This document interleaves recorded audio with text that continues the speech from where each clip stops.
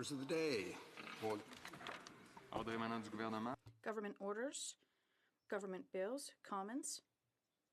Second reading of Bill C-3, an act to amend the Judges Act and the Criminal Code. Monsieur Lametti. Mr. Lametti, seconded by Ms. Chagger, moves that Bill C-3, an act to amend the Judges Act and the Criminal Code, be now read a second time and referred to the Standing Committee on Justice and Human Rights. Debate. The Honourable Minister of Justice. Thank you, Mr. Speaker. I'm pleased to stand in support of Bill C-3, an act to amend the Judges Act and the Criminal Code, which is identical, Mr. Speaker, to former Bill C-5. I'm delighted to be reintroducing this important piece of legislation today.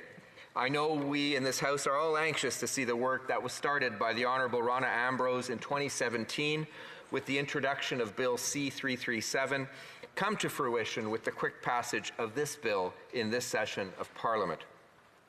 Regrettably, Parliament's consideration of Bill C-5 was abruptly interrupted and the study of the Justice Committee halted by a health crisis that has created unprecedented challenges to all aspects of Canadian society, including our justice system.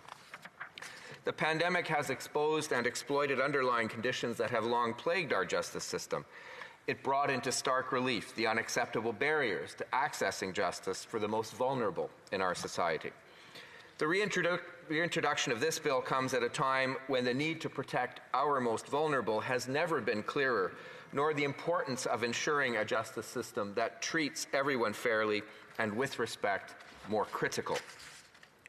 Au cœur du projet de loi C. At the heart of C-3 is the objective of strengthening our confidence in the criminal justice system, particularly in terms of survivors of sexual assault.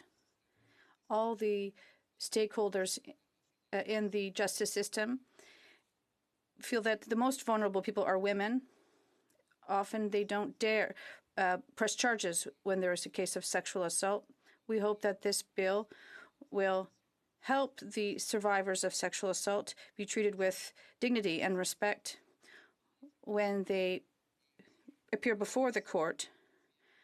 And we hope that they will be able to have confidence in the judge, that he will or she will apply the law justly and correctly as the Parliament intends. It has never been more critical that all of us who serve the public are equipped with the right tools and understanding to ensure that everyone is treated with respect and with the respect and dignity that they deserve, no matter what their background or their experiences. This will enhance the confidence of survivors of sexual assault and the Canadian public more broadly in our justice system. There is no room in our courts for harmful myths or stereotypes.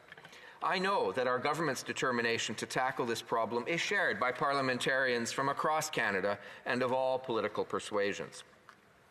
The bill before you today will help ensure that those appointed to a superior court will undertake to participate in continuing education in relation to sexual assault law and social context. As Minister of Justice and Attorney General of Canada, I take very seriously my responsibility to uphold judicial independence, a constitutional principle that is a cornerstone of our democracy. Judicial independence means that judges must be free to decide each case on its own merits without interference or influence of any kind from any source. For this reason, judicial independence requires judicial control of judicial education. And I salute the work that is being done by the Canadian Judicial Council as well as the National Judicial Institute in Canada in the training that they have already begun to provide. Applying this principle to the current bill means that our government's efforts to ensure judges participate in education on matters related to sexual assault law and social context must not undermine the independence of the judiciary. So in that vein, I would like to describe the key elements of the proposed legislation. Bill C-3, as noted previously, is identical to former Bill C-5 and essentially the same as former private member's Bill C-337. Importantly, the bill includes the amendments to Bill C-337 passed unanimously by the House of Commons to include social context education within the requirements of the bill. This requirement is specifically aimed at providing those who preside over cases with deeper insights and best practices to help them better navigate the social and cultural factors that they will likely come across in their time on the bench. Bill C-3 also includes the amendments recommended by the Senate, the Standing Senate Committee on Legal and Constitutional Affairs in its study of Bill C-337. The first key element of the bill is that it proposes to amend the Judges Act to require candidates for Superior Court judicial appointments to commit to undertaking training in matters related to sexual assault law in social context. So this becomes part of the application process. This commitment will become an eligibility requirement for appointment to a Superior Court. It is no easy task to bolster public confidence, and the confidence of sexual assault survivors in particular, that our criminal justice system will treat victims with dignity, fairness, and respect. This is a particularly acute challenge when there are reports in the media of judges doing exactly the opposite. We hear of highly publicized cases in which judges have relied on stereotypes or myths about how a victim of sexual assault should have behaved, and have misapplied the carefully crafted law intended to prevent this. The undertaking to commit to training is aimed at ensuring that Canada's highly developed law and jurisprudence on sexual assault are appropriately applied in the courtroom. It will also ensure that newly appointed judges receive the education and training necessary to understand and appreciate the social context within which they perform their functions, so that personal or societal biases or myths and stereotypes do not have any bearing on their decisions. Over the past 3 decades, the criminal law has undergone significant reform to encourage reporting of sexual assaults, to improve the criminal justice system's response to sexualized violence, and to counter discriminatory views of survivors that stem from myths and stereotypes about how a true victim is expected to behave. As a result, the Criminal Code prohibits all forms of non-consensual sexual activity, provides a clear definition of consent, identifies when consent cannot be obtained, and sets out rules for the admissibility of certain types of evidence to deter the introduction of these harmful myths and stereotypes. Canada's sexual assault law is robust, but it is necessarily complex. It applies to the most intimate of human interactions. So to be effective, it must be properly understood and applied. And this is why judicial education in this area is so significant and Bill C-3 so important. The second key element of this legislation is to specify that to create education in terms of sexual assault, the Canadian Judicial Council must first consult the groups and individuals concerned, including survivors of sexual assault and groups that help them.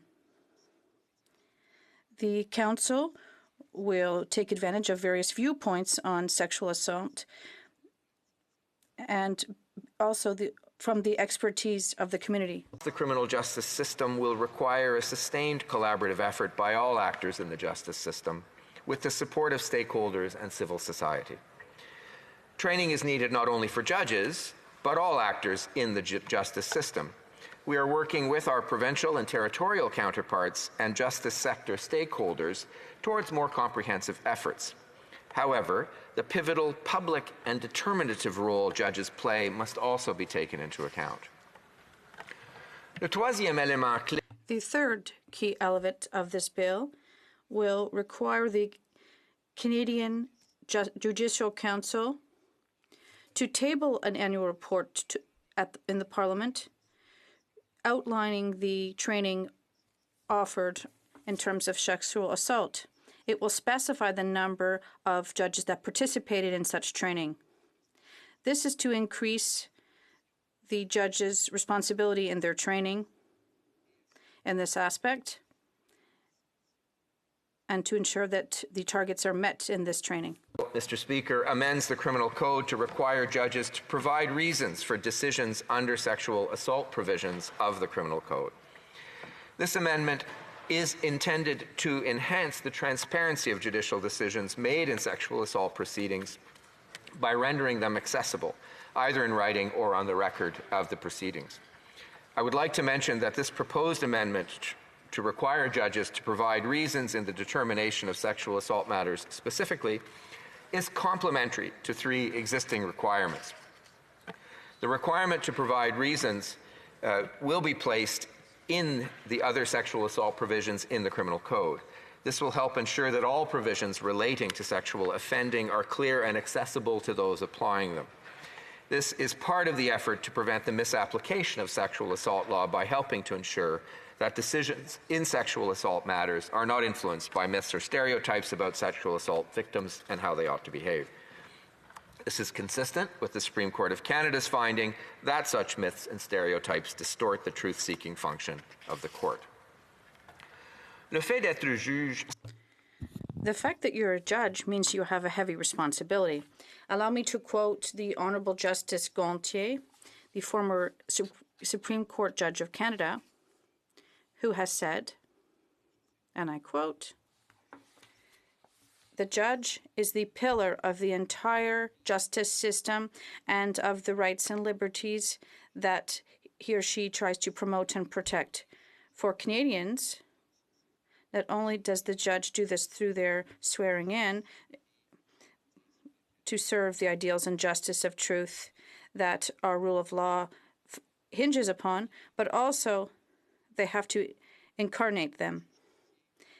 The Justice Gontier also added that the person's qualities, their image, must reflect those of the entire judicial system and at the same time reflect the trust that the public places in them. Given the crucial role that judges play in maintaining our democracy and rule of law, the public rightly expects justices to have exemplary behavior. As already announced by the Canadian Judicial Council, when a judge's appointment is planned, we expect judges in the Superior Courts of Canada to be competent. We also expect them to have certain personal qualities such as humility, impartiality, empathy, tolerance, consideration, respect for others, and we expect them to have good knowledge of social challenges, including social values. In short, Canadians expect judges to not only know the law, but also that they show empathy and call into question any personal attitudes or sympathies they may have had in the past that may prevent them from acting fairly. In order for judges to be able to meet these public expectations, it is imperative that they keep abreast of developments in the law and the ever-changing social context in which they carry out their duties. To ensure excellence in judgments, judges must have legal knowledge that is as relevant as it is excellent, so that they can make the difficult and life-changing decisions entrusted to them. For this reason, legal education is a central element of the legislation under consideration. The bill is carefully tailored to uphold the principle of judicial independence. In particular, it includes the recommendations of the Senate Committee for amendments to Bill C-337 that were carefully designed to address the specific concerns raised by representatives of the judiciary. À cet égard, je tiens. And in this respect, I'd like to underscore the fact that representatives from the Council appeared before the House Committee to ask for additional amendments to Bill C-5. It's important to note that the respectful dialogue brought forth by Bills C-337 and C-5 were brought forward by representatives of the judicial and legislative branches. I also hope that this will also be the case with this bill. The partners in this dialogue all hope that the justice system will inspire confidence in the survivors of sexual assault, and that we may have a justice system that treats survivors with the dignity and respect they deserve. Magistrature. Canada is lucky to be able to count on one of the most independent legal systems in the world and one of the most reputable. The Canadian Judicial Council, with the support and cooperation of the National Judicial Institute, is a world leader in terms of judicial training.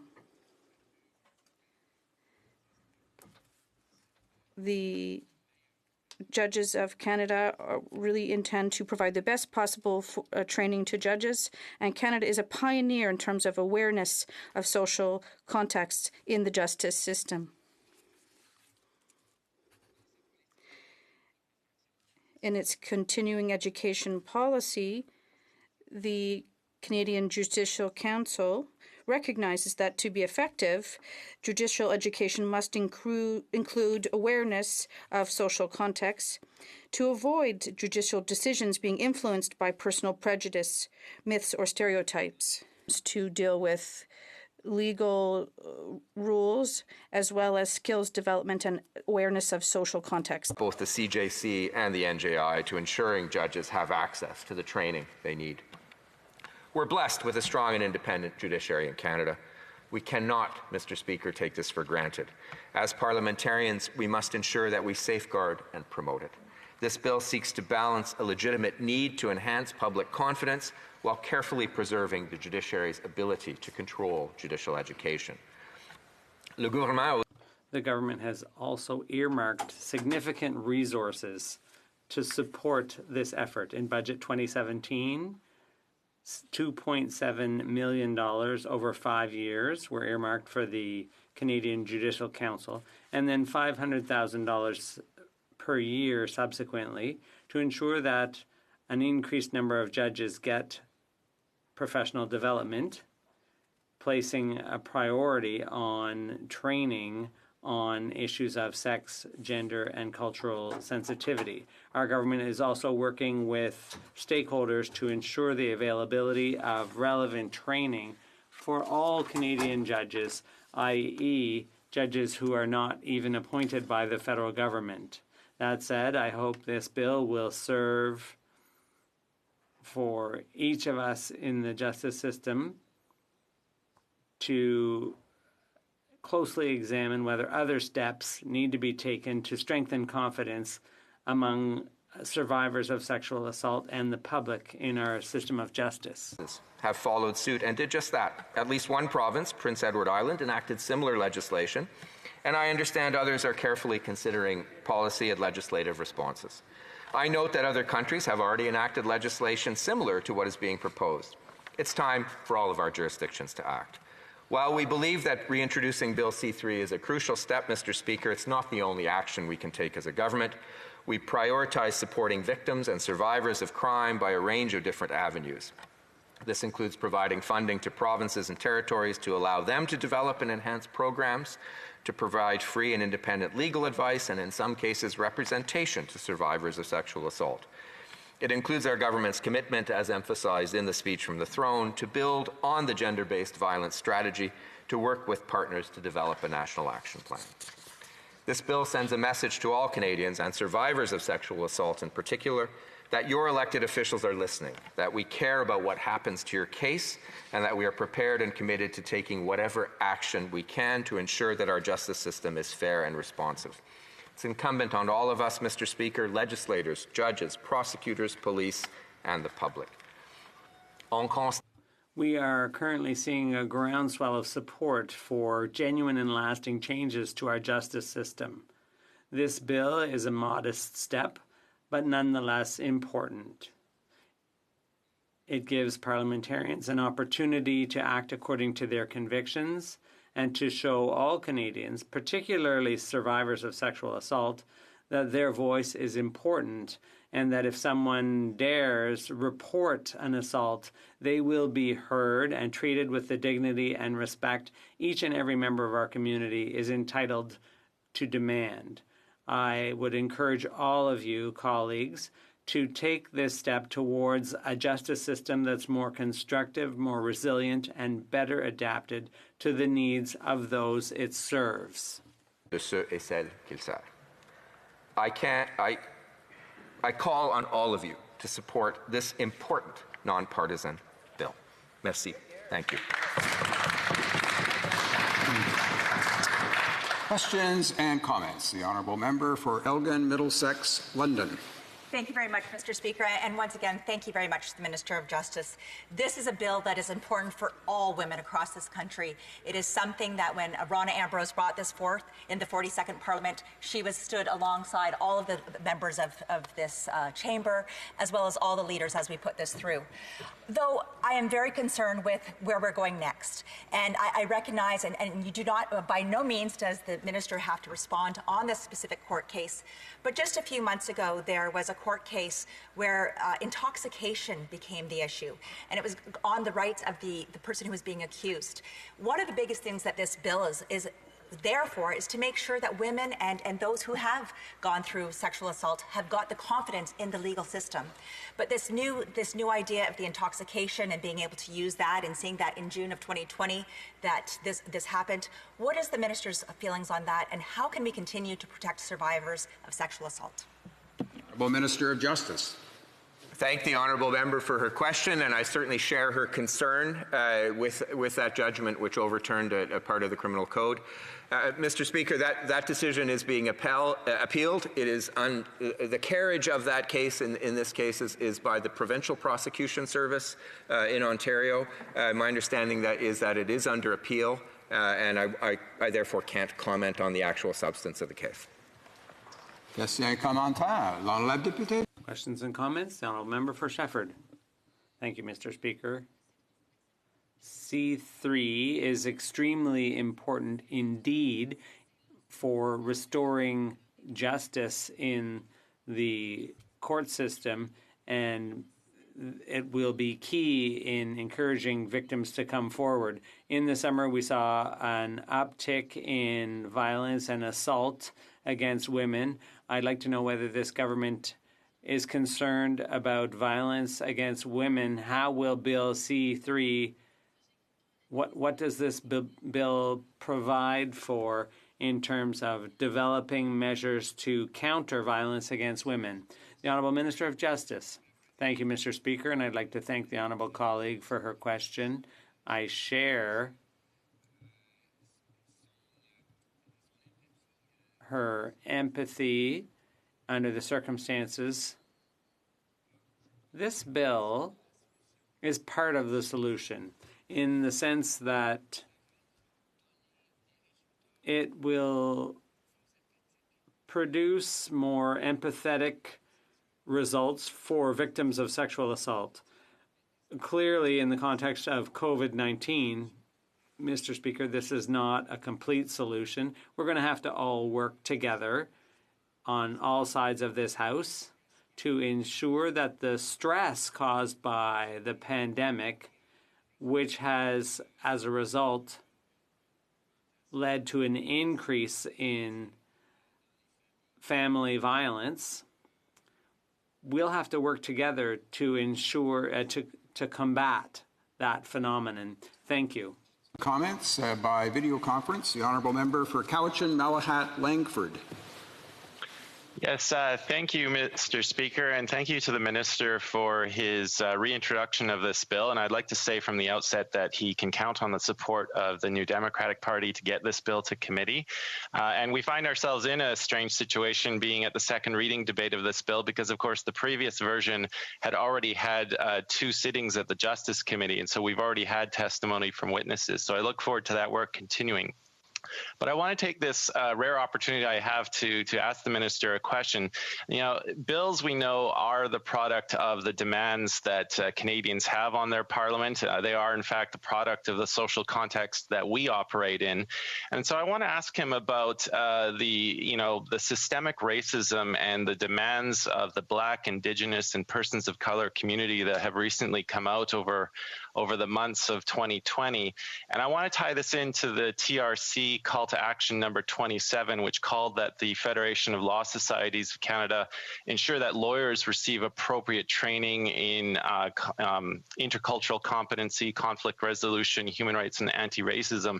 I want to ask the minister, does he believe that there is legislative room to include this in the training for judges? Thank you, Mr. Speaker.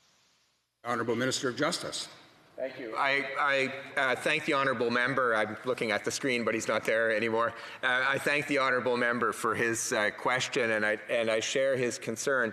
A number of things I would like to outline as a result of his question, in response to his question. First of all, the actual question that he asks, Mr. Speaker, is can we, I suppose, expand this bill to include other judicial actors? While I think it is absolutely necessary that all actors in the judicial system, and indeed other decision makers at a variety of different levels, federal, provincial, etc., have social context training and have this kind of training in sexual assault, in the rules and myths and stereotypes. While I believe it is absolutely critical for all judicial and legal actors to have it, there is a particularity about the bench, a particularity about judges, which is their independence. And so this bill is carefully crafted to protect judicial independence and to work with the NJI and the CJC. We can probably be actually more proactive with respect to other actors, but it would be more appropriate to do that in a separate piece of legislation. But I certainly share the member's concern. Questions and comments? The Honourable Parliamentary Secretary to the Minister of Justice. Thank you, Mr. Speaker. In my capacity as a Member of Parliament in Toronto and also as Parliamentary Secretary, I've heard extensive concerns from people over a number of years about making the courtroom environment more hospitable to people who dare to bring litigation forward and complaints forward. That applies. That concern is accentuated in the context of women who are survivors of sexual assault. I was wondering if the Minister can explain to the Chamber about the notion of how social context and making the courtroom environment more hospitable and sensitized to sexual assault applies in the context of Indigenous women, whom we know from the Missing and Murdered Indigenous Women's Inquiry are disproportionately encountering and facing sexual violence. Justice. Thank you, Mr. Speaker. I thank my Honourable Parliamentary Secretary for his question. As always, he tends to ask me very hard questions. I hope this time I have a better answer. Mr. Speaker, the reason why social context is important is because it points to the variety of different factors that ought to be taken into account in order really to understand, to empathize with, and then to reach appropriate judgments in cases of sexual assault or other cases as well. And this includes ethnicity, race, with respect to Indigenous peoples, the particularity of the nation in question and traditions in question. Again, combating myths and stereotypes. We saw very tragically this week the result of a certain myth and stereotype about an Indigenous woman who went to a hospital. So we need to combat those kinds of myths and stereotypes. And with respect to Indigenous women, there are certain particular myths there, and we saw that in MMIWG. So a more comprehensive training on what is called the intersectionality of these various factors will help our judges get to better decisions. Questions and comments? The Honourable Member for Saanich Gulf Islands. Thank you, Mr. Speaker. When I first rose to ask the Minister a question, it wasn't going to start with this observation, but when the Minister refers to myths and stereotypes, I think the other word for that is systemic racism that runs throughout Canadian society, and that anti-Indigenous racism is far more prevalent than most Canadians of settler culture would ever want to admit, but we just have to look, and it's everywhere. I wanted to comment on this bill and thank the Minister for bringing it forward. It started out as of course he referenced, as a private member's bill from the former interim leader of the Conservative Party, who I think is a friend to many of us who had the honour of serving with her. Rona Ambrose was of enormous assistance to me when I was bringing forward a private member's bill of my own, and she was Minister of Health, to deal with the terrible, terrible tragedy of Lyme disease, which continues to affect far too many people in this country. So I did want to publicly acknowledge again what a fine parliamentarian and a wonderful person to work with Rona Ambrose was in this House. But given the all-party support now, I mean, this got stalled in the Senate for quite a while. Now that we have it before us, and it's a government bill, and thank you for that, what steps can be taken in terms of our procedures? We know we can fast-track things with all-party consent. Can't we just get this passed today? Minister of Justice. Well, I thank the honourable member for that question. I too share the on a positive note, I share the respect that she has for Ronna Ambrose, and particularly in this context for having first brought forward this bill. I also share the absolute horror of understanding the systemic racism that exists in our justice system, and I assure all our colleagues in this House that I will do my very best to combat systemic racism in every aspect of my portfolio as we move forward. I hope we could have unanimous consent. I would love to move forward immediately.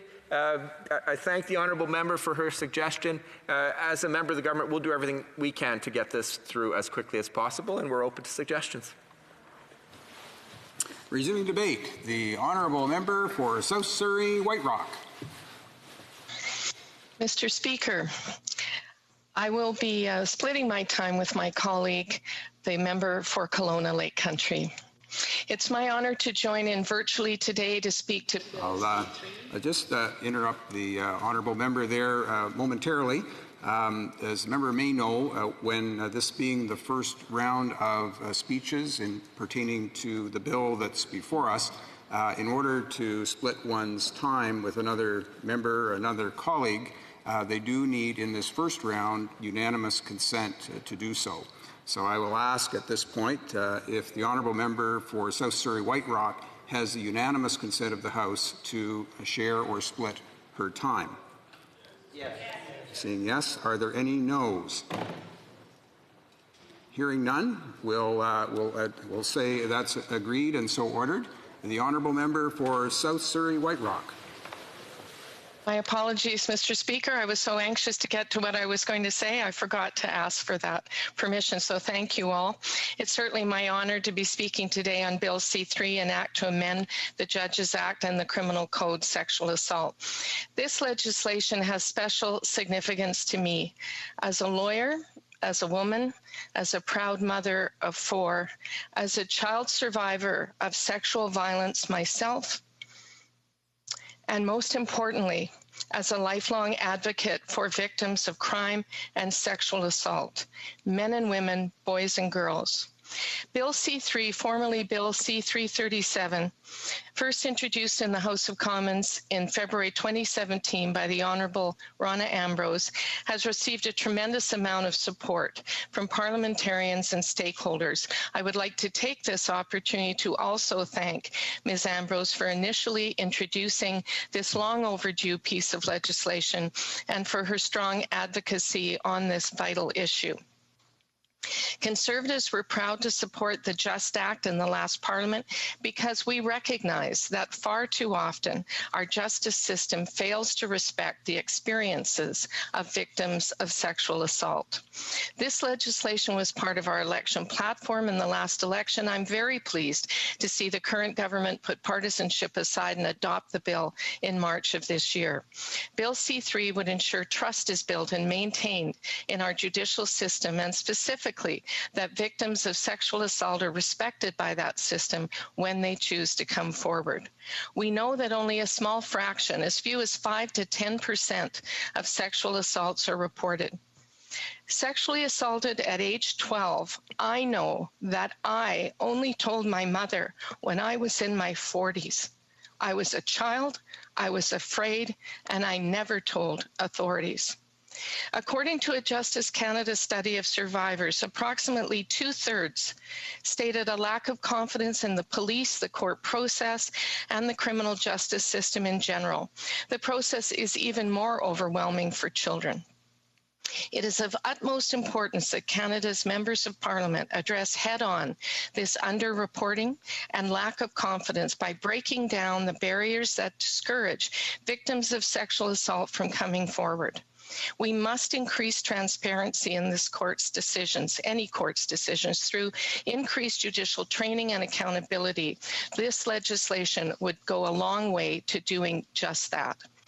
Bill C-3 would amend the Judges Act to restrict eligibility of who may be appointed as a judge of a superior court, requiring the individual to undertake and participate in continuing education on matters related to sexual assault law and social context, including attending seminars. This training would help judges navigate the sensitivities commonly at the heart of these cases and allow them to better understand the social context in which the alleged crimes took place. We want to ensure judges are fully equipped with a profound understanding of the law that must be applied to the facts of each case. Bill C-3 would also require the Canadian Judicial Council to gather data and submit an annual report to Parliament each year on the delivery and participation in sexual assault information seminars established by them. Finally, Bill C-3 would amend the Criminal Code to require appointed judges to provide written reasons for decisions made in sexual assault cases. Together, these requirements will ensure that Superior Court judges have the knowledge and skills necessary to properly handle sexual assault trials, recognize the challenges and trauma often experienced by victims, restore faith and confidence in our judicial system, and treat those victims with the dignity and respect they deserve. Mr. Speaker, as a family lawyer for many years, I dealt with too many cases where spousal violence against a female partner or spouse and against children and stepchildren were factors in separation, divorce, and recovery. As a volunteer board member active in supporting substance abuse recovery, I saw the devastating effects of sexual violence on victims who often dealt with it through self-harm and lives given over to addiction. As a former member of the Canadian Human Rights Tribunal, I also understand that presiding over sensitive cases is not an easy task. I know that our judges from coast to coast put in long hours of hard work to ensure the fairness of the judicial process, but the fact remains that on too many occasions, when deciding these cases, judges have improperly relied on or allowed into their courtroom myths and stereotypes about the expected behavior of a victim of sexual assault and allowed evidence that should have been excluded. This is not okay. Ce n'est pas bien, jamais. It's never good. 2017, the Alberta Court of Appeal ordered a new trial of a 55-year-old Alberta man accused of repeatedly sexually assaulting his adolescent stepdaughter over a period of 6 years. At trial, even though the judge found the stepfather's evidence unbelievable, the appeal court found he relied on those myths and stereotypes about how a victim of sexual assault should behave. In delivering a finding of not guilty, the trial judge noted he had doubts about the case because the alleged victim had told the police she kind of got along with her stepfather and described their relationship as okay, I guess. In the trial decision, the judge stated, one would expect that a victim of sexual abuse would demonstrate behaviors consistent with that abuse, or at least some change of behavior, such as avoiding the perpetrator. The Alberta Court of Appeal rightfully disagreed and expressed, quote, this appeal represents an example of how deeply ingrained and seductive these myths and stereotypes can be, end quote. Unfortunately, this is merely one of many examples. In 2019, the Supreme Court of Canada held that a man who allegedly sexually assaulted and killed Métis woman Cindy Gladue should be retried after evidence of Ms. Gladue's sexual history was mishandled at trial. Justice Karakatsanis explained that admitting evidence of prior sexual history makes jurors more likely to accept the harmful myth that past sexual behavior suggests a greater likelihood that the victim consented to the alleged sexual assault. In this case, a sexual assault so brutal that it caused Ms. Gladue to bleed to death in a motel bathroom. Similarly, in another 2019 Supreme Court case, R versus Goldfinch, the court found the trial judge had improperly admitted evidence about the complainant's sexual history with the alleged perpetrator, which may have led the jury to decide the case based on the mistaken belief that prior consent means present consent. All this to say, Mr. Speaker, there have been far too many cases in our society where myths and stereotypes have permeated the courtroom and where both judge and jury have been unduly influenced by the expected behavior of a victim of sexual assault. Misinformation about the experience of victims of sexual assault and abuse have led judges to poor decision-making, resulting in the miscarriage of justice, and has caused unnecessary appeals and retrials. As legislators, we must understand and appreciate the new and revisited trauma felt by victims throughout the course of these trials. If a trial is handled appropriately, appeals and retrials may be avoided. It is important that we keep myths and stereotypes out of the courtroom. It is essential that the justice system treat victims of sexual assault with dignity and the respect they deserve. It is imperative that the victims of sexual assault have confidence in the judicial system. We must do our part to break down the barriers that have prevented victims from coming forward in the past. This bill, through increased training and accountability, would address each of these issues and would tell victims of sexual assault loud and clear that the Canadian government has their backs. Of course, our criminal justice system is built on the proud principle that the accused are innocent until proven guilty. I want to ensure Canadians that this bill and the training it proposes will not prejudice the accused. Instead, it will ensure that the scales of justice are fair and balanced, at the same time compassionate, and make certain that victims of sexual assault have access to the justice they deserve and their faith restored. Please join me in keeping faith with sexual assault victims by supporting Bill C-3. Let their voices be fairly heard, que leur voix soit entendue. That their voices be heard. Speaker. Questions and comments? Question commentaire? The Honourable Parliamentary Secretary to the Government House Leader. Yes, thank you, Mr. Speaker. And it actually pleases me greatly, as I know my colleagues, that we're introducing this bill. And I suspect that if you were to canvass the House, that there's a very good chance that you would see a unanimous support for the bill in itself, as we all understand it and appreciate it. It was a former leader of the Conservative Party that actually suggested to the House that we move relatively quickly on legislation such as this. And my question to the member opposite is, would she not agree that there are opportunities for the House to act relatively quickly on legislation, and this is a good example of legislation that we should strive to pass in an appropriate amount of time? The Honourable Member for South Surrey White Rock. Thank you to the member. Of course, I very much support this bill, as I've just stated, and I agree that to the extent possible, we should move forward as quickly as we are able to do, given our procedures. It's a very, very important bill. It sends a very strong message to vulnerable Canadians, and I would like to see it passed. Question commentaire. Questions and comments? Comments. The Honourable Member by video conference, the Honourable Member for Cowichan, Malahat, Langford. Yes, thank you, Mr. Speaker, and thank you to my Conservative colleague for her speech. And I'm glad to see that it's looking more and more likely that we've got unanimous consent to get this bill to committee.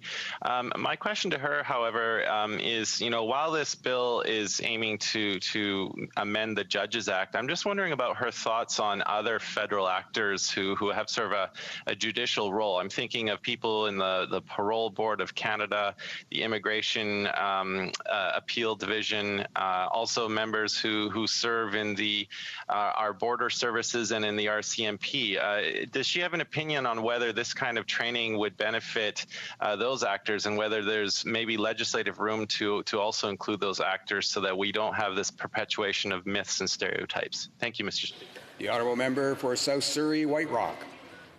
Thank you for the question. I agree that this is the kind of training, the kind of understanding that should be more widespread. We certainly have to start somewhere, and this bill is an excellent start. As I said in my remarks, it's overdue.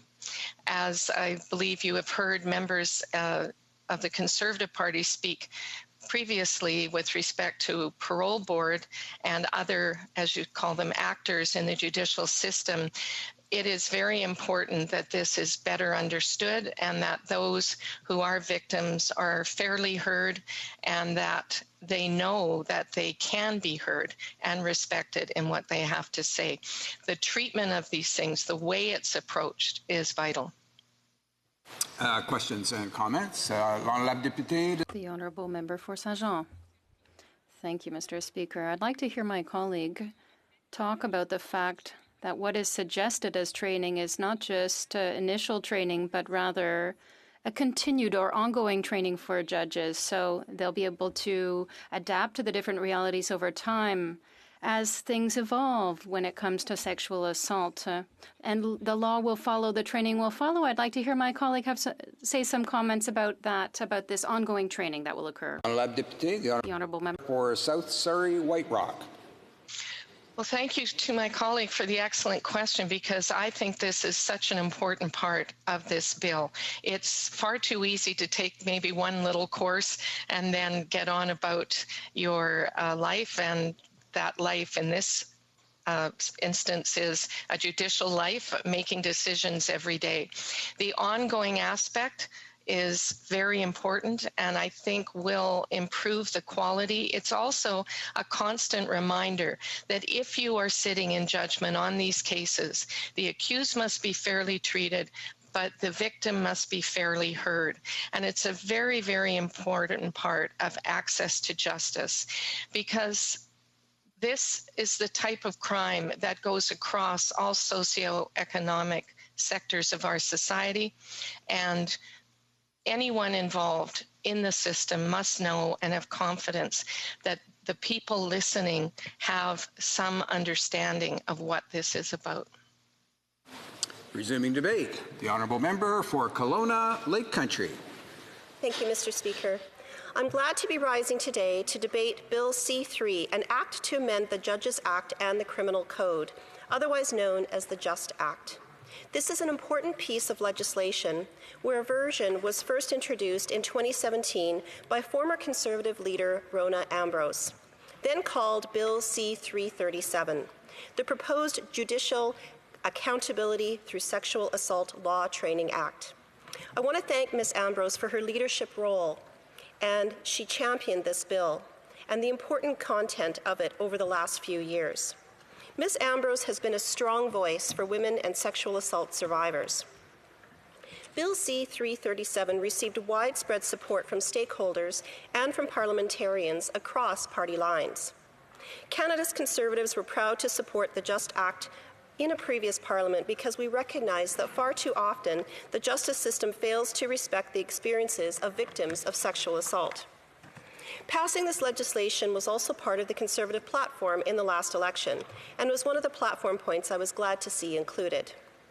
I'm looking forward to this bill being debated and to take the next few minutes to speak about this legislation, which will ensure survivors of sexual assault are treated with dignity during the judicial process.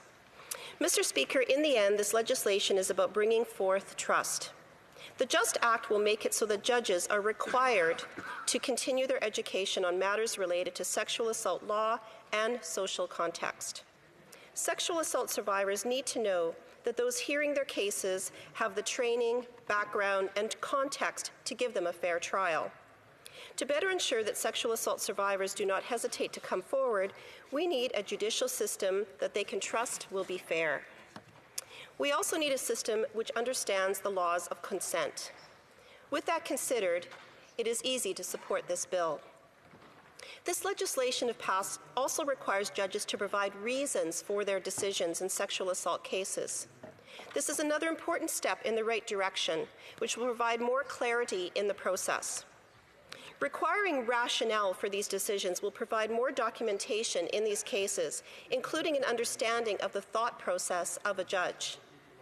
I remember many years ago taking training at the Justice Institute in Vancouver for a regulatory tribunal that I was appointed for, and the training involved how to articulate in writing your thought processes that brought you to your decision. When I heard about this bill previously, I was surprised that this process did not exist, where judges had to provide reasons for their decisions in sexual assault cases. Having judges be clear on the factors which led to their decision-making and discuss each component of that factor on cases of sexual assault increases transparency, which is also important for our courts and for victims. This may lead to more well-thought-out decisions as well. We hear of situations where the justice system fails to respect the experiences of victims of sexual assault. The reality is that there are presently evident gaps in the current process, which have resulted in sexual assault survivors seeing the justice system fail to respect the experiences of victims of sexual assault. Some sexual assault survivors have said that they've lost faith in the judicial process completely. It wasn't too long ago that victims, especially women, were blamed for sexual assault. Before laws put in place improving the process, it was common for judges to factor in things such as the length of a woman's skirt or whether one had a past relationship with the perpetrator when determining if something was deemed to be criminal.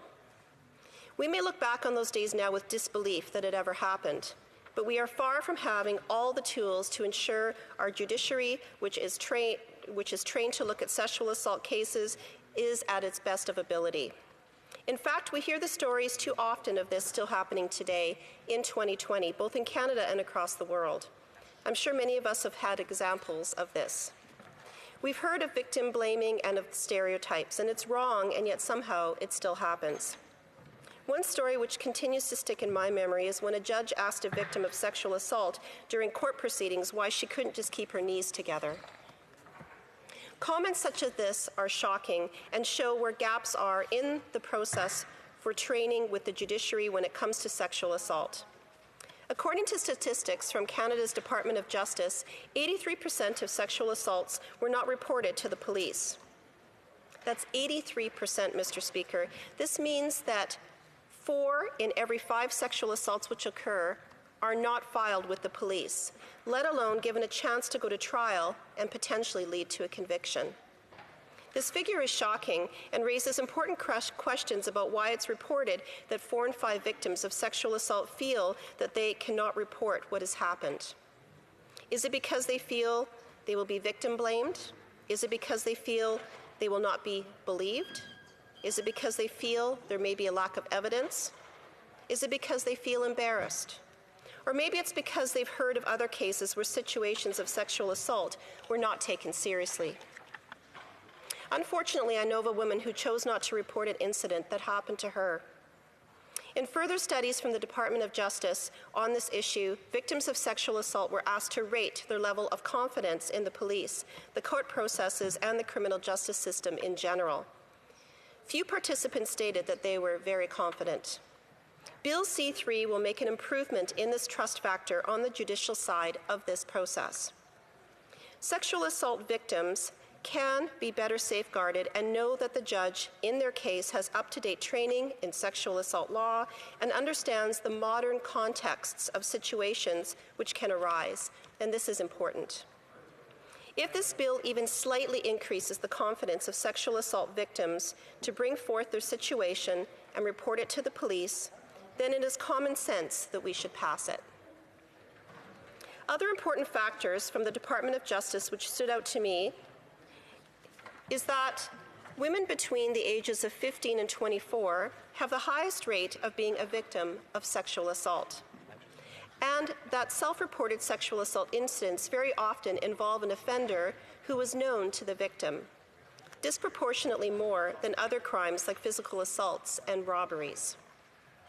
Young women need to know that the judicial system will be fair and that they can trust it, even when it comes to reporting someone who is known to them.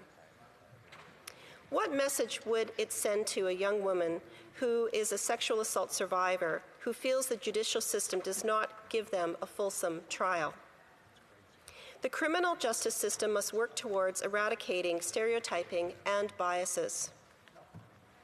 When it comes to supporting sexual assault survivors, this House must do all it can to improve the process. We must ensure that those who go through this have a fair and impartial process, and any legislation which does this is something that should be enacted.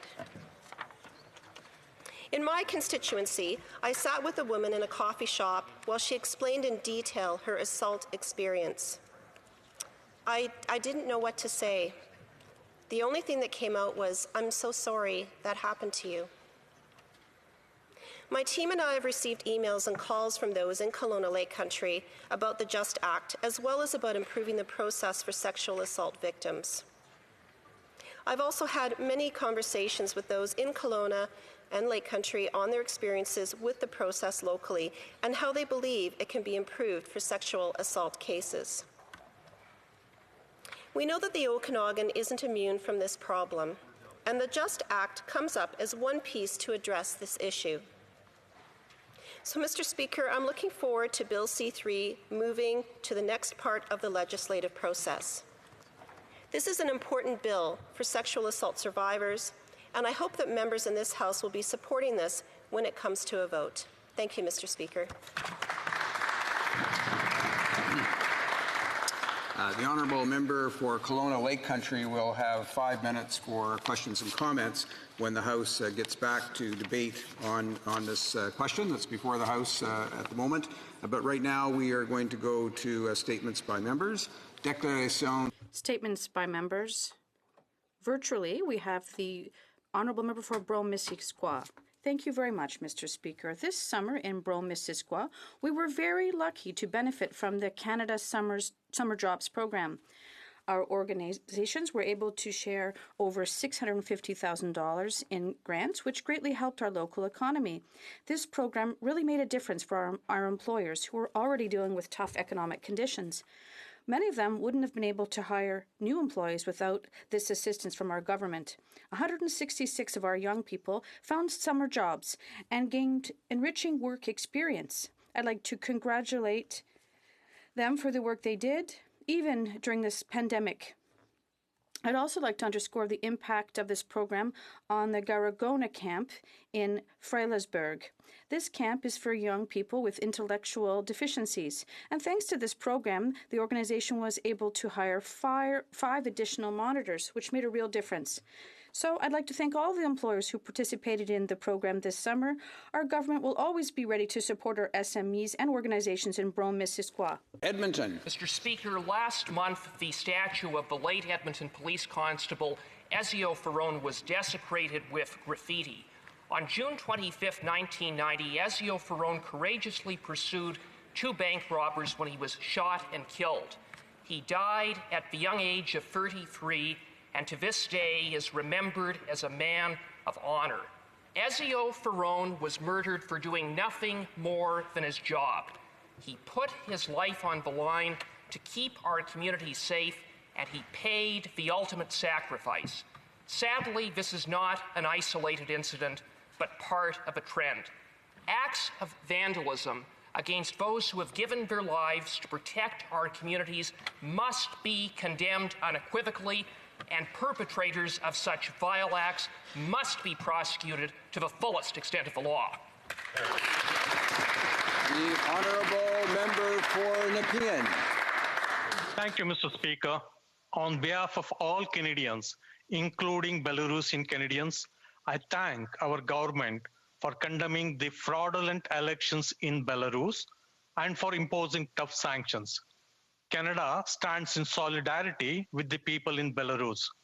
I would like to recognize Nepean residents Dr. Pijotra Murzjonak, President of the Belarusian Canadian Alliance Ottawa chapter, and Siagrai Mazgavi for their hard work in highlighting the devastating actions of the dictatorships in Belarus. Belarusian Canadians from all across Canada have for many years fighting for justice and human rights in Belarus and organized several events on the Parliament Hill. Thank you, Mr. Speaker. The honourable member for Nunavut. Mr. Speaker, housing in Nunavut and across the north is in a crisis state. I recently did a housing tour of both the Kivadlak and the Timut regions and saw what was inhumane. Lack of adequate housing and safe spaces results in death. Inuit are dying. I saw homes with babies and young children that were overcrowded, mold-ridden, and hadn't been renovated in years. The Nunavut Housing Corporation is severely underfunded by the federal government, and this federal government has a responsibility to fund housing in an adequate way with appropriate materials for the North. Adequate housing is the least this government can do after years of neglect, oppression, and colonization. I will be presenting a report on what I saw in the coming weeks, and I expect this federal government to act on it now. Inuit and Nunavut cannot wait any longer. The honourable member for Pierrefonds-Dollard. Monsieur le Président. Mr. Speaker, last week I had the honour of visiting the students of Collège Beaubois, a secondary school and primary school in my riding of Pierrefonds-Dollard. On the day I visited, we visited the students and the director of the college. The director signed the Quebec School Pact that day. It's a wonderful initiative designed to reduce our environmental impact. In addition to already supporting the neighboring communities, Collège Beaubois has now committed to reducing its ecological footprint by adopting several measures. First, it's going to promote and encourage teaching of environmentally related impact and content related to eco-citizenship and eco-responsibility, and to integrate and apply principles and practices in its building, and to join up with partners in the community to respond to the climate crisis. On behalf of the residents of Pierrefonds-Dollard, Member for Steveston, Richmond East. Mr. Speaker, the opposition leader is correct in saying the importance of respecting the rights of my fellow citizens is paramount, and that we as parliamentarians are here to secure the rights of every Canadian, including LGBT plus community. I too will be clear. Harmful and coercive conversion therapy that seek to demean and denigrate people for who they are, it's reprehensible. It is wrong and must be banned. In March 2020, the government introduced Bill C-8 to ban the practice. However, its definition in C-8 was so poorly worded, so unsound, that any rational individuals would recognize it as an empty virtual signal. Yesterday, instead of listening to feedback on how to improve the bill's sloppy wording, the government chose to reintroduce it verbatim as Bill C-6. Ending conversion therapy must be done responsibly with a spirit of compassion, wholeheartedly in good faith, rather than cynically tokenizing a community asking for help. Thank you. The honourable member, the honourable member for Hochelaga. Thank you, Mr. Speaker. Since 2018, October has been Latin American Heritage Month in Canada. Over 400,000 people of Latin American origin contribute to the social, cultural, economic, and political fabric of our country. I would like to thank certain federal MPs for their commitment, notably Osvaldo Núñez, Paulina Ayala, and of course my colleague, the Honorable Pablo Rodriguez. I am a Chilean, daughter of a resilient and proud people. For almost 20 years, our freedom has been imprisoned. Children, women, men, artists, journalists have been arrested, tortured, gone missing, or were assassinated, including Victor Jara, one of the most important poets and singers in Chile. Victor Jara, que protegió con su vida y su voz la libertad. Víctor decía, ahí donde llega todo y donde todo comienza, canto que he sido valiente, siempre será canción nueva. Merci, Monsieur le Président. Thank you, Mr. Speaker. Honourable member for Dartmouth Cole Harbour.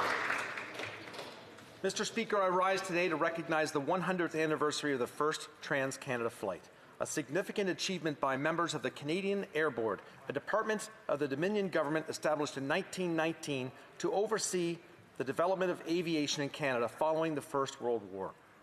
On October 7, 1920, a seaplane departed Canadian Air Board Station Dartmouth, now the location of the Royal Canadian Air Force's 12-wing Shearwater.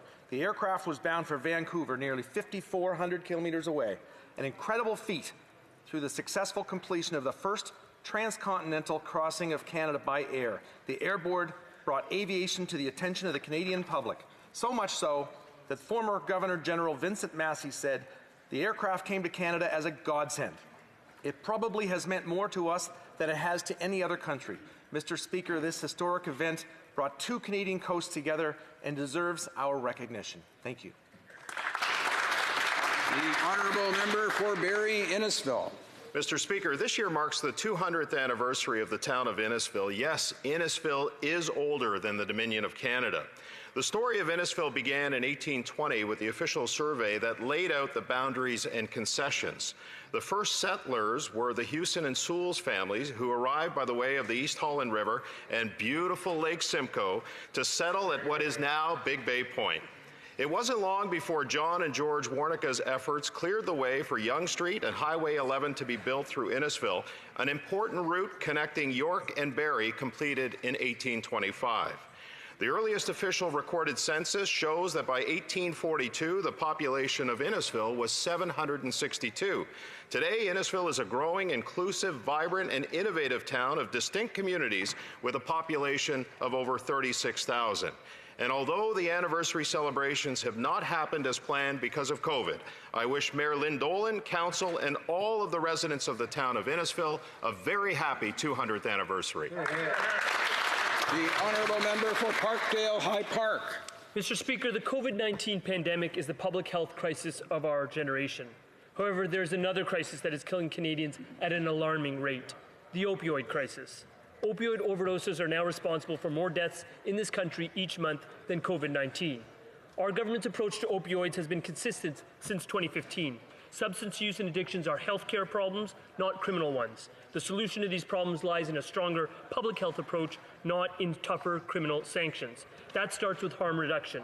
When we learned that the vast number of overdose deaths were linked with the presence of fentanyl in the illegal supply of opioids, we took action. Our government is investing $9.5 million to ensure a safe supply of opioids. This approach, coupled with supports and treatment for substance use addiction, will help save lives and improve public health. $582,000 of this funding is being delivered in my riding to the Parkdale Queen West Community Health Centre. This will enable Angela Robertson and her dedicated team to continue the critical harm reduction work and continue to save lives in our community. Thank you, Mr. Speaker. The honourable member for Calgary Forest Lawn. Thank you, Mr. Speaker. On March 24th, the former finance minister told Albertans that help for our hurting oil and gas sector was, quote, hours, possibly days away, unquote. That was around 190 days ago, Mr. Speaker, and still nothing.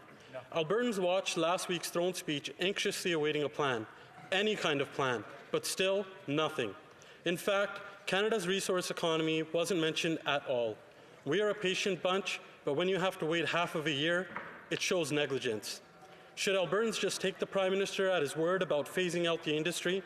The only thing the Liberal government is saying is Alberta's oil and gas sector is closed for business.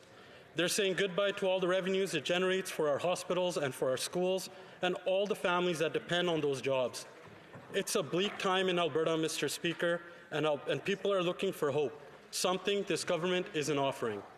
The honourable member for Calgary Heritage. Mr. Speaker, Ranchman's Cookhouse and Dance Hall was an iconic business in my riding that built up a loyal following over nearly 50 years. It was also home for rodeo history, with hundreds of pieces of memorabilia loaned over the years by champion ropers and riders. Yet even its unique profile could not save Ranchman's from the economic ravages of the COVID lockdown. Solvent and profitable businesses like Ranchman's and others across Calgary, Alberta, and Canada have disappeared or are struggling to survive commerce-killing, government-imposed restrictions.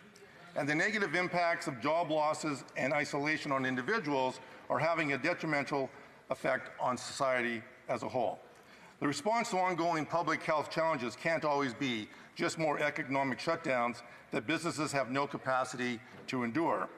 Will the Prime Minister finally present a realistic plan forward that balances keeping Canadians safe with protecting their jobs? The honourable member for Vancouver Kingsway. The climate crisis and growth of inequality represent the preeminent environmental and social challenges of our time. Our planet faces catastrophic impacts if we do not take strong and urgent action to reduce carbon emissions. And the unjustifiable concentration of wealth in the hands of so few, while so many are struggling, threatens the stability of our society and challenges the morality of our nation. The COVID crisis presents us with a unique opportunity to hasten the transition to a sustainable and just economy. It's time to implement innovative policies like a universal basic income, a full employment strategy, a nature-first lens, and adopt measures of growth that capture true well-being. At their core is the recognition that all people matter and we have one planet, whose well-being is our responsibility to steward for all generations to come. By aligning recovery measures with environmental and social justice priorities, we can set Canada on a course to a truly sustainable future. The Honourable Member of Pointe-de-l'Île. Mr. Speaker, it's with great pleasure that I highlight the 25th anniversary of the Women's Centre in Montreal East, which strives to end social isolation of women and help defend their rights and to ease their socioeconomic integration. The Women's Centre has been a pillar in our community since 1995 in Pointe-de-l'Île, and it offers education, animation, and support services to empower women of all social and ethnic origins for their future. I would also like to thank the founder, Gisèle Pomerleau, the director, Dorette Mekamjo, and the president, Danielle Roy, and the entire team of the Women's Centre for their invaluable work. This is a supportive, involved, and dedicated team that is always there to welcome and support women in Montreal East and Pointe-aux-Trembles. Happy 25th anniversary to the Women's Centre. Member for Markham Unionville. Mr. Speaker, the COVID-19 lockdown and restrictions have left hundreds of thousands of Canadians without a job. Many homeowners affected had to ask themselves, how do I pay my mortgage without a job? In expensive housing market like the GTA, it was almost impossible. Mortgage deferrals helped, but they have come to an end this week. I have already received some concerned calls from across the GTA. The threat of thousands of people losing their homes should be top of mind for the Liberal government. The throne speech could have addressed these concerns. Instead of any action or a plan, there was silence. The word, the mortgage, didn't make it into the speech at all. I hope the government address this huge oversight. Thank you, Mr. Speaker. The Honourable Member for Labrador. Thank you, Mr. Speaker. On October 4th, we honored the lives of missing and murdered Indigenous women and girls, two-spirited and gender-diverse people. We support survivors and families, and we recommit to concrete change to end the violence and to protect future generations. On this day and every day, our hearts are with the survivors and the families. Our government is working with all partners to develop a national action plan that sets a clear roadmap to ensure that Indigenous women and girls, two-spirit and gender-diverse people are safe. Because of the pandemic, how we participate in this is critically important today and will change this year.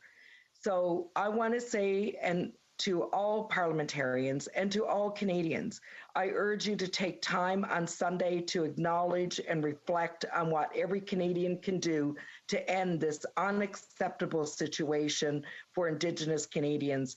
And whether it's through outdoor and socially distancing events or online virtual vigils, I encourage you all to participate.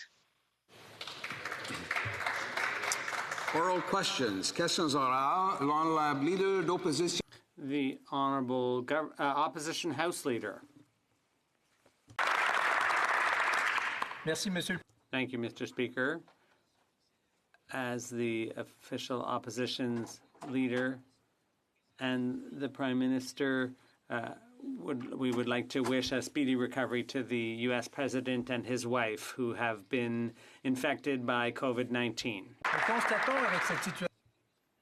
Given the situation, We see that there's a very fast test in the U.S., but in Canada, unfortunately, people have to wait a long time. Apparently, a rapid test has just been approved, but that could have been done it was done 6 months ago in the U.S. Why did the government wait so long here? Parliament Secretary to the Minister of Health. Thank you very much, Mr. Speaker. 7.9 million tests ordered from Abbott ID. 2.5 million arriving in the next few weeks as late as December 31st. Mr. Speaker, we are working day and night to get these tests approved. Over 7.4 million Canadians have already been tested for COVID-19. Mr. Speaker, we're seeing a fall resurgence. We must continue to increase laboratory capacity and the number of tests done per day. We will continue to work with provinces and territories to ensure that we can do a high number of tests per day, but also have the resources to do rapid contact tracing and treatment of new cases. La députée Louis Saint-Laurent. The honourable member for Louis Saint-Laurent. In the late 90s, Canada created the Global Public Health Intelligence Network to detect possible epidemics, and it worked well. H1N1, SARS, and Zika were all contained. But in 2018, this Liberal government changed its mandate, and as a result, Canada has relied on the WHO instead of Canadian scientists. Why did the government do this? It cost Canada a lot of time. The Honourable Parliamentary Secretary. We were concerned by reports that GFIN analysts were not able to proceed with their very important work, and we will be conducting an independent review of these changes to make sure that this vital tool continues to inform decisions to protect Canadians. Mr. Speaker, from the start of COVID-19 outbreak, the Global Public Health Intelligence Network has been a very important source of public health intelligence. The Honourable Opposition House Leader. This vital tool, as said the Minister, the Parliamentary Secretary, has been changed his mind because of this Liberal government. This decision has been made by the Liberal government, and now we have to pay this huge price. So does that mean that this government was so incompetent that they cannot recognize their own responsibility in this issue? Parliament Secretary to the Minister of Health. Mr. Speaker, on this side of the House, we trust and value science and evidence. We know the importance of public health intelligence in identifying outbreaks, and as I have said, we are concerned about the reports from GFIN analysts that they were unable to proceed with their important work. We have asked for the independent review, and we look forward to their findings, Mr. Speaker. Thank you. Honourable member for Calgary-Nose Hill. Mr. Speaker, this week the Liberal government has used in their talking points over and over again the need to quote scientists. So let me quote the government's top scientists to the member across. Dr. Supriya Sharma said that only hundreds of thousands of tests would be arriving up until the end of this year. And to put that into context, close to 300,000 tests were done in Ontario alone this week. So I'd like to give him the opportunity to correct the record because I believe he just misled the House and the Canadian people. We're not seeing tests until early 2021. Parliament Secretary to the Minister of Health. Thank you very much, Mr. Speaker. Indeed, we did order 7.9 million rapid tests from Abbott ID. The first tests will start to arrive in the next few weeks, with 2.5 million arriving by December 31st of 2020, and then they will continue to arrive into 2021. Thank you, Mr. Speaker. Member for Calgary-Nose Hill. Mr. Speaker, here's the reality. There's such a big backlog in Ontario and Quebec for testing that the Prime Minister is telling people that they're going to have to miss Thanksgiving dinner, that they're not going to be able to go and visit their elderly parents in long-term care facilities. And all this could be corrected if we had the ability to test frequently and get results within 15 minutes, which is what everyone else in the world has. He misled the House. He said that these tests were going to be available now. That we know from reports today that's not happening until 2021. How many more people have to die because of their incompetence? Honourable Parliament Secretary to the Minister of Health. Mr. Speaker, from the beginning, we've worked very closely with provinces and territories. Our Safe Restart Agreement provided $4 billion for provinces and territories to increase testing capacity and contact tracing, with more than $1 billion going to Ontario alone. We were pleased to see the Ontario update its testing requirements. We will continue working closely with all levels of government. Mr. Speaker, again, 7.9 million rapid tests on their way, starting in the coming weeks. La députée de Saint-Jean. The honourable member for Saint-Jean. Mr. Speaker, Quebec is into the second wave of COVID and restaurants and bars are in danger. These small businesses withstood the first lockdown by going into debt, but now thousands of them are at risk of going under. Yesterday, Quebec announced support for fixed costs for businesses forced to close in the red zone. Quebec is doing its part. Now it's the Fed's turn. Quebec wants them to share the cost and enhance its program. Will the government join in with Quebec's assistance? The Honourable Government House Leader. Mr. Speaker, yesterday the Bloc Québécois promised elections now, if possible, if not in the spring. They want to have an election on the weekend, if possible. The Bloc is concerned about elections, but we're concerned about the health of Quebecers. There were over 1,000 cases today, 7 deaths, and the Bloc's priority is to go to the polls? Is it really? The honourable member for Saint-Jean. I didn't hear anything there about assistance to small and medium-sized businesses, but one thing's for sure is that loans and debts are no longer a solution. The government has twice made promises to businesses affected by COVID, like restaurants and bars. So my question is, when will the federal government deliver on its promise to provide assistance for fixed costs? Last week, they undertook in the throne speech to support businesses forced to close by decision of public health.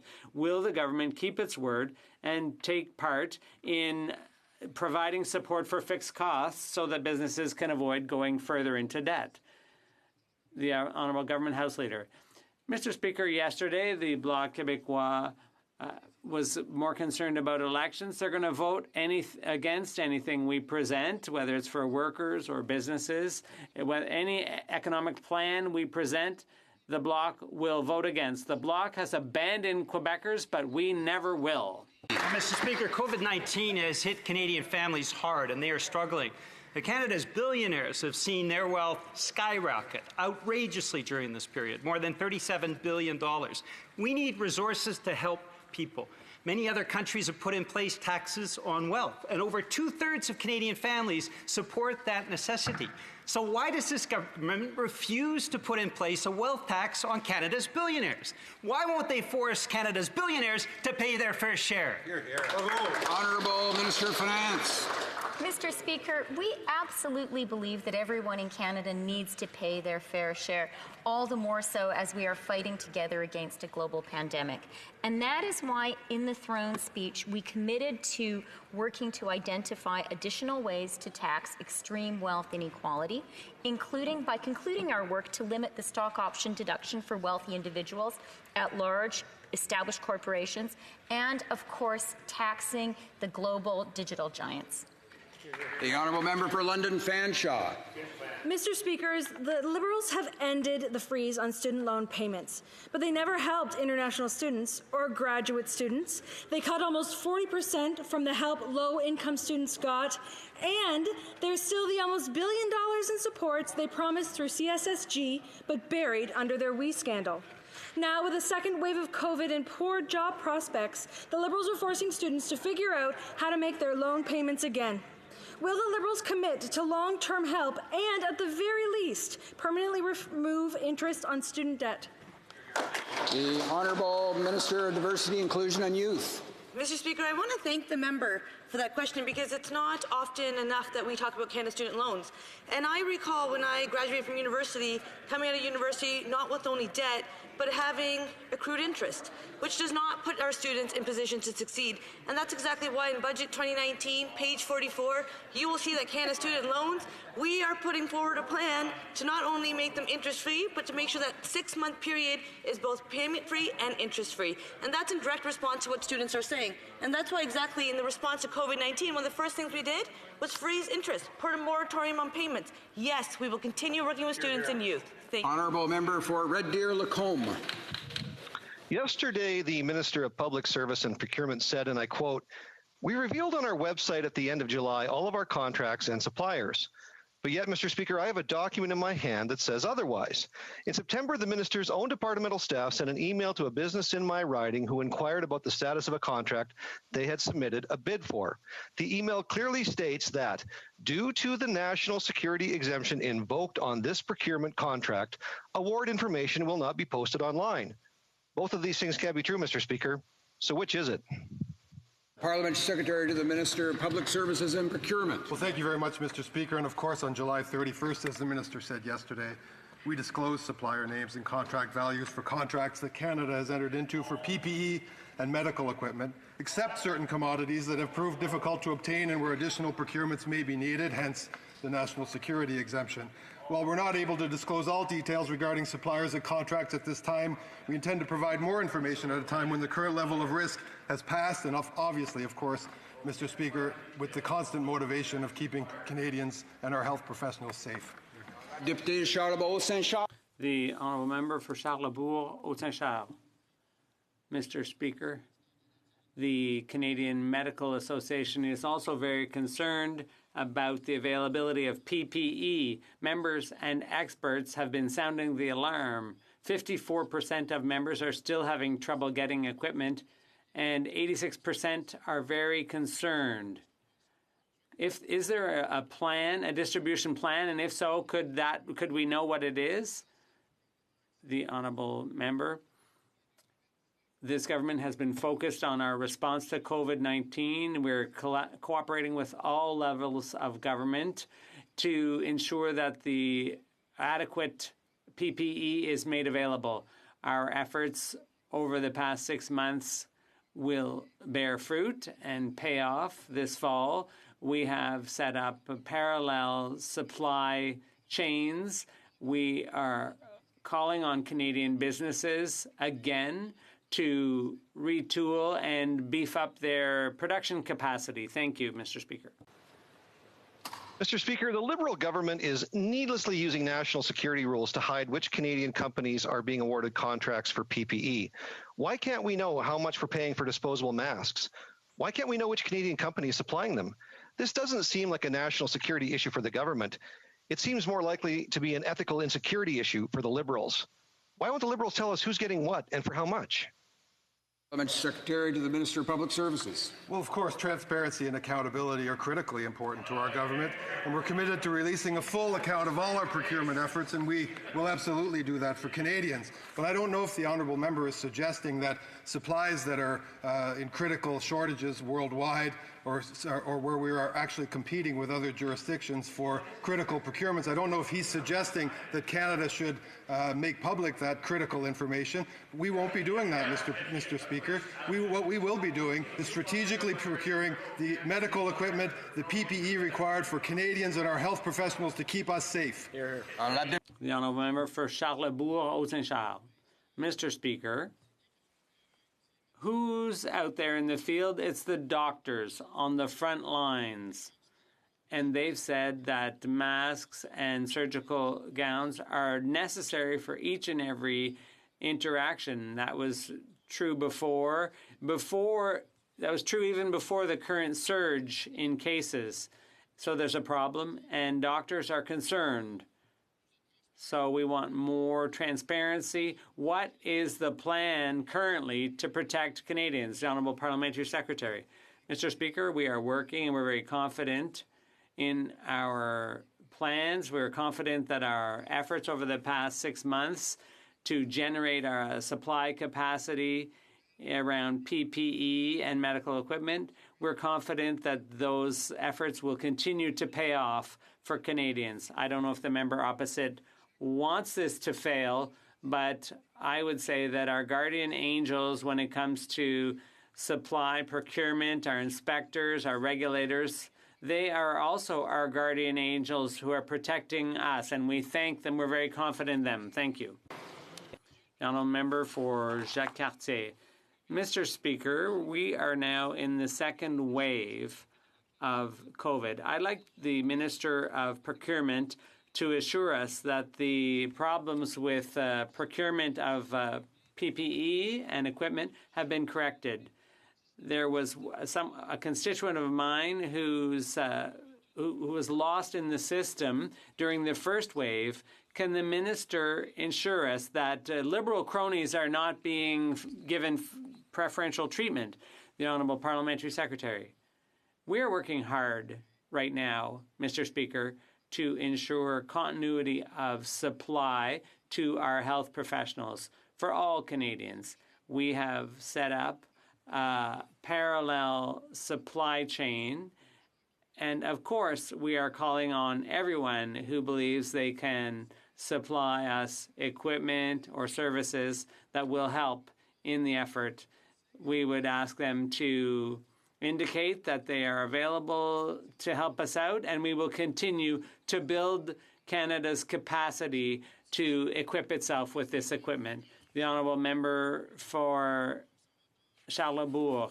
It's a bit strange. A Liberal, former Liberal, gets a contract, but in our ridings, no contract. But Frank Baylis, a Liberal, gets a multi-million-dollar contract. Can the Liberals tell us whether contracts are going to their cronies, yes or no? The Honourable Parliamentary Secretary. The Minister of Innovation delivered the good news the other day by saying that 50% of supply of procurement is currently within Canada. Calgary, who are supplying us with hand sanitizer. We can thank enterprises like Lumen Ultra in New Brunswick, who are providing us with reagent. We can thank businesses from all over the country that are heeding the call to action and coming to the rescue of Canadians and our healthcare professionals. They should be ashamed over there. The Honourable Member for Joliette. The government House Leader just showed disrespect to my colleague because there are a lot of businesses in the red zone in Quebec that are in danger of going belly up. Could the Minister just answer my question out of respect to these businesses that have to close for a month and might go under? Will the federal government join in Quebec's program to support fixed costs? The Honourable Government House Leader. Mr. Speaker, there are times in history where leadership is recognized, and this is seen in how a party reacts to a crisis. The Bloc has failed on that score. The Bloc wants to make sure that the elections don't occur after the spring of 2021. What if there are more cases in the spring of 2021? What if more Quebecers are still looking for work? Their priority is to go to the polls. That's profoundly disappointing. The Honourable Member for Joliette. Mr. Speaker, I'm speechless. A government needs the House's confidence, but the government should at least answer the question out of respect for bars and restaurants that are in danger of going into bankruptcy. He just wants to play petty politics, but those businesses are in danger. The federal government should partake in Quebec's assistance program to cover fixed costs, because the federal programs, the criteria are all too restrictive. So my question is, what is the government going to do? Do they care about these businesses at all? The Honourable Government House Leader. As I said before, Mr. Speaker, while the Bloc gets ready for the next election, we're taking action on behalf of our businesses and our seniors and our workers who've lost their jobs. We are working for restaurants and tourism. Those are concrete ways of responding. They can always get ready for the next election as much as they like, but meanwhile, we are going to have the backs of Quebecers. Mr. Speaker, the second wave of coronavirus is turning into a tsunami because the Prime Minister has failed to get Canadians rapid testing. And this is insane because the Parliamentary Secretary to Health actually has a rapid testing company in his own constituency in Dartmouth. This is crazy. Either the Prime Minister wants the economy to completely shut down, people to miss family dinners, or he's just blindly incompetent. These tests aren't coming because of their failures. Which one is it? All Parliament Secretary to the Minister of Health. Mr. Speaker, every step of the way, as I've said, we have been at the table with our provincial and territorial counterparts to help them respond to COVID-19. We've been very clear with every jurisdiction that testing, contact tracing, and timely data are key to responding to outbreaks. Mr. Speaker, not only have we provided billions of dollars through our Safe Restart program to increase capacity of testing, we have also ordered 7.9 million Abbott tests, rapid tests that will begin arriving in the next few weeks, with 2.5 million of these tests here by December 31st. Honourable member for Calgary Nose Hill. That's months away. This guy has a rapid testing company in his own backyard and didn't even think to raise it with the minister months ago. You know who this impacts? The elderly. What the Prime Minister is doing with this is saying long-term care facilities have to be locked down. Aging and elderly people have to stay in their homes. That's the only tool we have because we can't frequently and rapidly test each other. Why has the Prime Minister allowed becoming elderly or being aged become a prison sentence in Canada? The Honourable... Not sure who's... The Honourable Minister, Parliament Secretary to the Minister of Public Safety. Well, of course, as an integral part of our plan to safely restart our economy, we're securing the testing supplies, including, as my colleague says, up to approximately 8 million tests from Abbott ID Now to meet our needs now for the long term and increase our capacity to test more Canadians. But, Mr. Speaker, what I'm perplexed about is we spent 6 months procuring the equipment that we need, and we're confident about that. We've spent 6 months building our domestic capacity. We've spent 6 months assisting and being side by side with our provinces. What is it about yes, yes, and yes that they don't get over there? Honourable member for Kildonan St. Paul. Mr. Speaker, Sherry Santiago is dying of stage 4 cancer. Her dying wish is to be reunited with her sister, her best friend, to be by her side in her final moments, but her sister is in the Philippines and has been denied entry into Canada by this Liberal government. Surely there is a way we can ensure Sherry and her sister are reunited safely. Canadians are tired of the talk and endless promises of details to come. They want answers, and they want them now. Where is the compassion? Where is the plan? Honourable Minister of Immigration and Refugees. Thank you, Mr. Speaker. Since we introduced a process to reunite families last June, we've been working on ways to address additional families and compassionate cases. I know it's been a long and challenging wait, but we're working very closely with health and border agencies and across federal and provincial governments to find solutions. I know that cases like the one like my honourable colleague just mentioned are inspiring our work, and we hope to have more to say very shortly. Thank you. The Honourable Member for Kildonan St. Paul. I think inspiring is the absolute wrong word to use. So, Mr. Speaker, the Liberals have been announcing reuniting families for months and still nothing. Canadians deserve the dignity and clarity of timelines. No more details coming soon. Donna McCall was dying of cancer, and her children were denied entry into Canada. As she took her last breath, her husband held her hand, and in his other hand had his children on FaceTime on his iPhone. This is not the Canada I know. The Liberals have allowed billionaires on private jets into this country, but they won't allow people who are dying to be reunited with their loved ones one last time. It is unacceptable. Where is the plan? Honourable Minister of Immigration and Refugees. Mr. Speaker, if my honourable colleague was listening, what I said was that the cases like the one she'd mentioned were inspiring us to continue to reunite as many families as possible. And on this side of the House, we do believe in compassion, but we have to exercise that compassion responsibly. We will always stand up for families when it comes to our immigration system while not compromising the health and safety of Canadians during the pandemic. Thank you, Mr. Speaker. Honourable Member for Courtenay Alberni. Mr. Speaker, this year was the worst returning run of Fraser River sockeye in recorded history. The minister can't both promote open net salmon farms and claim to be a protector of Pacific wild salmon. Open net pen farms increase the risk of disease and sea lice in wild salmon. By choosing to defend these farms, the minister is ignoring local and Indigenous knowledge and the Cohen Commission, a $36 million scientific study. When will the Liberals make good on their promise and remove the promotion of open net fish farms from the Department of Fisheries mandate? Sure, we got the Honourable Minister or Parliamentary Secretary. Thank you, Mr. Speaker. Wild Pacific salmon is a priority for our government, to British Columbians, and to all Canadians. So I want to be very clear. Our government is committed to transitioning away from open net pen finfish aquaculture in British Columbia in a responsible way.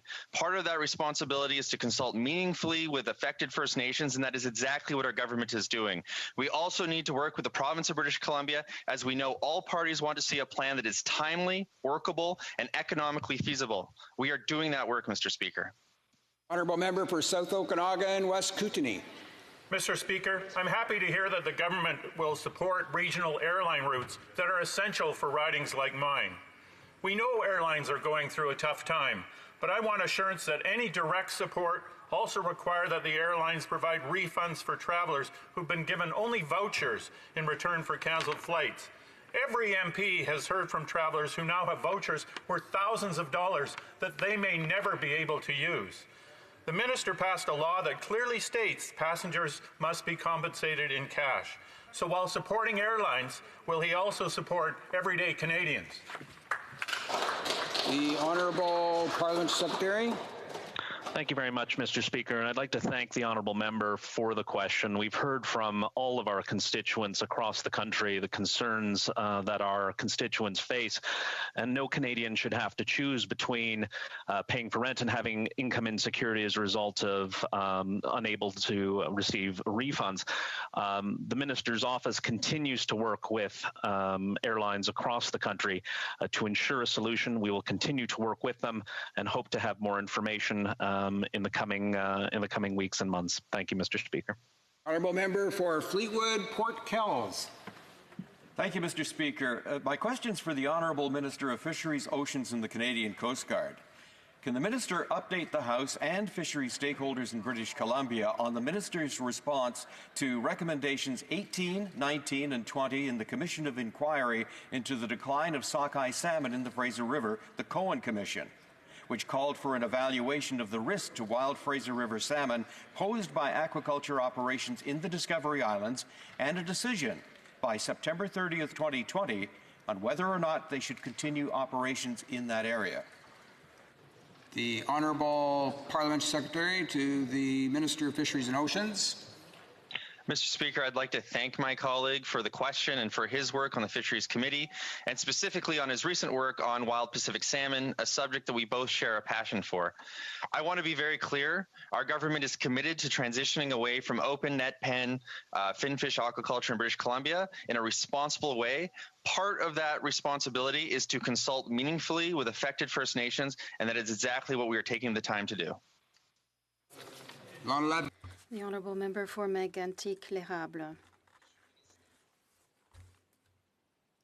Mr. Speaker, 108 workers in Thetford mines, 130 in Thetford in another area, are deprived of half of their pay since May because they are falling between two different programs, despite repeated requests by my office to the minister's office. Some 5 months later, they're still waiting. I would put a hashtag incompetent. When will the government give them their full salary so they can pay rent and for their food? The Honourable Parliamentary Secretary.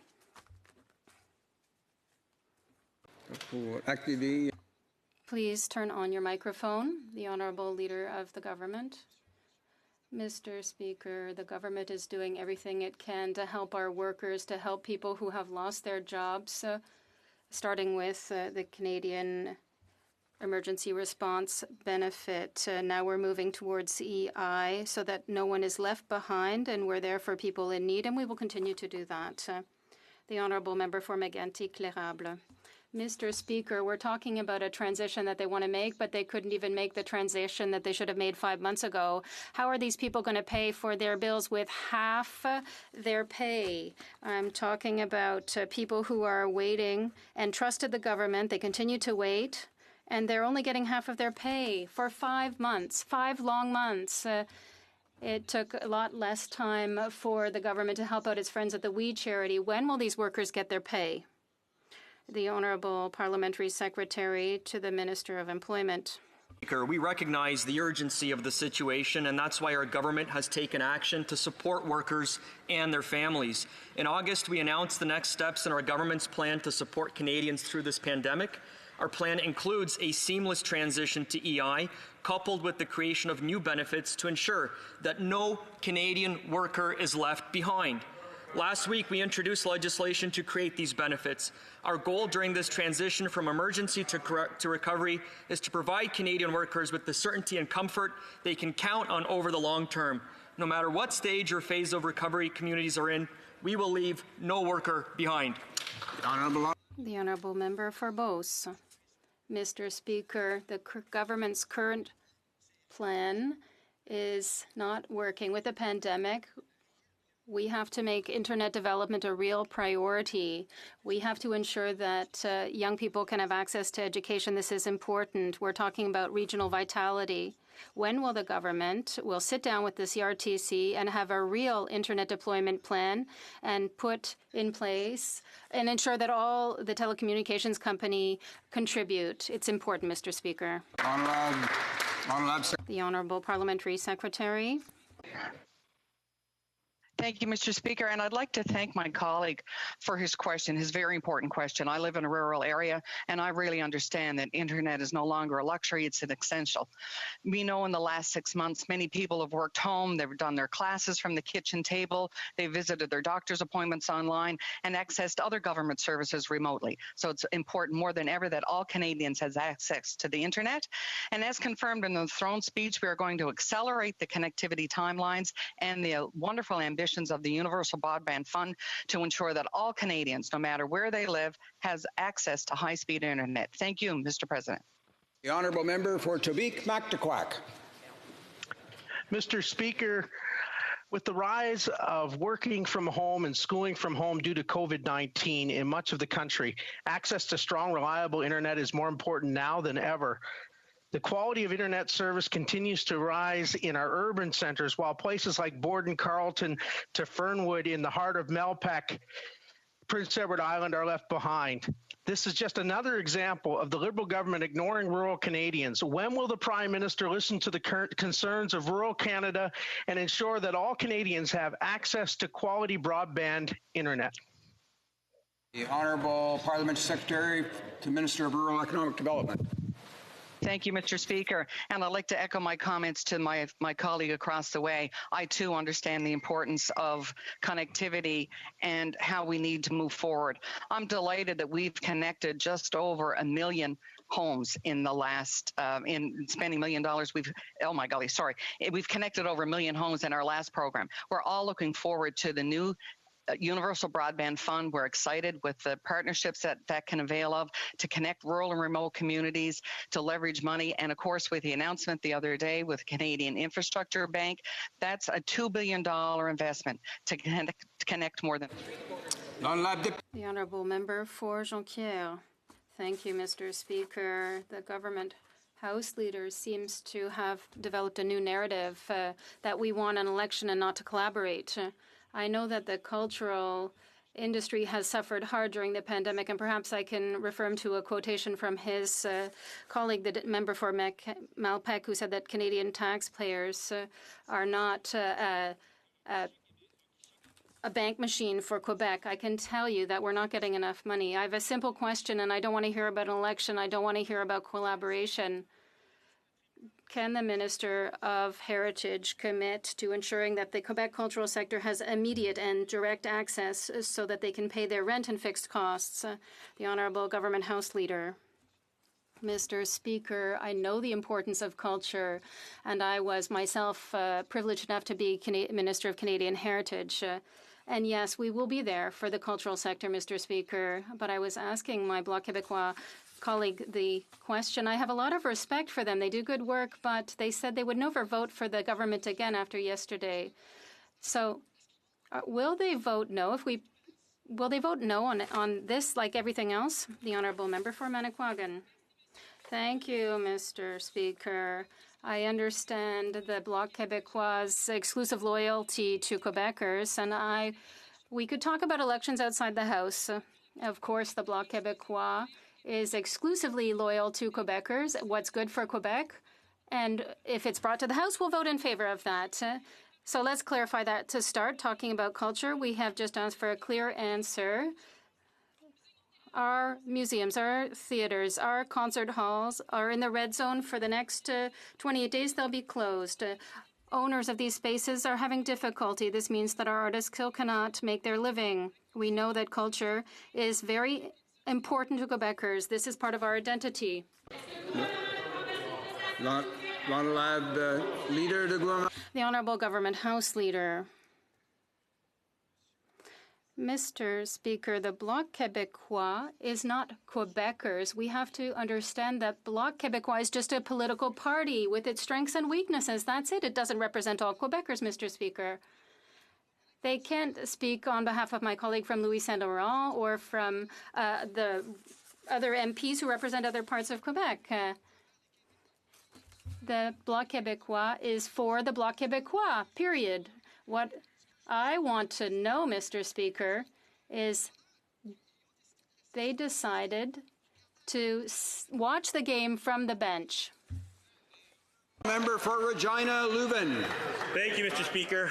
Former Liberal Dan Matteague recently released a study that revealed the Liberals' new fuel standard, dubbed Carbon Tax 2.0, will increase home heating costs by 60%, drive up the price of fuel by another 13 cents, will cost 30,000 jobs, and will remove $22 billion from our economy.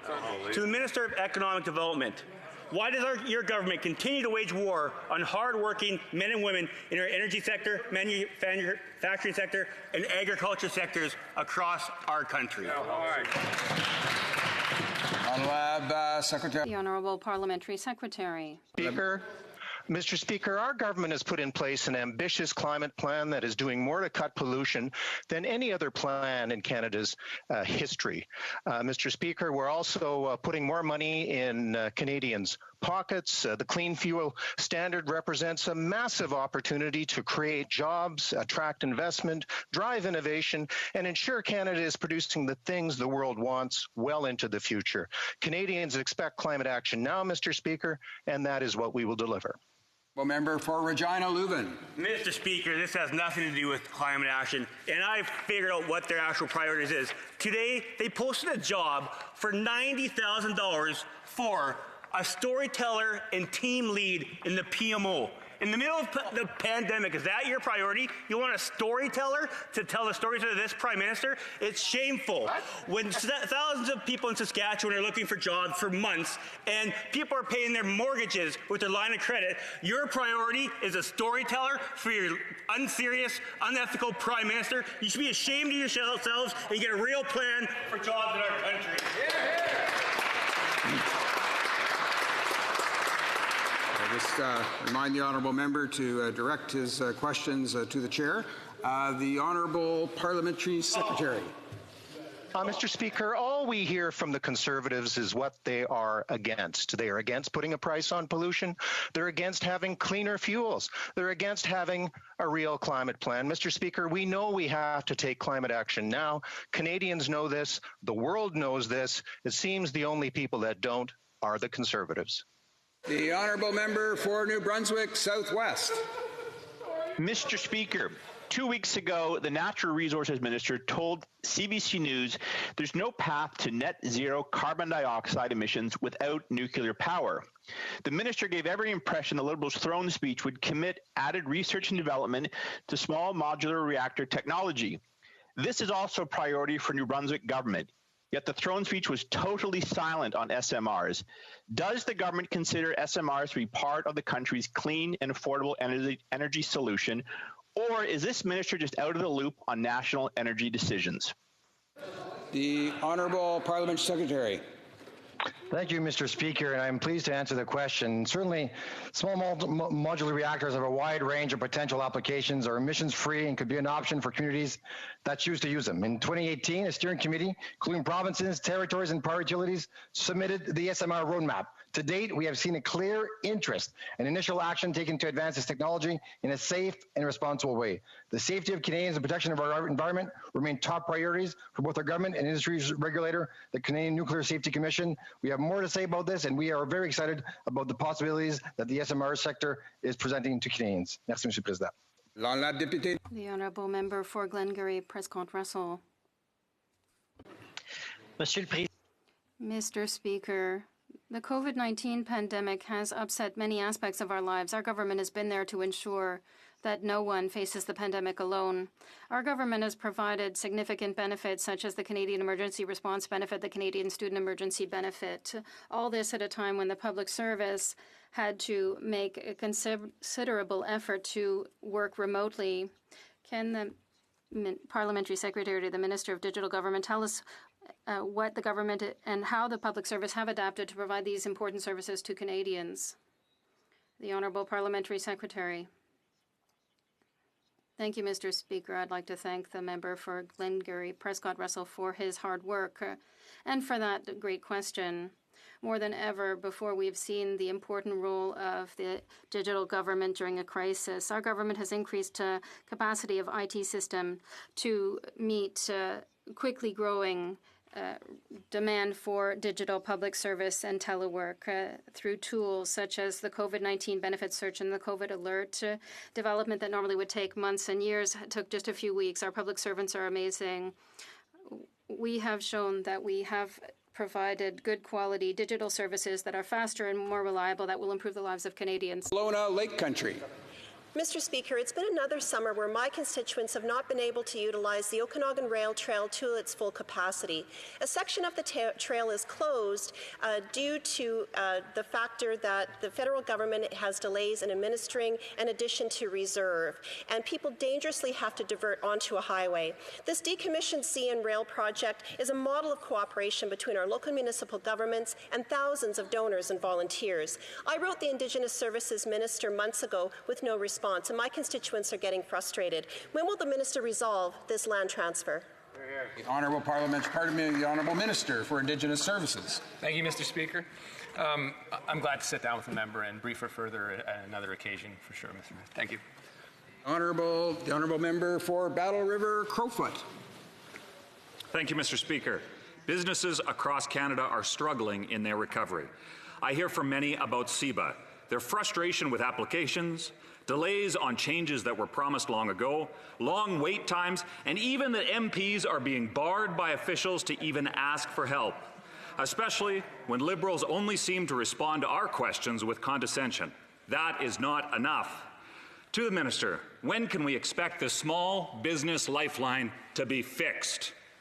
The Honourable Minister of Finance. Thank you for the question. And Mr. Speaker, I would never be condescending to any member in this House, particularly to members talking about our small businesses. I absolutely agree with the member opposite that now, at the time of the coronavirus crisis, they need our support. We committed in the throne speech to enhancing CEBA, and we are very hard at work on that. We'll have more to say very soon. We also committed to further support on fixed costs and to targeted support for businesses facing new lockdown measures. All of that will happen. And thank you for the question. Honourable Member for Markham Unionville. Thank you, Mr. Speaker. The York Regional Police have reported busting a multi-million-dollar illegal casino ran by organized crime in Markham. These types of operations fund the drug trade, human trafficking, and the dirty money they make is protected with their brutal violence. Liberal policies are soft on crime and hard on communities. These policies are failing the GTA. That is why organized crime is thriving. Mr. Speaker, why won't the Liberals take organized crime seriously? The Honourable Parliament Secretary. Well, Mr. Speaker, if I may, first of all, let me be very clear that we take the threat of organized crime, transnational organized crime, money laundering, and the activities that the member described very, very seriously. I'm a little bit perplexed by the member's assertion now, because when he and the Conservatives were in Parliament, they cut the resources to the RCMP. They closed all the integrated proceeds of crime units, and police services, excellent police services like the York Regional Police Service, have always relied on a well-funded support from the RCMP. That's why we've been working so hard to restore the capacity of the RCMP to participate fulsomely and to lead Canada in the fight against organized crime. Mr. Speaker, we will always stand resolutely to ensure that our officials have the resources they. The Honourable Member for Cumberland Colchester. Thank you, Mr. Speaker. My question is for the Parliamentary Secretary of the Minister of Fisheries. I sit in the unceded traditional territory of the Mi'kmaq in Nova Scotia, and each year on October 1st, we celebrate Treaty Day to honor the peace and friendship treaties between Nova Scotia's original Mi'kmaq First Nations and European settlers.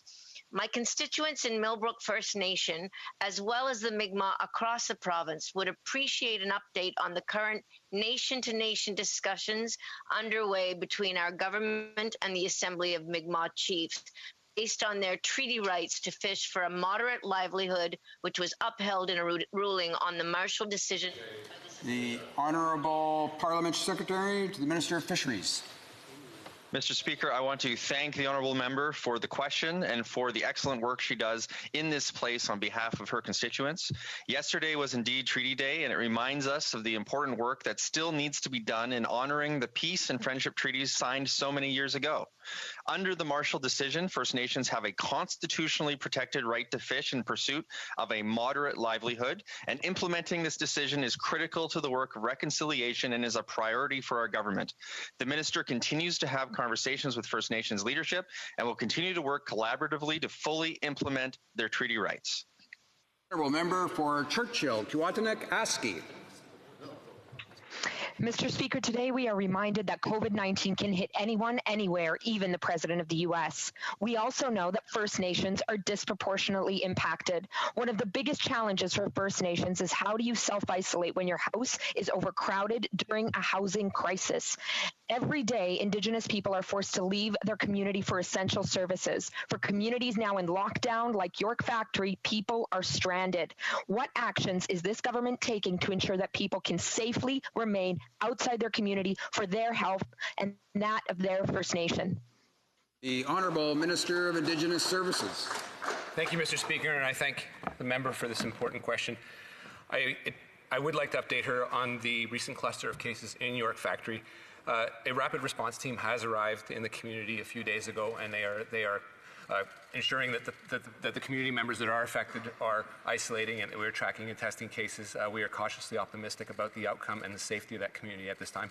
Obviously, we know that Indigenous communities face these barriers and continue to face these barriers as a second wave hit, and we will move aggressively to deploy surge capacity and ensure isolation, whether it's inside or outside the community, to avoid that important vector of transmission that can be caused with inter-community travel. Thank you, Mr. Speaker. The Honourable Member for Saanich Gulf Islands. Thank you, Mr. Speaker. It's an honour to rise in this place to raise an issue that I think has not been raised here before, and that is that imminently the United States military plans to start bombing within the territory of our southern resident killer whales. It's called, very benignly, the U.S. Navy Northwest Training and Testing Activities, but it will include use of torpedoes, bombs up to 1,000 pounds, explosives, testing underwater drones in our shared waters. This government has said nothing. The state of Washington has protested. When will this government deliver a clear message to the U.S. Navy? Do not do this in our waters. Do not wipe out our southern resident killer whales. The Honourable Parliamentary Secretary. Mr. Speaker, our government is committed to the protection of the marine environment and have made significant investments over the years to protect southern resident killer whales. Canada's Navy has always been a strong steward of the environment, has taken action to cease training operations in the area until we can assess the situation. They have also had procedures to limit impact on training on wildlife. We will continue to work with the Department of Defense and our counterparts in the United States on this important issue. Ça va conclure les questions orales pour aujourd'hui. That concludes our oral questions for today. Oh, I see the Honourable Member for Regina Leuven, perhaps on a point of order. The Honourable Member. Yes. Point of order. I'm sure if you seek it, you'll reach unanimous consent. I'd like to table this document titled Story and Team Lead, reference number PC020OJ0215150000073, because I believe that it's proof that the government does have a serious jobs plan, and I'm sure they want this on the record. I think what we heard there was a unanimous consent request for tabling a document. This being a hybrid sitting of the House, for the sake of clarity, we've gone through this before. I'll ask only those opposed to the request to express their disagreement. Accordingly, all those opposed to granting unanimous consent to table this document will please say so now. So there is no consent. Tabling of documents. Dépôt de documents. Tabling of documents. Introduction of government bills. Dépôt de projet de loi émanant du gouvernement. Introduction of government bills. Déclaration du ministre. Statements by ministers. Rapport de délégation Presenting reports from interparliamentary delegations. Presenting reports from committees. Présentation du rapport du comité. Introduction of private members' bills. First reading of Senate public bills. Motions. Motion. Presenting petitions. Présentation de pétition. The Honourable Member for Scarborough Rouge Park. Thank you, Mr. Speaker. I'd like to present a petition signed by 409 Canadians, and this is in support of the 5 men who walked from Toronto and the 3 that walked from Montreal to bring to light issues of the families of the disappeared. As you know, there's over 60 to 100,000 Tamils who disappeared during the last phase of the war in Sri Lanka, and this is to bring attention to their plight, and this is asking the Minister of Foreign Affairs for response. Thank you, Mr. Speaker. Presenting petitions. Presentation de pétition. The Honourable Member for Saanich Gulf Islands. Thank you, Mr. Speaker. This is an honor to present petition E2710. This has been signed by over 1,100 Canadians, and it relates to the ongoing debates around the Israeli plans to annex occupied Palestinian West Bank. The Government of Canada opposes this, of course. It's an illegal act should it happen. The undersigned citizens and residents of Canada call on the government to put some force behind the call that Israel step back from this illegal action by banning the importation of settlement products into Canada, incorporate a settlement exclusion clause into the Canada-Israel Free Trade Agreement, differentiate between those products made within legal Israel and those from the occupied territories, and ask the Canadian Revenue Agency to take steps relating to the charitable status of the Jewish National Fund, which is supporting these illegal settlements. Thank you, Mr. Speaker. Presenting petitions. The Honourable Member for Courtenay Alberni. Mr. Speaker, I know I just rose on the salmon crisis, but I'm tabling a petition again on the opioid crisis, Mr. Speaker. The petitioners are from Port Alberni, Qualicum, and Parksville.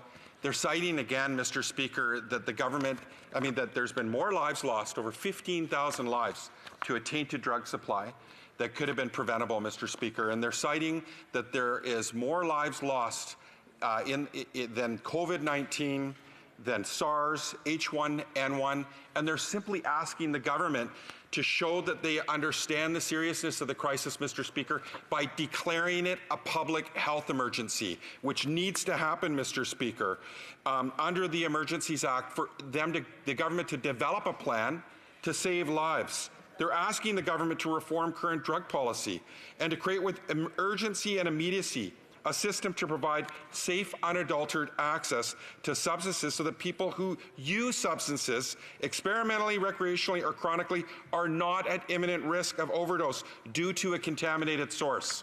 Thank you, Mr. Speaker. Presenting petitions. The Honourable Member for London North Centre. Thank you, Mr. Speaker. It's an honor to rise to table petition E2636, a petition signed by nearly 3,000 Canadians from coast to coast to coast.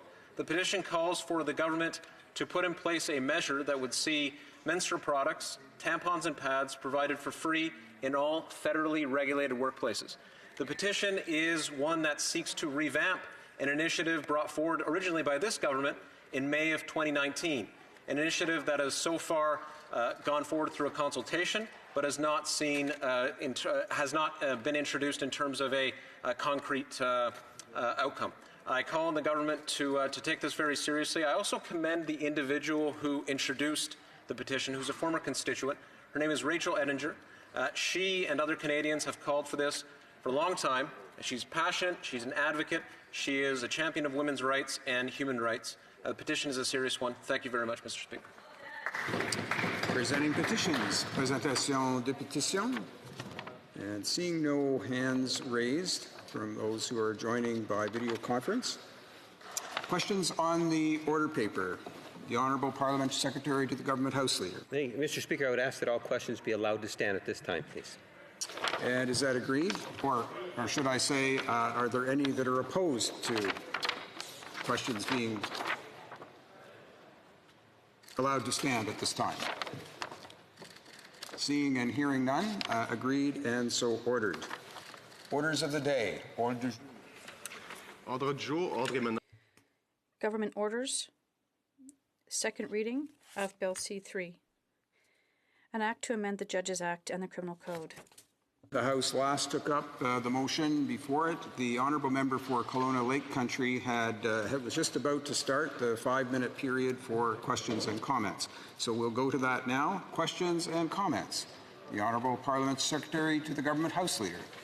Thank you, Mr. Speaker. And, you know, I was actually very encouraged, as I know many of my colleagues were quite encouraged by the presentation of this bill, and we appreciate the comments, both from the Minister and members from the opposition, Mr. Speaker, as the bill in itself is, I believe, one of those bills in which hopefully will receive the unanimous support of the House. And hopefully, with that sort of support, that we can anticipate that the bill won't be at this second reading stage and hopefully get to that committee stage sooner as opposed to later. And given the importance of the issue and that whole training process for judges and so forth, I'm wondering if the member could just provide thoughts in regards to how nice it would be, given the potential support for the bill, to ultimately see it pass through, given the history of this bill inside the chamber. For Kelowna Lake Country. Thank you, Mr. Speaker. Through you to the member. I think that this bill really shows when we as parliamentarians follow the full powers of Parliament and full processes, what can happen when we have a bill that has been amended, has gone to a committee already at some point, and that it's really important for us to fulfill all of our duties and all of the processes that a bill really should have. And it's brought us to this point today. You know, unlike other situations where we've seen bills that haven't gone through full debates, that haven't been set to committees. So this is a really good example of what we can do to bring a bill to a better place. And this is what our jobs are, and this is what our role is, and this is what we should continue to do. Questions and comments. The Honourable Member for Winnipeg Centre. Thank you, Mr. Speaker. And I want to indicate that along with my colleagues, I also welcome Bill C-3. It's long overdue.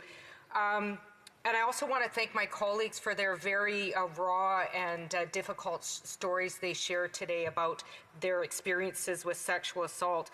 I've heard a lot today about the impact of stereotypes and myths that have resulted in the abhorrent treatment by judges of women who are seeking justice for sexual assault. Mr. Speaker, I would go further to state that sexual assault cases that resulted in the vile treatment of victims were also a result of racist, classist, and misogynistic beliefs, including the beliefs that support the hypersexualization of Indigenous women, as noted in the National Inquiry into Murdered and Missing Indigenous Women and Girls, where they stated that the hypersexualization of Indigenous women has created a perception that they are always sexually available, causing people to dismiss violence against them. Mr. Speaker, my question for my honourable colleague is, does my honourable colleague agree that anti-racist and anti-colonial training is also just as needed to protect sexual assault victims who are seeking justice? For Kelowna Lake Country. Thank you, Mr. Speaker. Through you to the member, and thank you for her question. When we're dealing with really big issues like what we're talking about here today, there's never one, silver bullet. There's always multiple levers that can assist. And so this bill that we're talking about today is one of those levers, and it is important that our judicial system is fair, and that we have judges that are properly trained, and also will write into their decisions the rationale as to why they're making those decisions. And so this is one of those levers that we're able to utilize as part of greater conversations with issues that we're dealing with in our society. Reprise de débat. Resuming debate. Reprise de débat. The Honourable Member for Pierre Dunard. Thank you very much. First, I'd like to say that I'm going to share my time with the member for Saint Jean. Mr. Speaker, We can't approach a bill like C3 without first underscoring the exceptional work that our legal system is currently doing, both in Quebec and in Canada.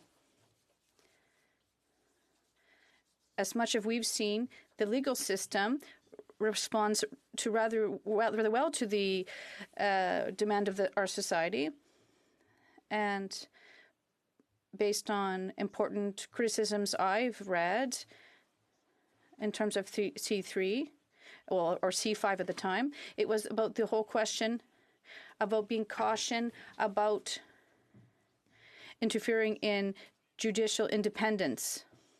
However, I think our judges do rather exceptional work, but do need additional tools. And it's important in our society, Mr. Speaker.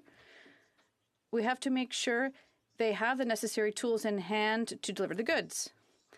Our legal system in our society is our backbone. Judges come before the courts, and they have to rule on cases, both civil and criminal cases, and there are problematic situations, and judges have to be impartial and competent. Justement. So C3 addresses that very issue, the competence of judges, and I think we need to acknowledge how important this is, how important it is to enact this legislation as quickly as possible. This issue first came up in 2017. It was brought to the House by the interim leader of the Conservative Party, the Honourable Rona Ambrose, and the Bloc supported that bill at the time enthusiastically. And I myself at one point tabled a motion in the House which was passed unanimously, and that called on the Senate to pass the legislation as quickly as possible. Unfortunately, the House was dissolved and C-337 never saw the light of day, and so it had to start all over again after the election in 2015 rather.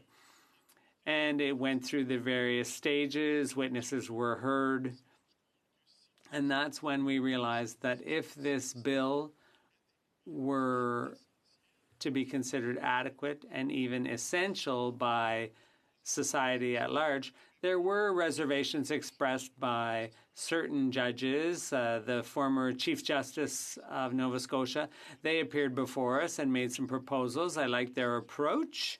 It was constructive criticism of the bill. They said, be careful. You don't want to throw the baby out with the bathwater. There is some housekeeping to be done. There is some training that needs to be done with judges, but let's be careful.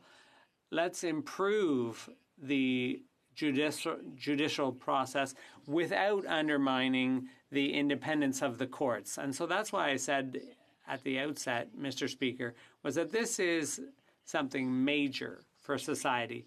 If we don't have judicial independence, if we can't depend on our courts to be impartial and independent, well, then society will suffer the adverse consequences of that. So I would encourage caution, and I think this should go back into committee as quickly as possible to take into account Justice Kent and Justice McDonald's reservations. I think their reservations deserve our consideration. I think Justice McDonald talked about some statistics or about cosmetic changes, about minor change or superficial changes, and talked about instead of imposing duties on the Judicial Council or on judges, instead when asked whether the council approved of this type of response, whether it was a good idea to have federally appointed judges trained in these ways. We want to make sure that this improves the way these cases are heard. And I don't mean to suggest that they're not being handled well already, but we want to make sure that judges are given some sensitivity training. There's a special approach that needs to be taken in this type of case. When a sexual assault victim testifies, it's traumatizing in most cases for victims to even talk about what happened to them. They will relive the trauma just by talking about it. So the courts have to be sensitive to that. And this training should help judges be more aware of that reality and help them adapt their approach to victims testifying. So like we did last year with C5, Mr. Speaker, once again with C3, the Bloc will be supporting this legislation, and we're anxious to work together in committee and to propose amendments that will make C3 even better, something that Rona Ambrose could be proud of, that I will be proud of, that everyone here in the House could be proud of. So I say there's urgency, and I said this before, and as I said, my motion calling on the Senate to pass the legislation swiftly was passed unanimously. So I think we need to move swiftly, but make sure we don't find ourselves in another election campaign in the months to come and have to start this all over again because it didn't get through. Thank you, Mr. Speaker. I'd like to thank the member for Rivière-du-Nord for his speech. And now we will begin the question and comment period for 5 minutes. The honourable member for Saint-Jean. Thank you, Mr. Speaker. I'm pleased to see you in that chair. It's a memorable sight. I'd like to ask my colleague who just spoke about the history of this bill and the urgency, the need to pass it swiftly. Is it urgent because there's a lot of uncertainty? We just had a prorogation. We're not sure what's going to happen with this Parliament, and we want to make sure this bill makes it through before the next time it might die on the order paper. The honourable member for Rivière-du-Nord. Thank you, Mr. Speaker. I'm also delighted to see you in the chair without meaning to cast any shadows on the previous occupant. To answer your question, Mr. Speaker, I agree there's urgency. We've just been through a question period about 10 minutes ago, and the leader of the party in power, the Liberal leader, answered virtually all our questions. We were asking for economic supports, and we kept getting answered that we were anxious to have another election. So, yes, I think our friends opposite are anxious to cross swords with us. This is hanging over our heads constantly, the threat of another election. And I would just say that it would be a real shame after this piece of legislation has had 3 kicks at the can. I think it would be a real shame if it didn't make it through this time. It would show disrespect to all of society. Thank you. We have less than a minute for the next question and answer, so I would invite the member for Couch and Malahat Lang to answer her question. A brief question, please. His question. Thank you, Mr. Speaker, and thank you to my colleague from the Bloc. I was sitting with him on the Justice Committee when this bill was last there, and I agree with him that this really does signify the struggle between the role of Parliament and our judicial system. One question I have for him is, I don't want people to think that Bill C3 is going to solve all of the problems with the justice system. Would he not agree with me that it's also important that the federal government and indeed our provincial governments step in to make sure that complainants in sexual assault cases are also provided with adequate social supports, that they're provided with adequate information about the court process, and that we have proper legal education for lawyers who are involved in trying the case so that those people have the support they need? As quickly as possible, the member for Rivière-du-Nord. Thank you, Mr. Speaker. I fully agree with what my colleague, whose riding name I forget, but I agree with him that C3 is a tool. It's not a panacea. It's just a working tool to allow judges to be more effective. So we support it. We want it to enter into force as quickly as possible, but there's a whole lot more needs to be done for other people involved, whether it's community supports or legal counsel. So it needs to be passed swiftly, but it's not a magic bullet. Donc, merci aux députés de Rivière-du-Nord. I'd like to thank the member for Rivière-du-Nord. Resuming debate with the honourable member for Saint-Jean. Thank you very much, Mr. Speaker. I'd like to begin my speech by saying that I'm happy to be back in the House, and I'd like to salute the occupancy of the chair. And it's someone that I've had the privilege of having lots of experience with on other occasions, so I'll save that comment for the next chair occupant. I'd like to talk about the effect of this bill under the Judges Act, although it affects the criminal code as well, and it's very interesting and important.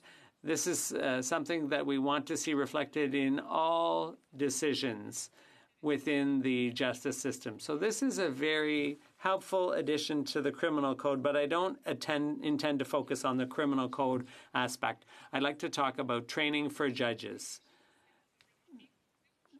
There's a sense that this is something that's going to be forced on judges, something they don't want, but there's lots of things that judges seek out training for on things that they don't often hear cases about. I'm thinking about my friends at the bar who provide ad hoc training on judges in areas of health. And often judges have never heard that type of case, and so they willingly attend training. So there's a general interest. Judges are curious people in general. They want broader training, and what I see as an advantage when you impose the training is that what is offered by way of training will be changed. It will be offered by qualified people. It will be uniform. It will be well thought out, and it will be a consistent training across the board for judges. And perhaps it could reach even further. Perhaps lawyers could be invited to attend the training as well, because it could benefit them. And little by little, there will be a broader general understanding of sexual assault provisions and cases. As a civil law lawyer by training, I wanted to talk from a different perspective because I think this has already been discussed in its previous forms, and a lot of topics have been covered, but I'd like to talk about a civil law perspective. One thing that's often forgotten is that the training will not be offered just to judges who hear sexual assault cases.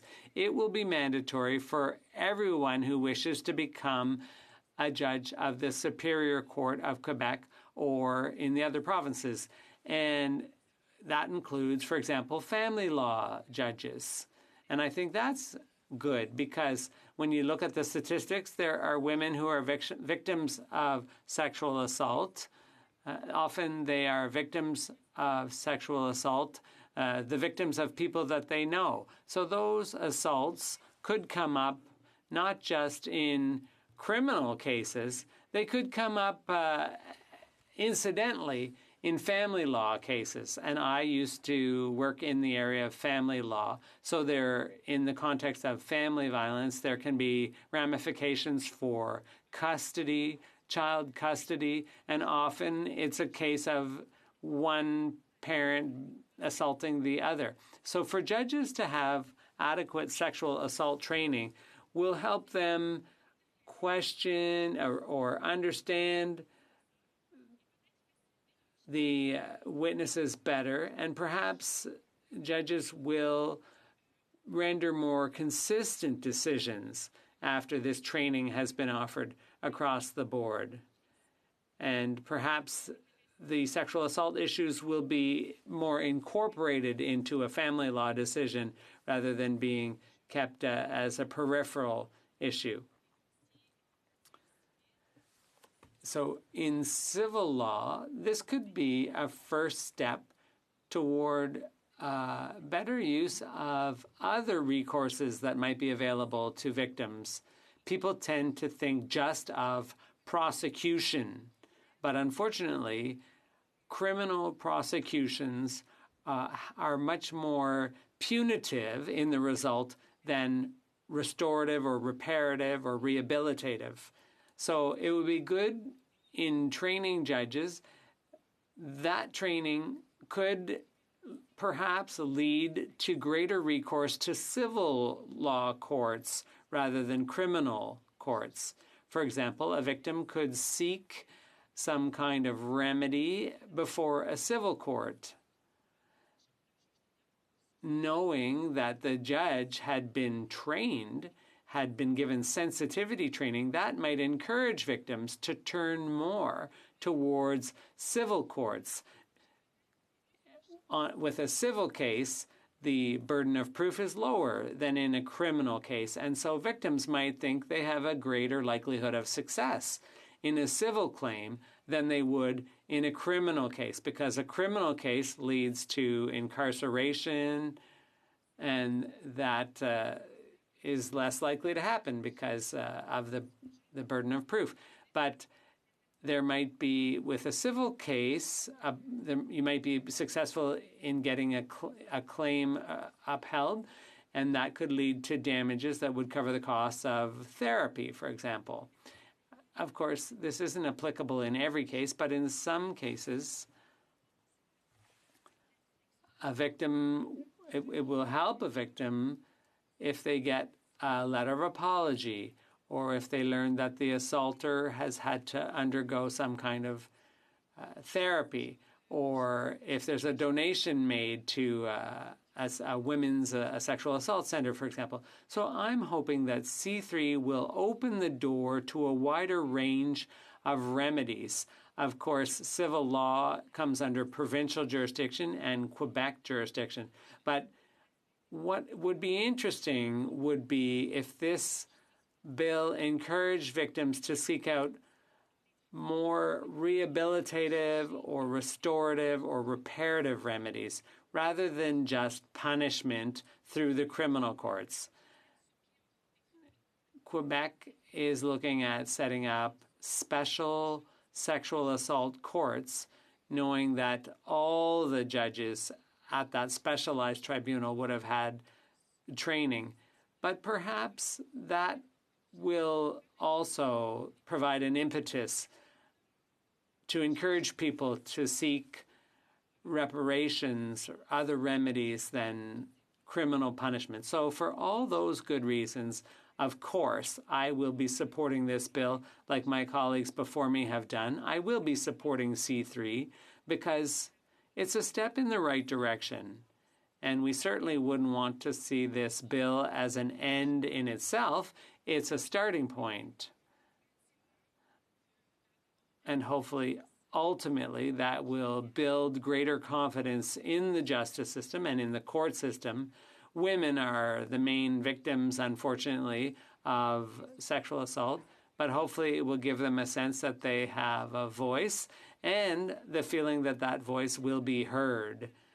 I don't know if I've used up all my time, but anyway, I just wanted my contribution to lead us onto a different path rather than simply talking about the criminal justice system, because I think there are other options and that will have a greater effect. Thank you very much, Mr. Speaker. I'd like to thank the member for Saint Jean for her speech. Questions and comments? The honourable member for Parliamentary Secretary for High Park Hill. Merci, Monsieur le Président. Thank you, Mr. Speaker, and congratulations. I'd like to thank the member opposite for her speech. I just have a question about what happened in Quebec a few days ago with the Indigenous woman woman who was in the hospital. So we know that the situation is very serious when it comes to racism and discrimination against Indigenous people and Black people. So, and it's systemic, so it affects all institutions. So what will be the effect of this bill, and how could that improve the situation for our justice system and our criminal law system? Thank you. The Honourable Member for Saint-Jean.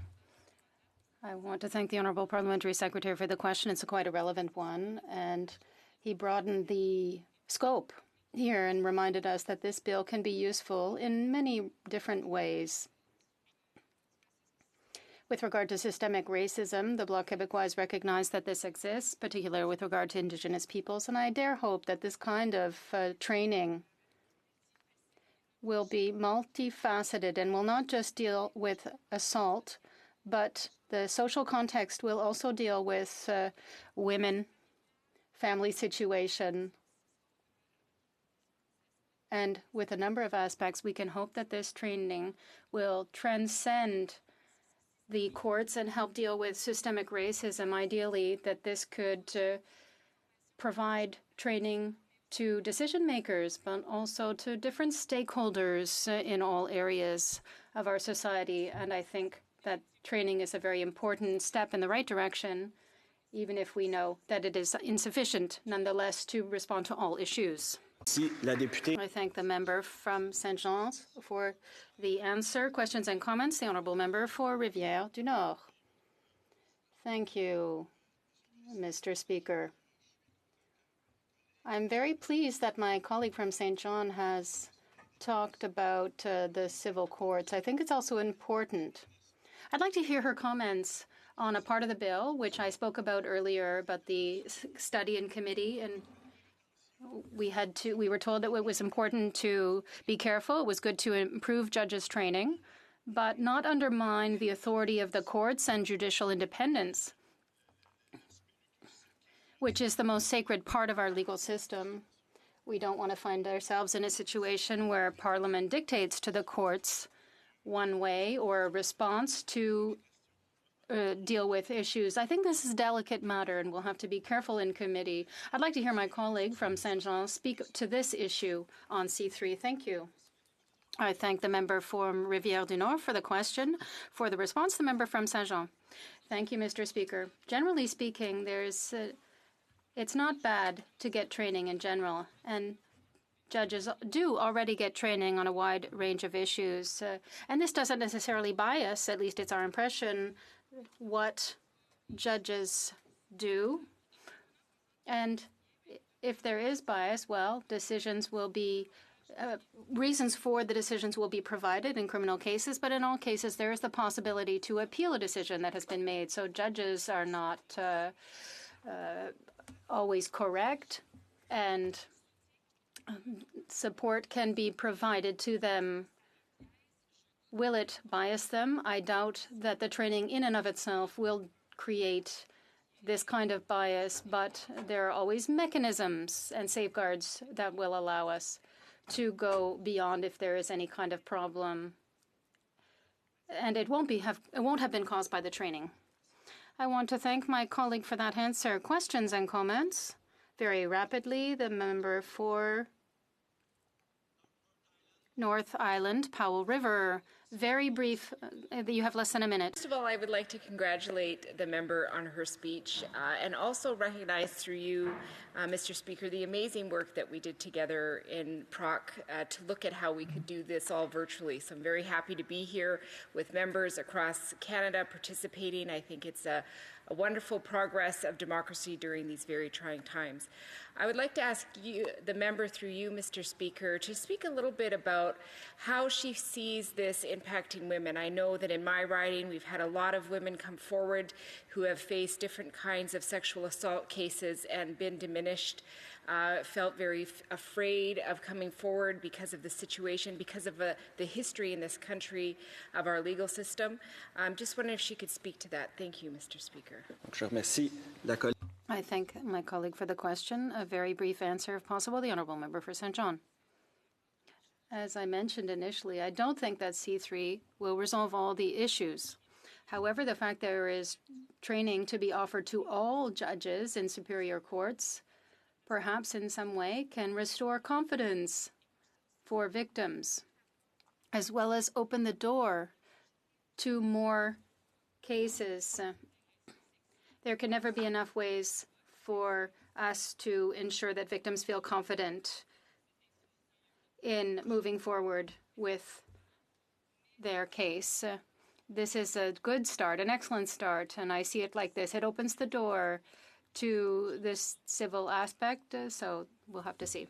Thank you. Resuming debate, this time by video conference, the honourable member from Cowichan, Malahat Langford.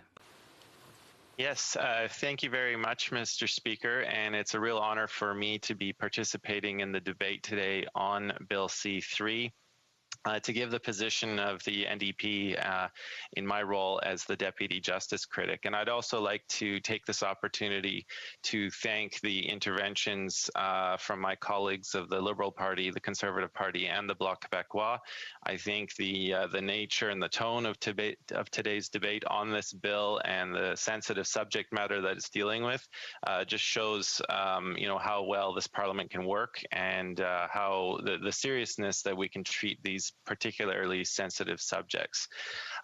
It is a little strange to be back at second reading on this bill, Mr. Speaker, because as you know, of course, this is the reincarnation of the previous Bill C5 that was debated in the first session of the 43rd Parliament. And of course, that bill was passed in one day and made its way to the Standing Committee on Justice and Human Rights, where we did have 2 days of witness testimony. So it feels like we're reversing things and going back in time, but it's good that this bill is being brought forward in short order by the Minister of Justice. So I have to thank him for doing that, for placing this bill on the priority list. And hopefully we can see the second reading debate stage not take up too much time so that we can get back to that all-important committee work. Of course, when that bill was debated on February 19th, I think we heard much of the same comments as has been evident in the debate today. And I hope that after maybe a few more interventions, depending on how many other members can speak, that we can find some kind of unanimous consent to not go to a recorded division, but maybe to pass this bill on a voice vote, as was done on February 19th of this year, so that the Justice Committee can get back to its work. I want to also acknowledge the incredibly important role that judges have in our society. I don't think the jobs that they do get enough credit because of the gravity of their decisions.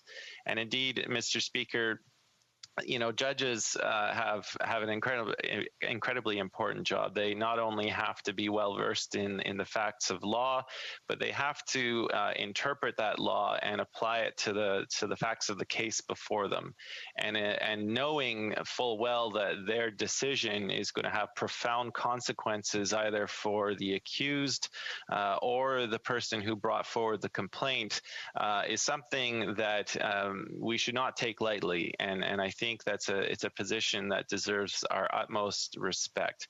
I also want to acknowledge the role of former interim Conservative Party leader, the Honourable Rona Ambrose, who of course brought forward the original version of this bill back in the 42nd Parliament through her private member's bill C337. She at that time recognized how important this bill was, and of course in that 42nd Parliament it was good to see that unanimous consent was given to send the committee to the Standing Committee on Status of Women, where of course it did some really important work as well. Mr. Speaker, we have this bill before us because there is a wide body of evidence of a lack of trust in the justice system, and particularly by people whose experiences have been marginalized and so on. We are very much supportive of the intent behind Bill C-3. We do indeed want to see it get to committee, because I think it's at committee where that all-important witness testimony is going to highlight why the specific sections of this bill are necessary. And I know there is some debate at committee as to whether the bill in its present form is properly worded, but that's something for a later stage. But I think it's important at this second reading stage of the debate to acknowledge that complainants in sexual assault cases are provided inadequate social supports, inadequate information about court processes, and they are often confronted by a system that ignores their wishes. We should acknowledge that Bill C-3 is not going to solve those problems by itself. This bill is very narrow in its scope. It's looking at the training that judges receive, but it's really important that in the context of the debate of this bill, that we as parliamentarians take every opportunity we can to apply pressure to the government, to remind the government that there is still much work to be done to ensure that our justice system fully lives up to the expectations of everyone who has to use it. And the fact that so many women, so many persons of color, Black or Indigenous members of those communities have their experiences marginalized by the justice system, and they don't have that kind of confidence that others do, is a real shortcoming. And it's something that has to be identified, and it has to be fixed with appropriate funding and appropriate resources to ensure that people have that confidence. A systemic review, in other words, Mr. Speaker, is needed to ensure that we have that system that lives up to those needs. And of course, there are other actors. You know, it goes beyond just judges. We have seen problems before with our police services. We have seen problems with how lawyers behave in the courtroom and so on. So there are many different actors that could also benefit from this type of training. And to highlight these points, Mr. Speaker, I think it's helpful at this stage of the debate to really illuminate some of the statistics out there. So, you know, there's the fact that it's only estimated that 5% of sexual assaults are reported to the police, or that 1 in 3 women will experience sexual violence in their lifetime. In 82% of these sexual assaults, the offender is known to the victim. And, you know, the fact that 28% of Canadians have said that they have experienced workplace sexual assault or violence. We know, breaking down the statistics further, that transgender people are far more likely to experience intimate partner violence. Women who are living with physical or cognitive impairments, they are 2 to 3 times more likely. Indigenous women, of course, far more likely to experience this sexual violence. And of course, senior women. So the statistics are there. They are not a secret. They have been well known for decades now. And the fact that here we are in 2020 still speaking about the need for this training, I think is rightly construed as a source of national shame, but also an important focal point and an impetus for us as parliamentarians to redouble our efforts to really make sure that we're building that system. I remember from the previous debate in the first session, Mr. Speaker, on Bill C-5 that, you know, my Conservative colleagues had raised concerns at that time about some of the actions of the Parole Board of Canada. We know full well also that the Immigration and Refugee Board of Canada has also had problems. And I think those judicial bodies, because they do fall under federal jurisdiction, the members of those particular boards could probably also benefit from this mandated training. And so I urge the government, I urge the Minister of of justice to possibly look at ways that we can expand this type of mandatory training to the appointees who sit on those boards. So as I mentioned at the beginning of my comments, Mr. Speaker, the previous version of this bill back in the 42nd Parliament was Ms. Ambrose's C-337, and that bill was referred to the Standing Committee on the Status of Women back in, I believe, March of 2017. During that time, the Status of Women Committee had 5 meetings on the bill. They had 25 witnesses who came before the committee, and the bill was reported back to the House with some amendments. And, I think one of the big things to emerge from the committee's study of that bill was really sort of trying to find a definition and exploration of the term social context.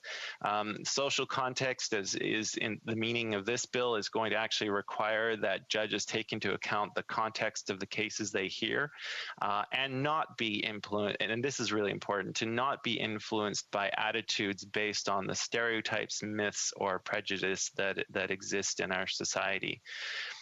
Many of those same witnesses that were at the Status of Women Committee all the way back in 2017 also appeared before the Standing Committee on Justice and Human Rights in March. We had 2 meetings on March the 10th and on March the 12th, right before COVID-19 shut everything down for us. And those groups of witnesses in those 2 meetings, we included the Canadian Centre for Gender and Sexual Diversity, the Women's Legal Education and Action Fund, the Disabled Women's Network of Canada, the Canadian Judicial Council, and the National Judicial Institute. And of course, the testimony that was heard did mirror a lot of what was heard back in 2017. I know when this bill is referred to the Standing Committee on Justice again, I hope the committee will take into account that previous testimony and perhaps make a motion to accept it as a part of the study on this bill, so that we're not, having to go over old steps.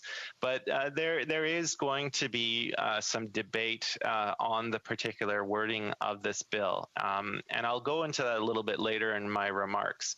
Essentially, when we look at the substance of this bill, this is going to seek to make sure that judicial candidates have a full understanding, the current understanding of sexual assault laws, that they know the principles of consent, the conduct of sexual assault proceedings, education on the myths and stereotypes with sexual assault complainants, and that these will all be done through training seminars. And the reason why this is needed, Mr. Speaker, is that because we have seen a record through the actions of various judges that this training is sorely needed. And I, with respect to what the Canadian Judicial Council and the National Judicial Institute has said, I know that this type of training is already happening, but the fact of the matter is that because we do have this evidence of judges making these inappropriate statements in trial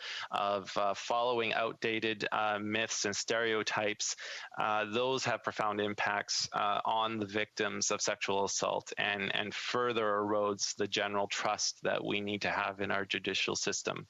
I do know that when Bill C-337 was sent to the Senate, the Senate's Legal and Constitutional Affairs Committee did make some amendments to the bill, and I understand that the government's version of the bill that we have before us today is a lot more in line with the Senate's version of the bill because of the constitutional concerns that were in place. And so, this I think is going to be a big focal point of the bill, is that the struggle between the role of Parliament and the role of our judiciary.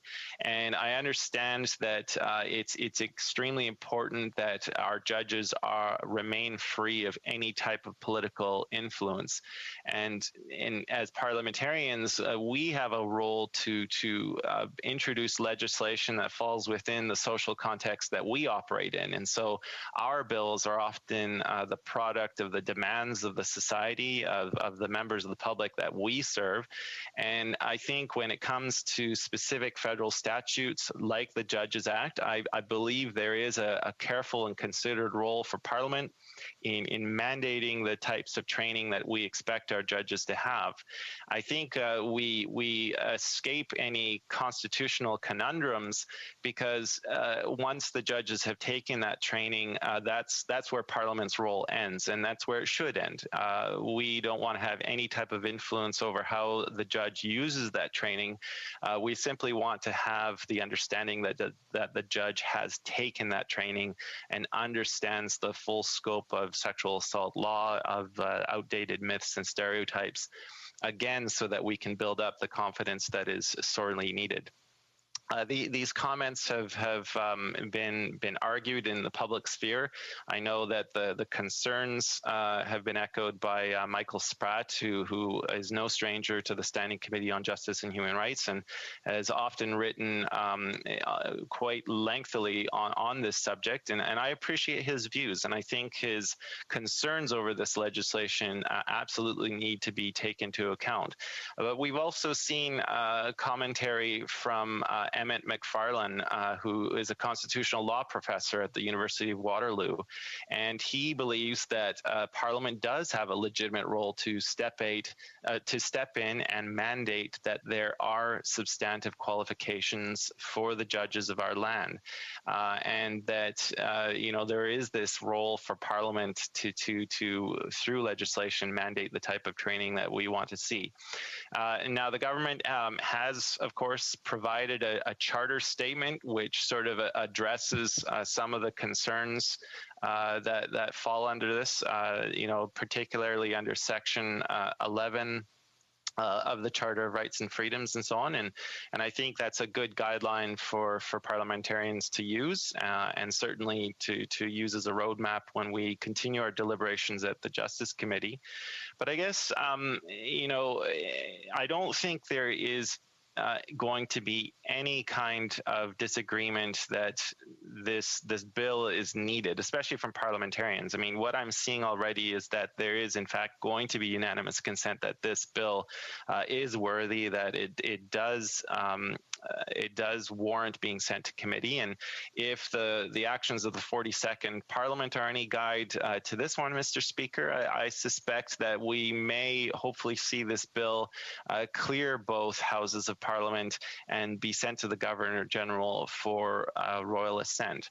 But I think in the few minutes that I have remaining to me, I think it's also important to talk about some of the other problematic areas that we have in our justice system. And for this particular section, I just want to reference the fact that the Truth and Reconciliation Commission, in its calls to action, particularly in call to action number 27, did make a call upon the Federation of Law Societies of Canada to ensure that, and I quote here, lawyers receive appropriate cultural competency training, which includes the history and legacy of residential schools, the United Nations Declaration on the Rights of Indigenous Peoples, treaties and Aboriginal rights, Indigenous law, and Aboriginal Crown relations. This will require skills-based training in the intercultural competency, conflict resolution, human rights, and anti-racism.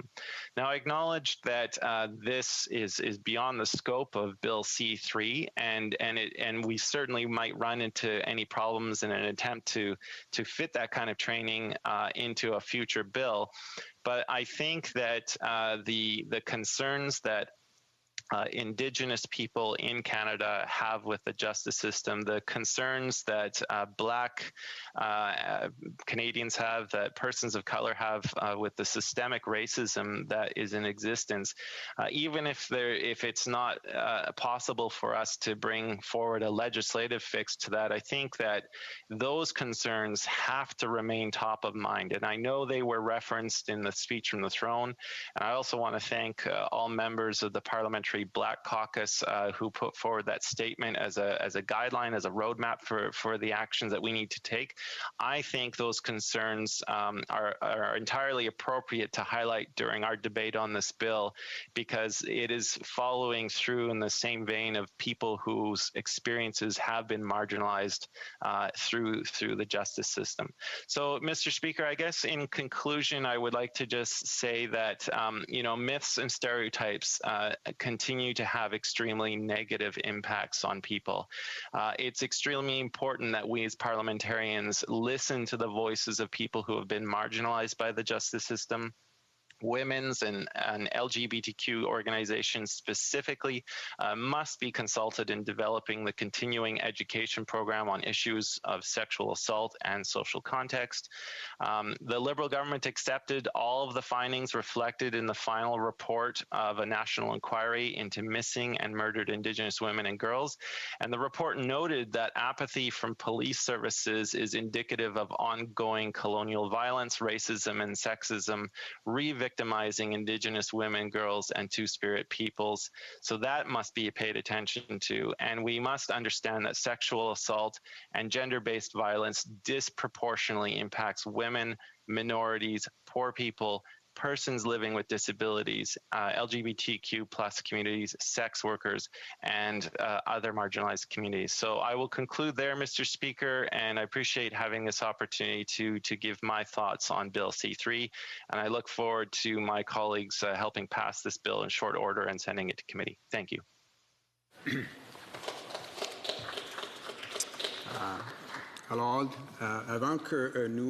Before we proceed with questions and comments, I have the honor to inform the House that a message has been received from the Senate informing this House that the Senate has passed the following bill. Relating to certain measures in response to COVID-19.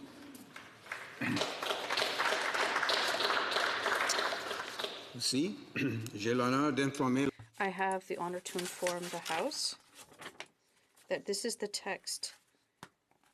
Mr. Speaker, I have the honor to inform you that the Right Honourable Julie Payette, Governor-General of Canada, signified royal assent by written declaration to the bill listed in the schedule to this letter on the 2nd day of October 2020 at 12:08 p.m.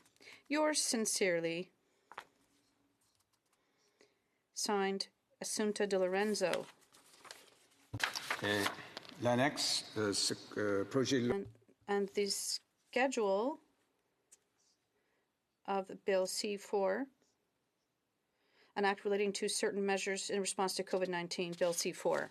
To inform the House that a communication has been received as follows. Mr. Speaker, I have the honour to inform you that the Right Honourable Julie Payette, Governor-General of Canada, signified royal assent by written declaration to the bill listed in the schedule to this letter on the 2nd day of October 2020 at 12:08 p.m. And it's signed Assunta De Lorenzo. That's the Secretary to the Governor-General and Herald Chancellor. And the bill in the schedule, bill assented to today, is an act, Bill C4, an act relating to certain measures in response to COVID-19. So we'll now go to questions and comments. The Honourable Parliamentary Secretary to the Minister of Justice. Thank you, Mr. Speaker. I want to thank remotely the member from Cowichan for his comments and his analysis of this bill and his important contributions at the Justice Committee in the last Parliament.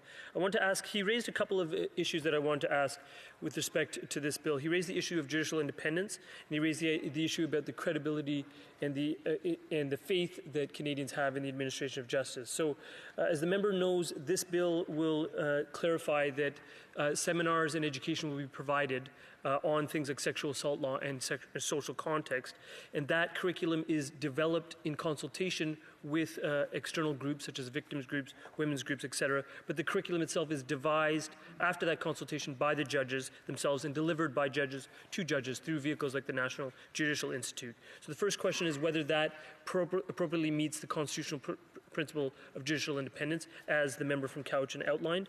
And secondly, it also calls for a tabling in Parliament annually of the seminars that were delivered and the numbers of people attending. What will that do to contribute to the administration of justice and the credibility and confidence that people have in this country, in that system? Cowichan, Malahat, Langford.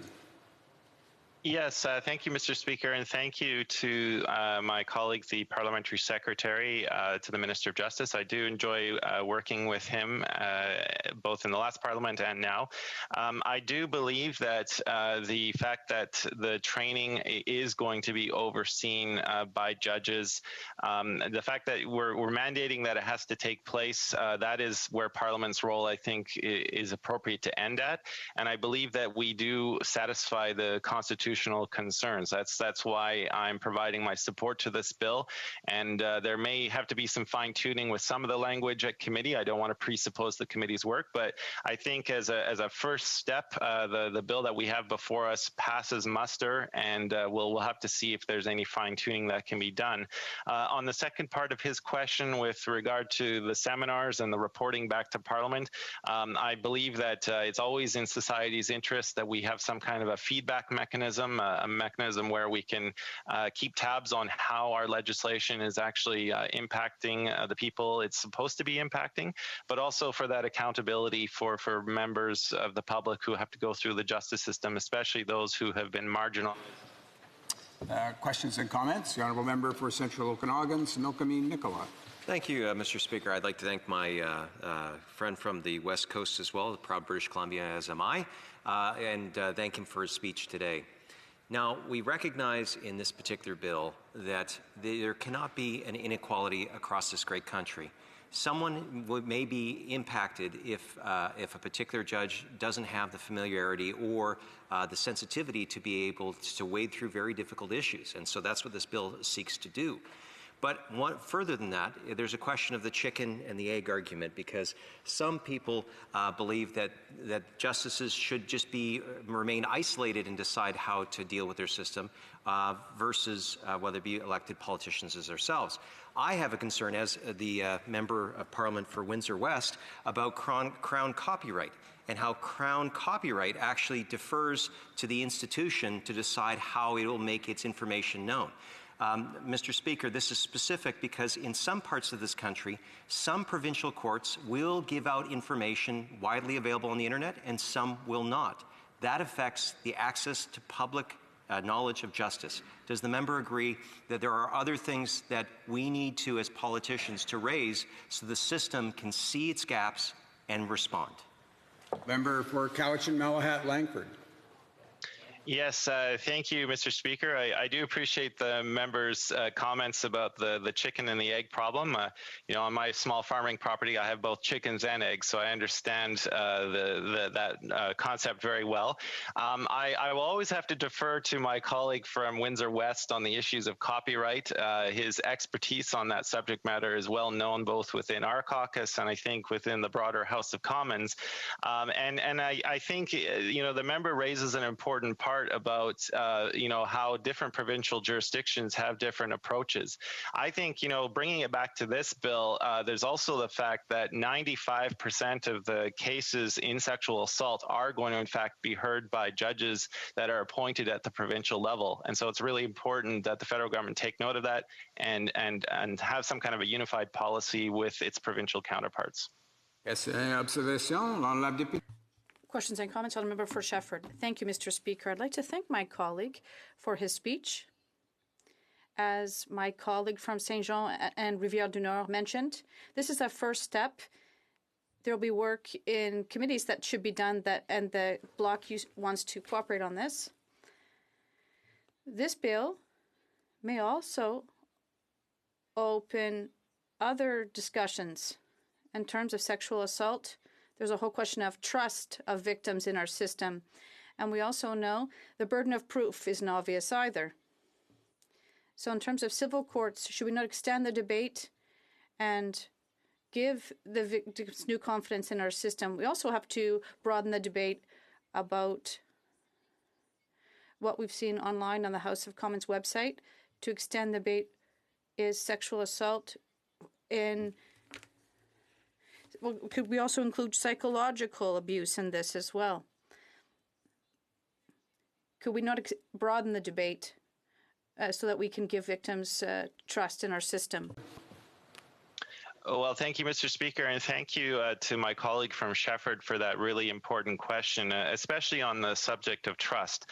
You know, I think, you know, when it comes to the criminal code and to the Judges Act, this is sort of talking about the limits that the federal parliament has. We have the ability to legislate in both those federal statutes, but when it comes to the administration of justice and how our various provincial courts operate, that does fall under provincial jurisdiction. And that's why I mentioned in the beginning of my speech why it's so important that the federal government work with the provinces to make sure that we have those financial supports in place for people who go through the justice system, because this bill by itself is not going to solve those problems. We need to have a system to build that trust, as she mentioned, build that trust for victims of sexual violence so they have the confidence to bring their complaints forward knowing they are going to get a fair trial and fair treatment. Questions and comments? The honourable member for Rosemont-la-Petite-Patrie.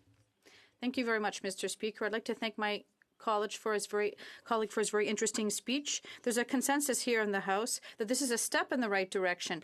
Training for judges so that they don't have any prejudice in cases of sexual assault is absolutely necessary. But as my colleague from Shefford said, we want to have trust in our legal system. That's also a very important factor. But before these women even get to court, many of them don't have absolutely essential basic services. Not too long ago, the Federation of Quebec Shelters said that every year we have to refuse 10,000 women a room. They're asking for help because they're victims of family violence from their spouse. And at the very base of our system, there's a very serious issue. These women either have to go back to their home with a violent spouse, or they have to be homeless in the street. So I'd like to hear from my colleague. To have real justice, we also need basic services. Langford.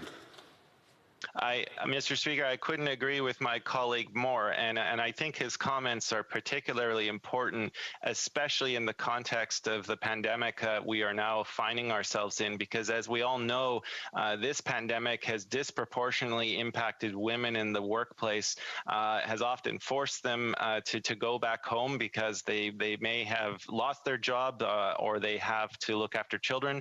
But absolutely, there are so many women in my community who face sexual violence, do not have appropriate housing options. And so if we are going to talk about really lifting women up, really lifting up people who experience sexual violence, it is absolutely critical that we have those baseline services in place to ensure they have the supports necessary for confidence in going through the justice system. I couldn't agree with him more. We have time for one more short question. The Honourable Parliamentary Secretary to the Minister for Indigenous Services. Thank you, Mr. Speaker. And I had the privilege of being Vice Chair of the Status of Women Committee when we studied this bill originally. And during testimony, Professor Charisma Mathen said that there'd been a somewhat unheralded earthquake in the world of judicial appointments. The innovations that have been done around judicial appointments have been quite remarkable. I'm wondering if the honourable member could speak to the importance of ensuring that we get the right people on the bench, not just training, but ensuring that we have the right people and that we have a broad diversity of people being appointed to the bench. Thank you, Mr. Speaker. The Honourable Member for Cowichan-Malahat-Langford. Yes, Mr. Speaker, very briefly, because I know my time is running out, I do agree with the member. I think ultimately we want to see our judicial bench reflective of the cultural mosaic and diversity that we see in Canada. So that includes persons of color, Black Canadians, Indigenous people. We want to see that diversity reflected on the bench so that the people who are making decisions in these profound and very important cases have that kind of understanding and the lived experiences that so many members of our society have from their everyday. Thank you. Resuming debate, the Honourable Minister for Women and Gender Equality and for Rural Economic Development. Thank you, Mr. Speaker. My presentation comes with a story which comes with a trigger warning.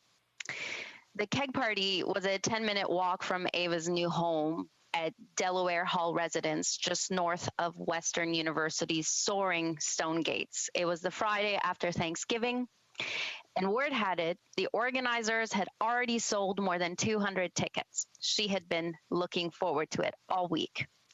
Her first big bash as a university student, Ava left the dorm with her friends around 10:15 p.m., already feeling a bit tipsy from the drinks they had while getting ready. She didn't care much for the taste of beer, so the 18-year-old brought her own drink in a large plastic bottle that had a straw fixed to the lid. 10 shots of vodka mixed with diet lemonade. Like many of the neighboring properties, the vast, nearly century-old home had been converted into student housing. The party washed over every floor and spilled onto the lawn, which was littered with red plastic cups. Someone handed Ava a beer, which she accepted, but then quietly set aside, preferring to sip what she had brought. She and her friends watched drinking games, flip cup, then beer pong. As the night went on, things became more and more fuzzy. Ava remembers being outside with her friends, then leaving to find the washroom inside with her nearly empty drink in hand. She stumbled off alone. Somewhere along the line, she isn't sure when, she found herself talking to a guy from the party.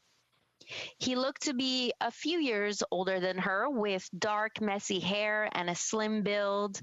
She remembers they were outside and kissing, and then she blacked out.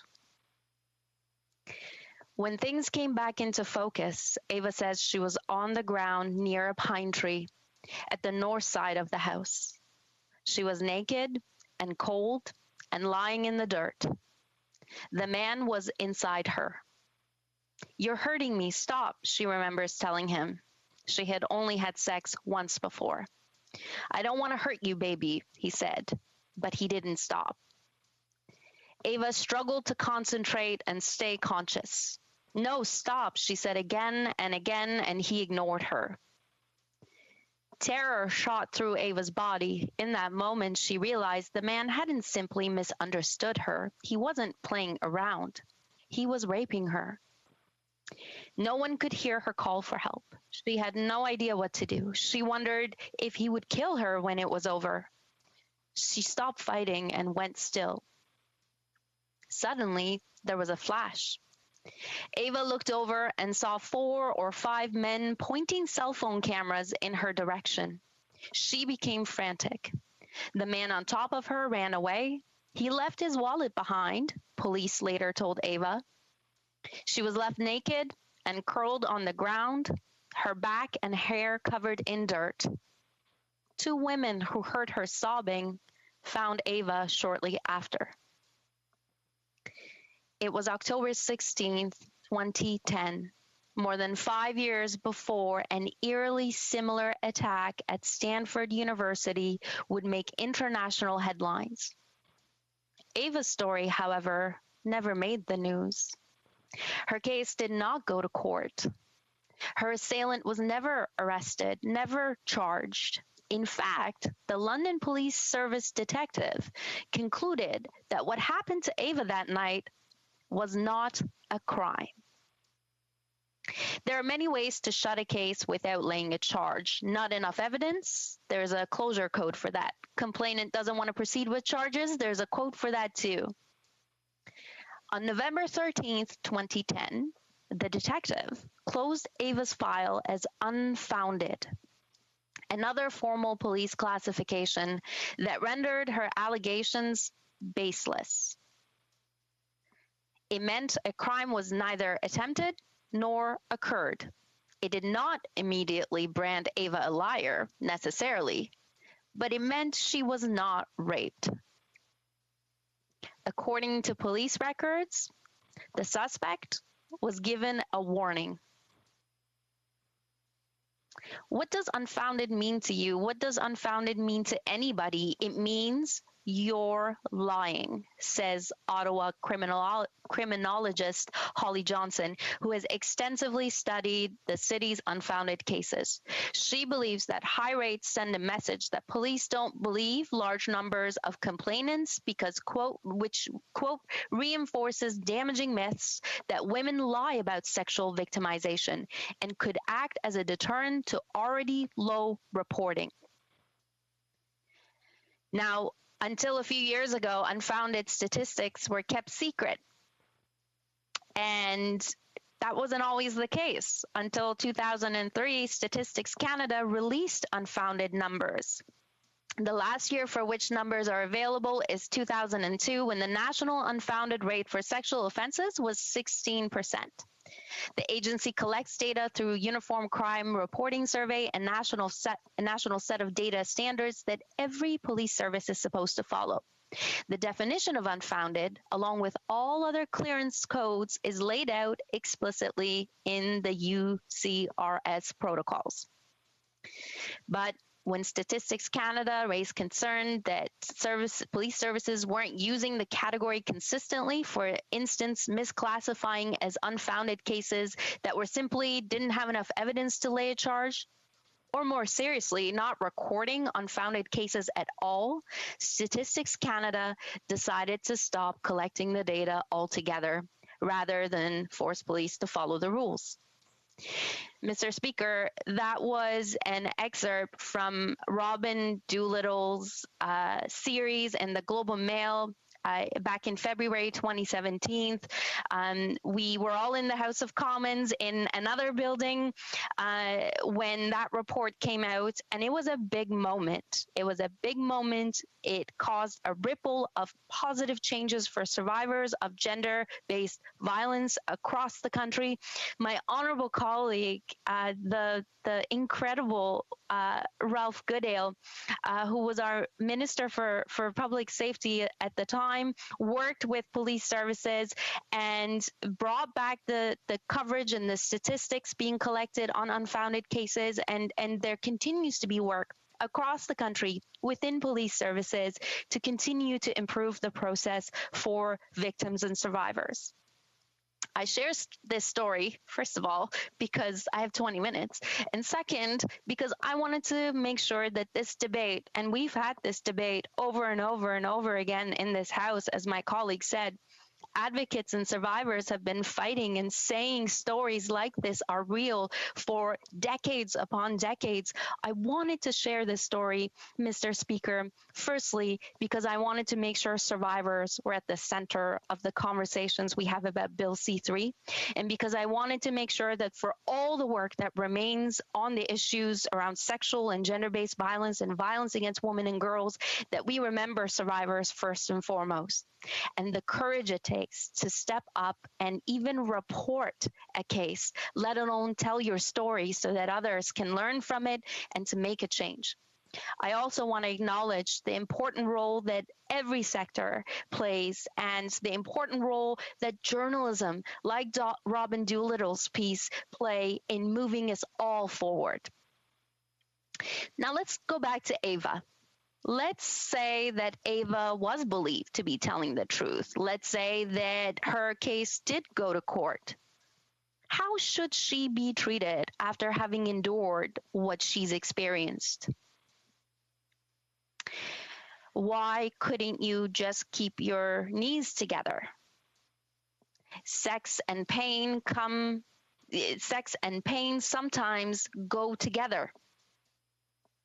What if she'd been killed and happened to be Indigenous, as Cindy Gladue was, a Métis and Cree woman from Edmonton? The jury in that case repeatedly heard Gladue referred to as a, quote, prostitute and a, quote, native in the courtroom. The trial ended in an acquittal, but the Supreme Court ruled in May 2019 that the man accused of killing her should be retried for manslaughter, but not first-degree murder. In its ruling, the High Court said evidence about Gladue's sexual history was mishandled and that trial judges should caution juries against relying on prejudices against Indigenous women and girls. I've, I join you from my house, not that house, my house in Peterborough, Kawartha on traditional Williams Treaty. It's the only place that I have ever been able to feel safe and to feel like I belong. And, Mr. Speaker, I share this with you because I've been able to, despite not being physically in the House, listen to the debates and the thoughtful conversation that my honorable colleagues from across party lines have been engaged on this bill. And I have to tell you, as the Minister for Women, in the post-Me Too era, in the post-Time's Up, been raped, never reported era, in the wake of the death and the mourning we all share with Justice Ruth Bader Ginsburg, what we're talking about in this House and the way that my honorable colleagues are talking about this very important issue is a big moment for victims and survivors and the movement of feminists who have been fighting hard and sometimes to no outcome for decision makers like us to take issues like this as seriously as we are taking. So just that we're having this conversation the way that we are, with the tone that we are, is healing for survivors. And I wanted to thank my colleagues for that. Somebody asked earlier, why now? Why do we need to move so quickly? Well, we owe it to those survivors, to their courage, to those who fought hard and brought us to this moment in time so that we can enhance their confidence in our judicial system, in our legal system, and in our democratic systems. If, as my honorable colleague earlier said, about 5% of sexual assault cases are reported in the first place, if they don't lead to convictions the majority of the time, if they re-traumatize survivors, if they embolden and continue a culture of impunity, then we have a problem. And that's the problem we are working to solve together. And it's just one small but meaningful step for survivors like Ava, who share their stories in hopes of being believed, being heard, and being listened to, and hope that they can prevent that kind of suffering from happening to someone else. I'm not going to go into the details of Bill C-3, Mr. Speaker, first of all, because we've heard this debate again and again and again. Second, because colleagues are well versed on this issue and have access to information. And because there's an opportunity for us, while this debate is moving, to dig a little bit deeper about the root causes of gender-based violence and the culture of impunity and the so-called rape culture and the generational traumas that are carried forward.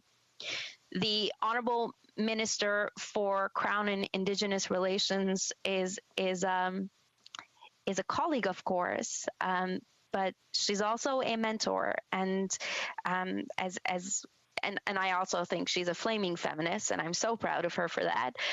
She says that hurt people, not always, but they are more likely to. And the survivors we're talking about aren't just 18 years old and up like Ava is.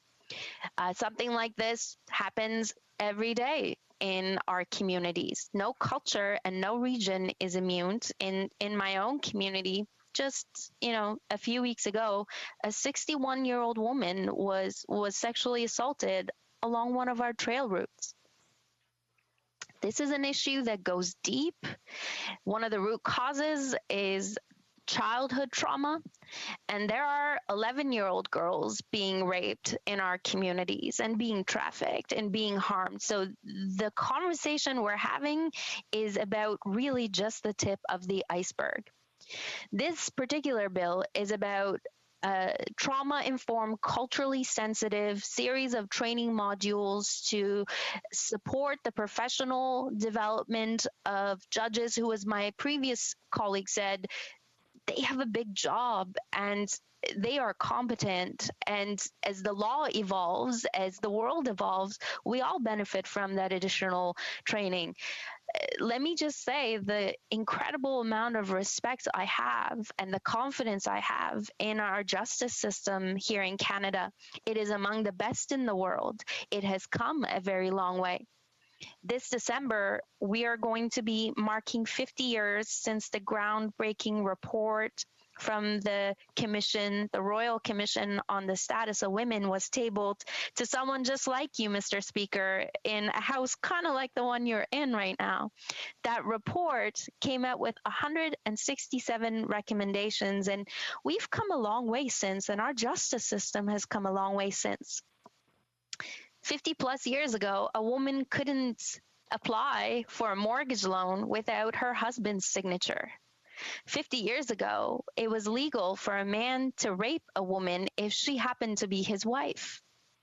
50-something years ago, if police were called to a case of domestic violence in a home, they would need to leave because it was considered a matter between man and wife. Not too long ago, it was illegal for a woman to have an abortion. Not too long ago, it was illegal for same-sex couples to be married. We have come a long way, and the law evolves. And the story of Ruth Bader Ginsburg is a story of how people can move the institutions that provide healing and justice for victims and survivors and society forward. It's been over 50 years, and we've clarified the definition of consent in the law. There is a reverse onus around bail. Excuse me. Advocacy rights for feminist organizations has been restored. We apply an intersectional gendered lens to all our budgets and all our decisions as a federal government. This step we're taking is a small but significant step. I want to thank everybody who's worked hard and with tenacity brought it back to this place again and again, including the Honorable Rona Ambrose. This is a multi-partisan issue. And it is part of the third pillar in our federal strategy to address and prevent gender-based violence. Mr. Speaker, it's Women's History Month. Our experts, survivors, those who've come before us told us first and foremost, put survivors and their families at the center of your work, including those who because of their Indigenous identities and experiences are disproportionately affected by violence. We were told to put survivors and their families first, and we listened. We were told by survivors themselves that prevention is the thing that they are hoping for the most so that they prevent that pain from happening to someone else. And then we were told, and we put that into action with our $200+ million strategy, that responsive legal and justice systems are key to that healing and key to addressing that culture of impunity and rape culture. We listened, Mr. Speaker, and there is more work to be done. There is so much more work to be done. But that we're having this conversation in this House with the tone that we are having it in is a big deal.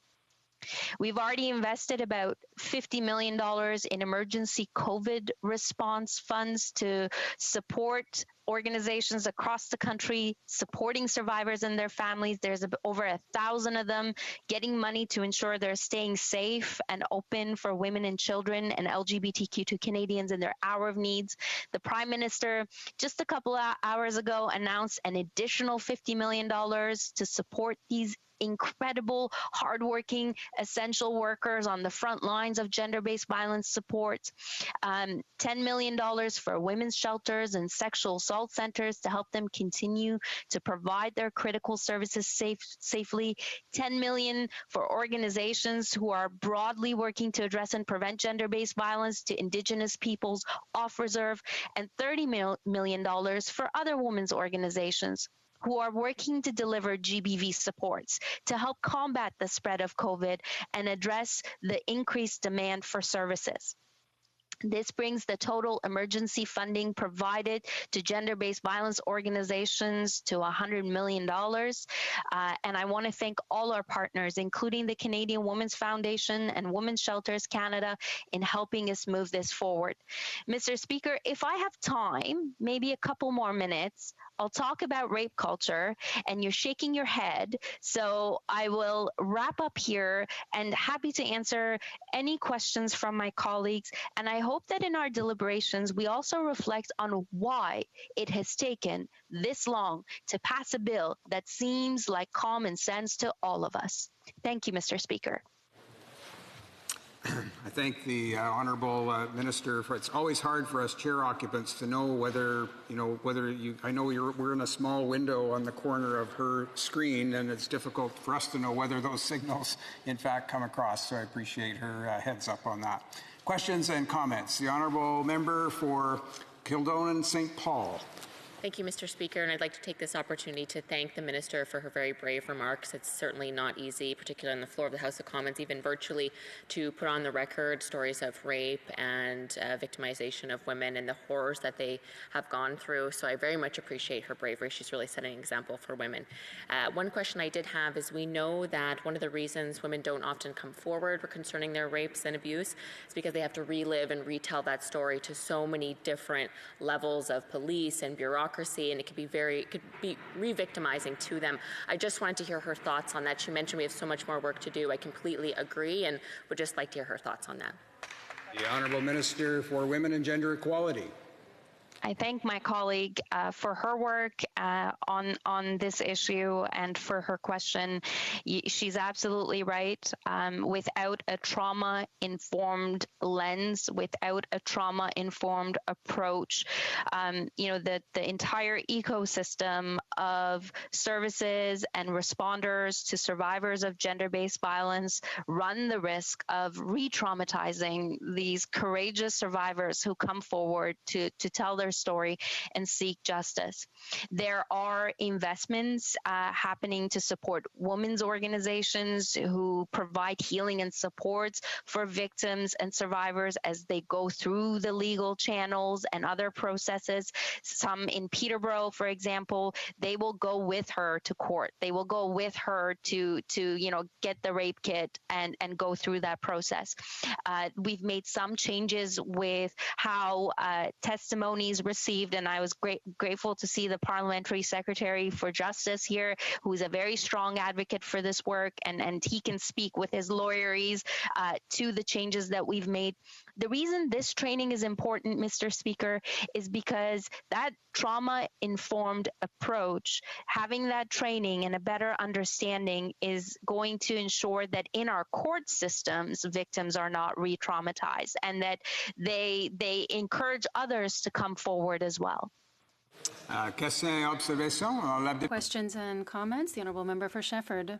Thank you, Mr. Speaker. I want to thank the Minister for that speech. The members of the Status of Women's Committee take this issue to heart, as well as do community women's groups, women's support groups, rape crisis support groups. This is a very delicate, sensitive issue.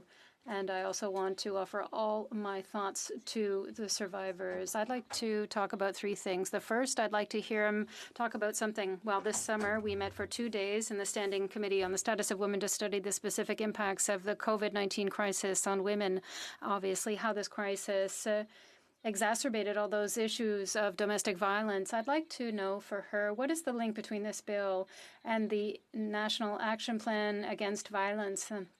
That's why I'd like to know what kind of measures are in this plan and could be in the National Action Plan. So I'd like to have more information on that. I'd also like to hear her talk about the entire issue of prior consent. We are trying to educate and say, what is no? What does no mean? And what does prior consent mean? And the importance of adequately funding groups that support victims, because if we trust a system, often victims also need a little bit of help. And the 50 million she talked about during the pandemic, I think it takes more than that to help that these groups have adequate funding to support victims and help them through the legal process and do the work ahead of time because there's all that rape crisis, rape culture. And she concluded her speech talking about rape culture, and I'd like to hear her comments on this. The Honourable Minister for Women and Equality. How much time do I have for my response? I see your finger going like this. Okay. First of all, I'm grateful to my colleague for her strong advocacy. Her first speech in the House of Commons was on December 6th, shortly after we all came together for this new parliament, and I appreciate that. Second, the National Action Plan on Gender-Based Violence is in the works. We have received agreement in principle from my honourable counterparts in provinces and territories to move forward with this.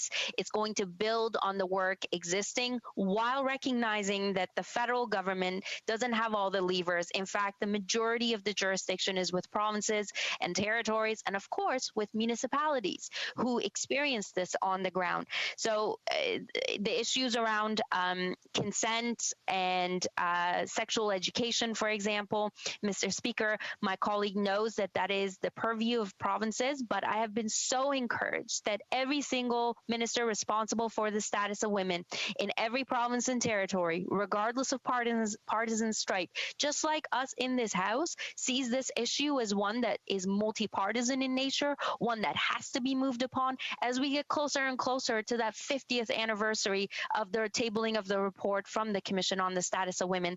I'd love to speak with her more, and of course, I welcome every colleague who cares about this issue to reach out to me. Together, we can turn this into Questions and comments. The Honourable Member for London, Fanshawe. Thank you, Mr. Speaker, and I appreciate the Honourable Minister's comments on this. I would actually like to build off of my colleague for Shefford's comments on the National Action Plan for Gender-Based Violence. The Liberal government has been talking about bringing this forward since 2015, and so many groups recognize that throughout COVID, I mean, before COVID, this was an issue. Obviously, throughout COVID, it's become even more of an issue, but that we're able to work together to quickly move on this. Groups are calling for a coherent, coordinated, well-resourced national action plan. And to build off of that, I would like to actually hear about a specific timeline and a deadline for when we can expect that action plan. Thank you, Mr. Speaker. The Honourable Minister for Women and Gender Equality. Mr. Speaker, my predecessor is the Minister of Health on this file, and when she came in and you know, she was ready to move forward with the National Action Plan, and we used to sit really close to each other in the House of Commons, so we'd gab about this. She was horrified, and I was surprised that the federal government, the government of Canada, 150 years after Confederation, did not have a coordinated plan within its House to address and prevent gender-based violence. So before we leapt to a national plan to get support from provinces and territories who have been leading on this file, we had to get our house in order. And that's what the federal strategy to address and prevent gender-based violence is about, and we've been implementing that. We brought back for the first time ever, for the first time since 1998, a survey on gender-based violence. We stopped surveying that, Mr. Speaker. We were able to increase more than 5-fold support for frontline organizations. And of course, we are working with the very partners my colleague referred to. The timeline is now. The work is happening now. We are moving forward now, and we are moving forward now in tandem with the work being done with the calls to justice around the MMIWG inquiry. Mr. Speaker, I want to thank my colleague for her incredible work and her advocacy. The story I shared earlier was a story that happened in her backyard in London, and it's not a story unique to her backyard. It happens every 2.5 days in our country. A woman is killed, not just assaulted, but killed. And we have an opportunity in the wake of this god-awful mess that is COVID to honor the survivors who've come before us, to do right by women who clearly make our economy and our communities go around. And enough is enough. Enough is enough. And we have an opportunity in this House with 338 members to do something. There are many members that wish to pose questions and comments, and I appreciate the time. We need to follow the rules with respect to the time that's permitted. There's a list, no less than, I think, 5 members from the Honourable Minister's Party that wish to pose questions here. So we'll take the first one that came up, and that was the Honourable Member for Niagara Centre. The Honourable Member. Thank you, Mr. Speaker. Mr. Speaker, allow me to begin by saying how proud I am to see this bill be tabled in the House of Commons once again. And I encourage all parties to support it, as Canadians deserve to have confidence in our justice system. Mr. Speaker, the training mentioned in this bill will be trauma-informed and include culturally sensitive training to combat myths and stereotypes. Can the Minister of Women and Gender Equality and Rural Economic Development expand on this? The Honourable Minister. Mr. Speaker, first of all, let me say how we are moving forward on this issue. We have to engage men and boys. We have to include men and boys, and to see my male colleagues in this House and outside the House be part of the solution gives me hope that the length of progress moving forward is not going to be as painful and as slow as it's been, because we've got you guys standing with us. I thank him for his question, and in response to his question, let me talk about what rape culture is, right?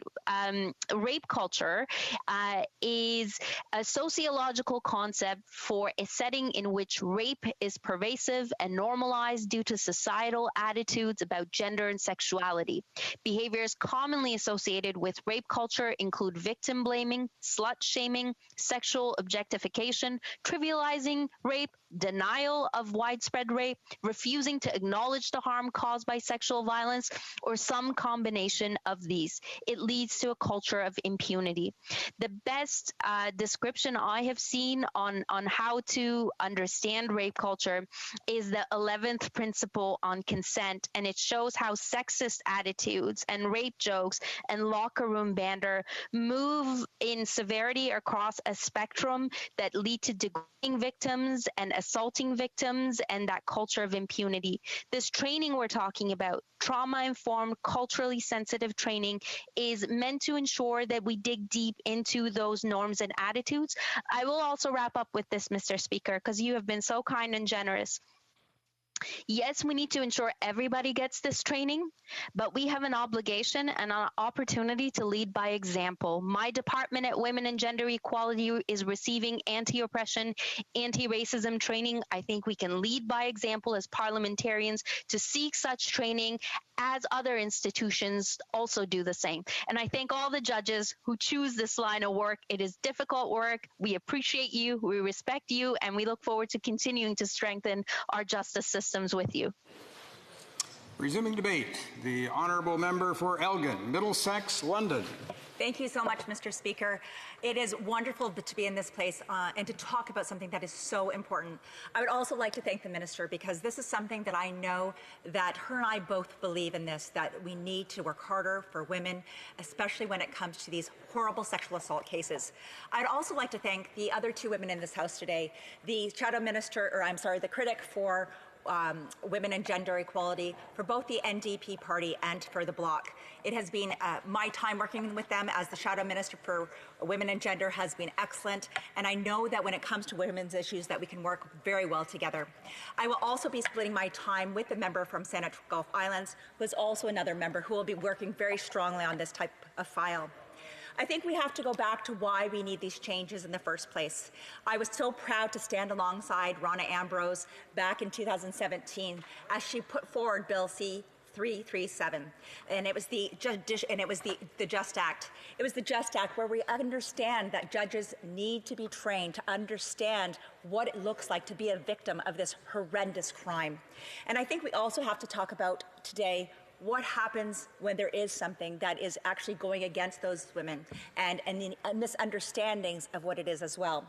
So at the bottom of this, the survivors of sexual assault should never be afraid to come forward to the judicial system. They should never be afraid to pick up the phone and speak to the law enforcement and know that what they're going to be bringing forward, how urgent and how necessary it is for it to be appropriately looked at. There was a report back in 2014, and this is pretty much what kicked off Bill C-337. And it was a report called A Survey of Survivors of Sexual Violence in 3 Canadian cities, and it was published by the Department of Justice. We look at some of these things when we talk about women, and you know, we have seen so many cases. We have seen so many movies. I can still think of the movie with Jodie Foster. It was back in the 80s, and you know, at that time, because of who she was, because of the way she looked, because of her poverty levels, those things were used against her, and they did not believe her. And sure, it was a story that was fictional at the time, but it's based on so many women's lives. And I think this is something that we really need to focus on. There are instances where when you are a person who is a victim of this horrendous crime, that you are being judged and judged for your personal history.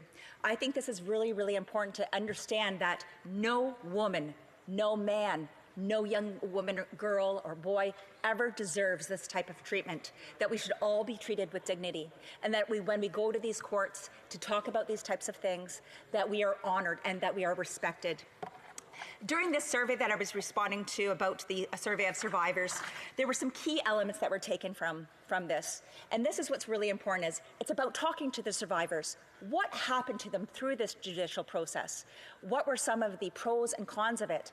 And part of the problem that we're hearing all the time is people aren't going to come forward if they feel disrespected, if they feel violated once again. They are concerned about the trauma from the sexual violence. And we need to have empathetic people who are trained, such as our judges.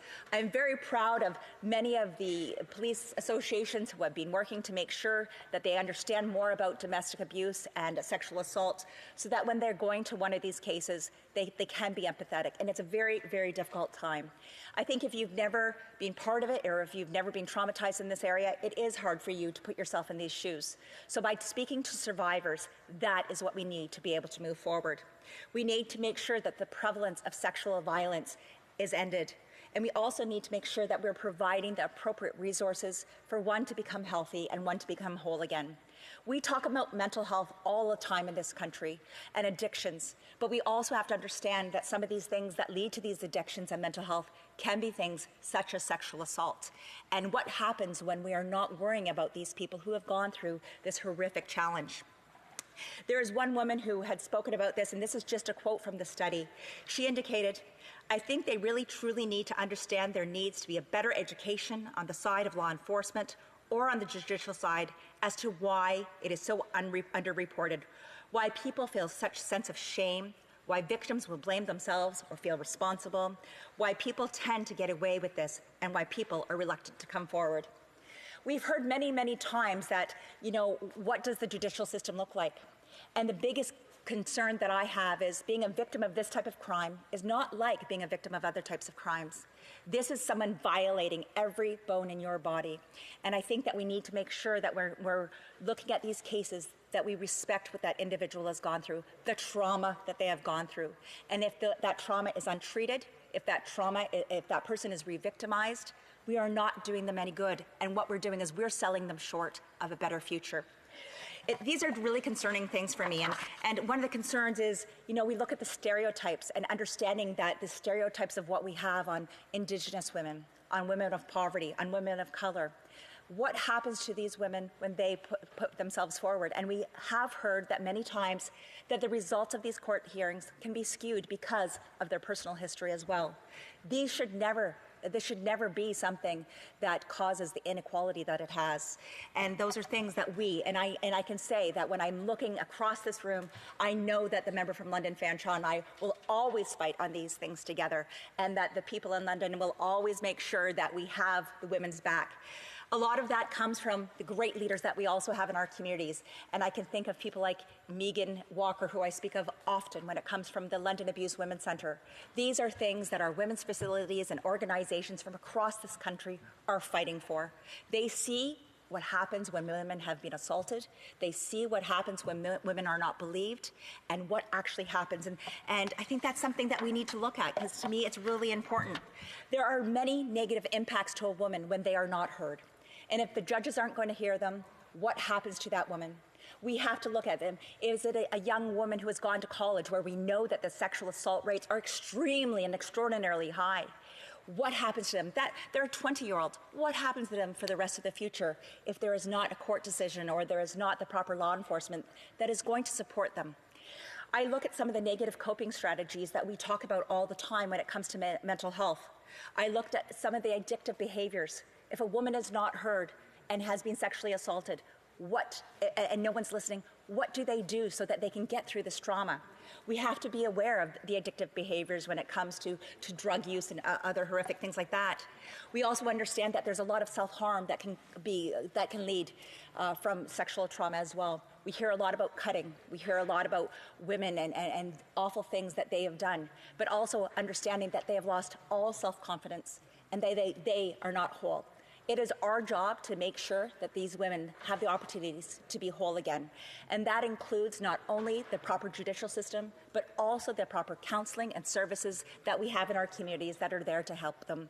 And that is why when I talk about the London Abused Women's Centre, I know that we have a great facility in our own community, and I can only hope that across this country that we can have these types of programs from coast to coast to coast, and for our member from Haldimand, Norfolk to coast. We also have to understand that after this, there are many suicides. Many of these people that have not been heard, they do take their lives, and that just is not appropriate. There's also great isolation. And we have seen, even over the last 6 months, what happens through isolation. We've seen this with COVID-19. We have seen some horrific things, and we've seen many, many people lose their lives because of that. We also have to see the avoidance and the seeking attention. There's so many scenarios that can happen to a woman who has not been heard. And finally, we have to look at the unhealthy relationships, because this is something that I think is, we see this trend, and it's so, you sit back and as a woman who has maybe not been traumatized in your life, you continue to wonder, why would a woman go back to that type of relationship? But if we're not there to support them, they know no better. They do not know that there are men that are wonderful in this world that will take your hand and walk through you and treat you with exactly how you should be treated. And like I said, you should be treated like gold. I'm very fortunate because I have that husband who stands alongside me, but not everybody has that person in their lives. So it's really important. And as the minister had said, it's not just about women advocating for women, but it's also for men. And I know that within this chamber, I am looking at 338 members of parliament that are all on the same side. And that's what matters here. I know that my own colleagues support me. And as a woman, that is what continues to create the confidence and continues to make me be able to reach for the stars. I am so proud of the type of caucus that I work with. I think today I saw the London Free Press, one of our local newspapers, they put up a story this morning, and I say I'm almost out of time, about a young girl who has been sexually assaulted in the London East area at a bus stop. We need to make sure that we're there for that young woman who was just assaulted this morning. We need to make sure that we listen, and we need to make sure that they are they are able to go through the process fairly. I thank you, Mr. Speaker, for this time, and I thank all Canadians for listening. Thank you.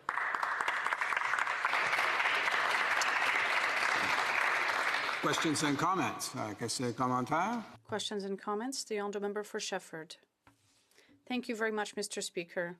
I'd like to thank my colleague, and I was lucky to work with her on the Status of Women Committee this summer. And, well, I still find it too bad that we prorogued the Parliament, because we perhaps could have looked at a report on the impacts of COVID on women and on domestic violence. But unfortunately, we had just started that work and it was shut down. But I'd like to hear what she has to say about the importance of the bill. And I was wondering why during the last session, all the parties in the House were ready to vote on C5 except the Conservatives. How does she justify this? And how come we're still debating this bill now, which seems to be unanimous in terms of its importance? London. I really thank the member for that question. I think we saw some horrific stories that came out of Quebec when we talked about an offender who was released and that evening killed a prostitute. That was something that we know that this person had violence in his life. We know that there were many reports that came out that this person should not be left on day parole. And unfortunately, the parole officer had advised that client who had been in that jail that he could buy sex. To me, a person who has killed another woman, and at that time he used a hammer to kill this young woman, This is not the type of person we want on our streets. And so one of the things that we were looking at amending was making sure that parole officers were also engaged in this process. Thank you. Questions and comments by video conference. The Honourable Parliamentary Secretary to the Minister of Indigenous Services. Thank you, Mr. Speaker, and I thank the honourable member for her speech, and I want to especially thank her for her leadership at the Status of Women Committee, both as a member of the committee, but also more importantly as chair of the committee, where she did just tremendous work, and it's a real loss to that committee that she's moved on. We were both part of the committee when we studied this bill originally, and we know that most sexual assault trials are actually held at provincial court. But having said that, I wondered if she could comment on the importance of the federal government providing leadership by doing this training for federally appointed judges, and whether she thinks it sends a messages to the provinces to also follow suit. Thank you, Mr. Speaker. The Honourable Member for Elgin Middlesex London. Thank you very much, and it was wonderful working with that member as well on the Status of Women Committee. It's a neat committee because, you know, we don't always agree on everything, but at the end of the day, we do have quite a bond, and I'm looking at other members on that. You know, this is exactly what we need to do, and I understand that we do need to send that signal out to the provinces. This morning I asked the Minister of Justice regarding a case that had happened regarding intoxication, where that was used as the right for somebody, or actually it was appealed, giving a person the right to be able to say, you know, it's my charter rights, and at the end of the day, the person who was being accused, that perpetrator, he was not going to be, or he or she was not going to be held accountable for the sexual assault case that happened. So there are great challenges and great concerns, and I think that any person who is dealing with trauma should have this type of training, regardless of whether it's sexual assault, family abuse, any of those things. There needs to be that empathetic training. We need to make sure that we provide all of those resources and tools, because this is about compassion. So thank you very much. Questions and comments? The Honourable Member for London Fanshawe. Thank you, Mr. Speaker. I wanted to also thank the member for Elgin Middlesex London. She has been a wonderful partner in our area and advocate for women. And I will miss her at Status of Women Committee, but I hope that we will continue to be able to look at these incredible problems that women are facing right now. She spoke a lot about women's voices being heard and having somebody to turn to. And I think about the incredible organizations in our city of London. She mentioned the London Abused Women's Centre. There are places like ANOVA and My Sister's Place, the YWCA. They are all at this time during COVID struggling. But they are the organizations that women turn to have their voices heard. So something that I've been pushing for, I know that these women's organizations have been pushing for, is a commitment from this government for long-term, stable core funding, and I'd love to hear the member's response to that question. Thank you very much. Honourable Member for Elgin Middlesex London. It's really funny because this is probably one of the most challenging questions I've been asked, because I really believe what the role of the federal government versus the provincial government, so it's really hard for me.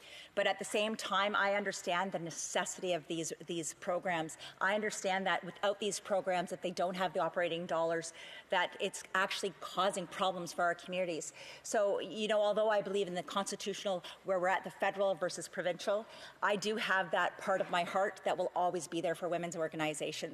So I would say we need to continue to make sure that they have all of the supports that we can do, whether it's the social transfers to make sure they're earmarked for these types of things, whether it's shelters or counseling. We need to make sure that we can do better. Thank you very much.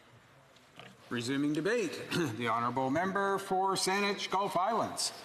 Thank you, Mr. Speaker. It's an honour to rise today on the traditional territory of the Algonquin Nation, the Nemagense Miigwech, for enormous hospitality and patience.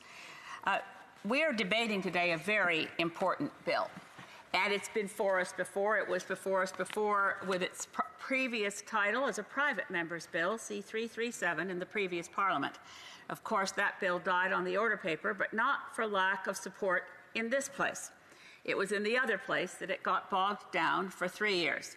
The original author of this bill as a private member's bill, and I can say her name out loud because she's no longer here with us in Parliament, was of course Rona Ambrose, who played many distinguished roles in the cabinet of the previous Conservative government, and ultimately, when she brought this bill forward, was interim leader of the Conservative Party.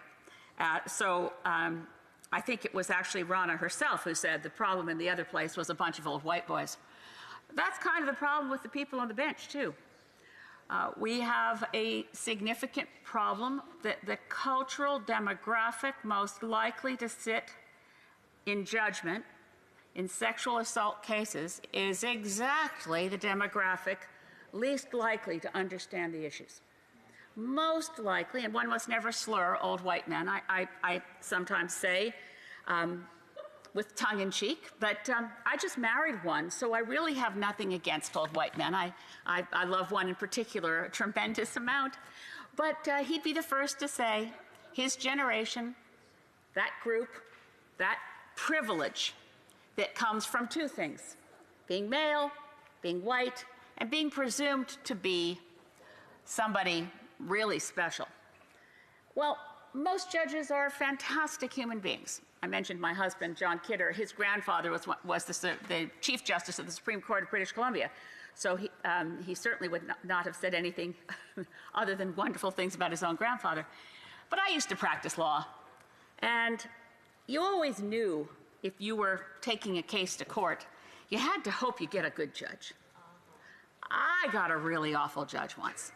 I have to tell you, I wasn't even called to the bar yet when I went to court both as plaintiff and lawyer with a group of Cape Bretoners trying to stop the aerial spraying of Agent Orange on all of us. This was in 1982. The government of the day had approved aerial spraying with Agent Orange over Nova Scotians. We managed to fight it enough that they changed it to spraying from the ground, and then we went to court. It was a class action. My family lost all of our land, and in a bill of costs to Scott Paper. It was a very ugly case, and in the end, after a one-year-long trial, well, one from beginning to end, but the actual court case, we were in court before the Supreme Court of Nova Scotia for a full month, making the case that Agent Orange had caused damaged birth defects, cancer in Vietnam. It had been found in groundwater. It was a long, complicated case, but the judge we had, it was his first big case, ruled that Agent Orange was safe and that we were actually bad people for having bothered the Nova Scotia government with our complaints. Now, I mention that because the very next big case this judge got was a sexual assault case. And once again, his words made headlines because he did find the assailant guilty of sexual assault. But the penalty was basically a slap on the wrist because he said from the bench this was not a particularly violent rape. So the assailant found guilty of rape wasn't really punishable because he had not used a lot of violence. I just went through searching for the name of that case. I mean, we know the name of the judge has been referenced frequently in debate today, who said to the victim, why could you not keep your knees together? That the victim's attempts to fight off her assailant had been feeble, and therefore the judge chose not to believe the victim, and the assailant was initially acquitted. That case was in 2016, and our ability to find things through search engines is pretty good for recent history. So that was Judge Robin Camp. It was a Calgary case, and I think there's no stretch to know that that led quite directly to the Honourable Rana Ambrose bringing it forward as a private member's bill that judges needed training. So the case I referenced of it wasn't a particularly violent rape, I'm sure if I could get to a law library, I know I'd find it because it's in the Nova Scotia reported cases from around, I think, 1984. The judge, of course, when I go to search, I discovered that he passed away just in May of this year. So there are nothing but laudatory obituaries for the sterling character of the judge who found that Agent Orange was safe and that the victim in this matter didn't really deserve justice because the rape hadn't been sufficiently violent. I won't mention his name out of respect for the dead. But there are judges out there who need more than training. And we need this piece of legislation to pass. Now, we know that there is more at stake here to get justice for women who experience sexual violence. We know that there are recommendations after recommendations that are critical and that have not yet had any government response officially in the inquiry on missing and murdered Indigenous women and girls.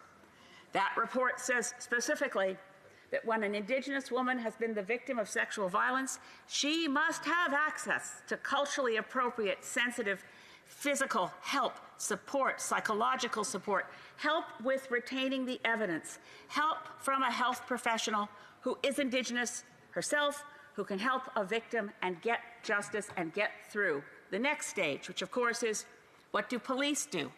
We know there's been, the minister herself, the Minister for Status of Women, made the case just moments ago, that quite often it's the police who say, well, we don't find sufficient evidence here. So that notion of unfounded, the pile of cases, I mean, we know that very few women who are sexually assaulted actually report the assault.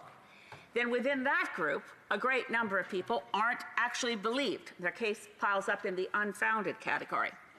When it finally gets to court, you need to know the judge understands enough about sexual assault to know that believing something silly like, well, I guess if I was a victim of rape, I wouldn't have been quiet about it so long. Oh, really? What do you really know about it? You need education. So this bill is urgently needed. There's widespread support. As mentioned, it passed this place very quickly when it was first brought forward in 2017 and then got stuck in the other place and then died on the order paper of prorogation. I commend the government for bringing it back as a government bill. Obviously, it will be much more quickly passed as a government bill than if we were to wait to see who brought it forward as a private member's bill. I also appreciate the changes that were made that expand the notion of education for judges from questions of sexual assault law to include something which in C3 is referred to as the social context. And I know that there are many members of this place who'd like to see social context further amended to make it clear that we're talking about things like systemic racism, intersectionality, poverty, assumptions that are made about sex trade workers, assumptions that are made about the marginalized, assumptions that are inherently discriminatory towards women. So in looking at the social context piece, I know there will be some desire to amend the bill to bring it into a fuller understanding that we could actually use this legislation to deal with issues with which we are now far more seized. Questions of, for example, systemic racism in police forces, systemic racism within on the benches of our courts. We could maybe deal with more issues with amendments. So in order to make sure I don't run out of time, Mr. Speaker, I want to turn to what I hope will be acceptable to all members in this place, and that is a proposed motion that I hope that if you seek it, you will find unanimous consent to speed up this bill, to help us get it to committee faster and skip the second reading stage. That's my intent here. This is how it would read. Mr. Speaker, that notwithstanding any standing order or usual practice of the House, at the conclusion of government orders today, or when no member rises in debate, whichever is earlier, the Speaker shall forthwith put and successfully all questions necessary to dispose of the second reading stage of Bill C3 and act to amend the Judges Act and the Criminal Code, provided that if a recorded division is requested, it shall be deferred until Monday, October 5th, 2020, at the expiry of the time provided for oral questions. I hope this motion's in its proper form. The clerks have it. I apologize to friends on the other side of the House because normally I would run around and speak to each of you personally. I relied on getting it to you electronically. I hope, Mr. Speaker, that if you seek it, you will find unanimous consent to move C3 immediately to committee stage and skip second reading with a possibility for a vote on Monday should other parties require it. Thank you. Thank you, Mr. Speaker. Thank you, colleagues. Does the honourable member for Sandwich Gulf Highlands have the unanimous consent of the House to propose this motion? Do I hear any noes? No. Okay, there is no consent. We'll now go to The honourable member for Cowichan Malahat Langford on a point of order. Yes, Mr. Speaker. It's just following up on the motion that the member for Saanich Gulf Islands brought up. I just really hope that all parties can find a way to reach agreement on Monday and get this bill to committee. Please, we need to get the committee work started on this bill.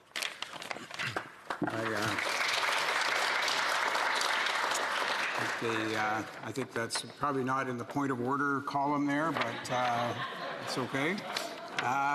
We'll now go to questions and comments. Questions et commentaires?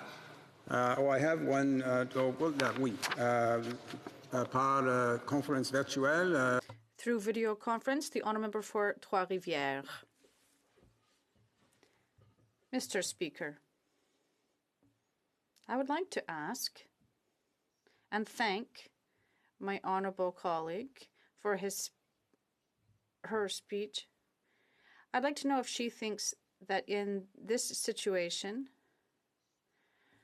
do we give enough credibility to women who are raped? And is this credibility in the story that the minister presented?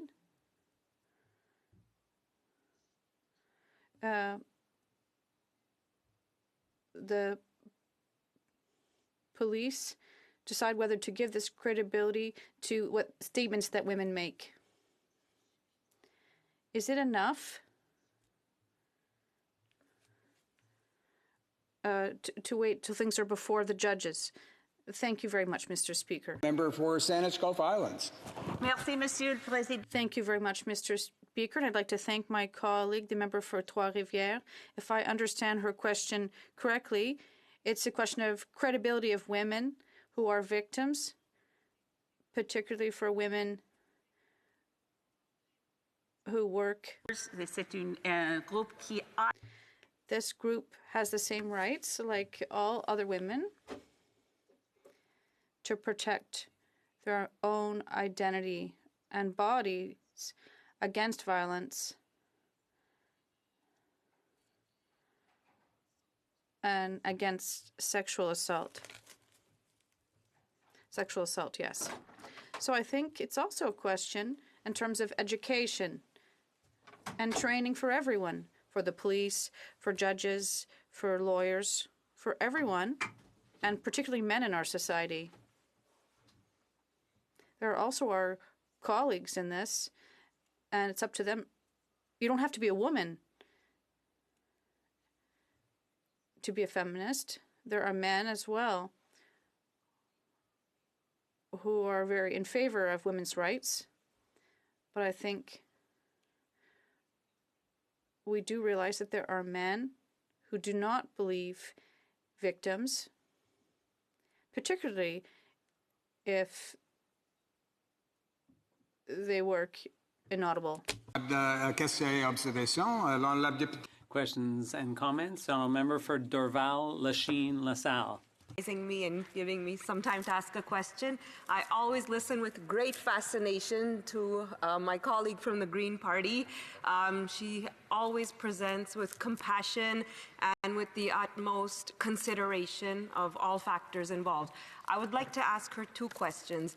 One, if she thinks that more females need to be in the judiciary and more females of diverse backgrounds, as she spoke about Indigenous culture being part of the justice system. And when it comes time to make decisions, when it comes time to listen to these victims, that there has to be cultural sensitivity.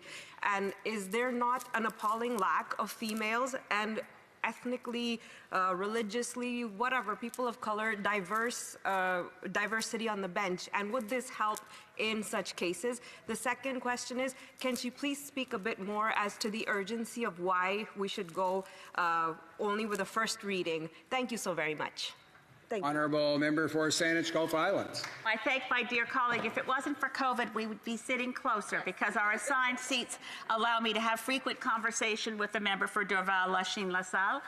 I would absolutely agree that the demographics of the bench are pale, male, and stale. It's just what it is.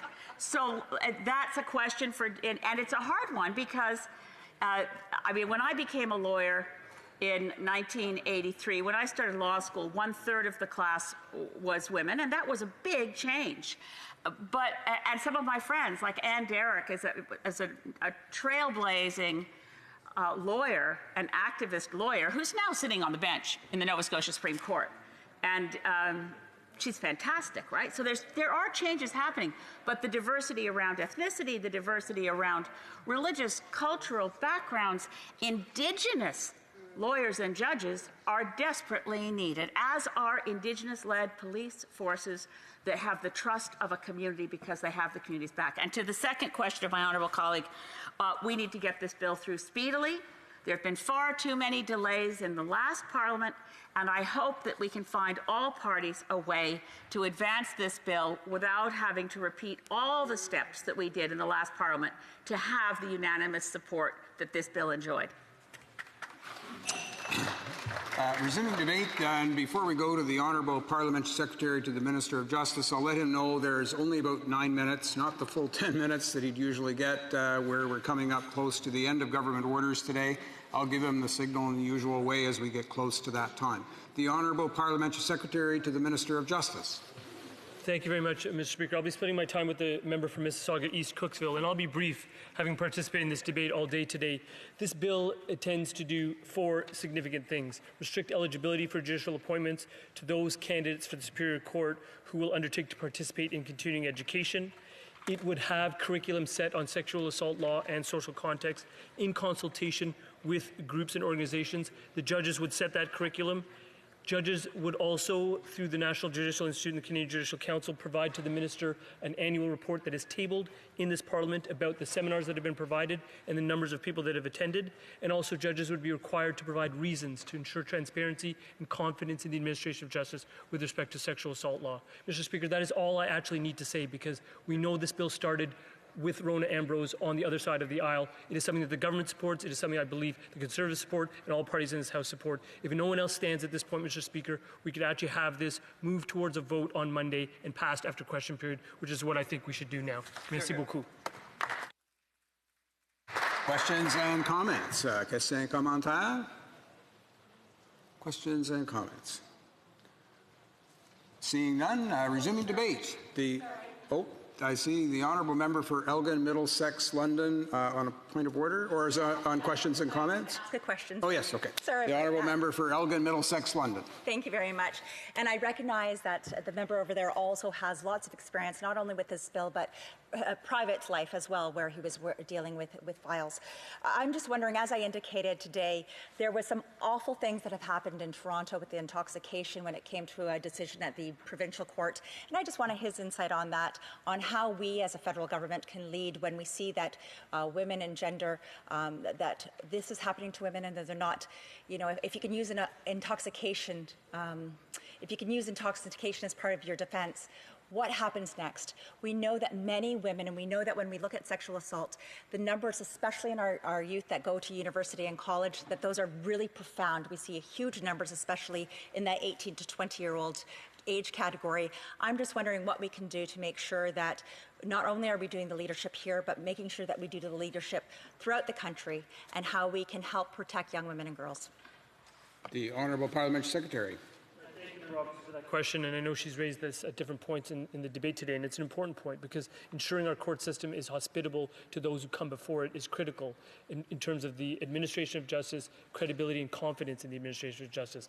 Nowhere is this more acute than in the context of a survivor of sexual assault. The situation that she raises, as the Minister outlined earlier today, is something that touches on the provincial responsibility for the administration of justice. The issue of how that case proceeds and appeals that follow therefrom are the purview of the Provincial Attorney General in that case. It is something that we're following closely as we work collaboratively with all parties in this House towards ensuring that hospitable and sensitized court environment for sexual assault survivors, among many others. Merci.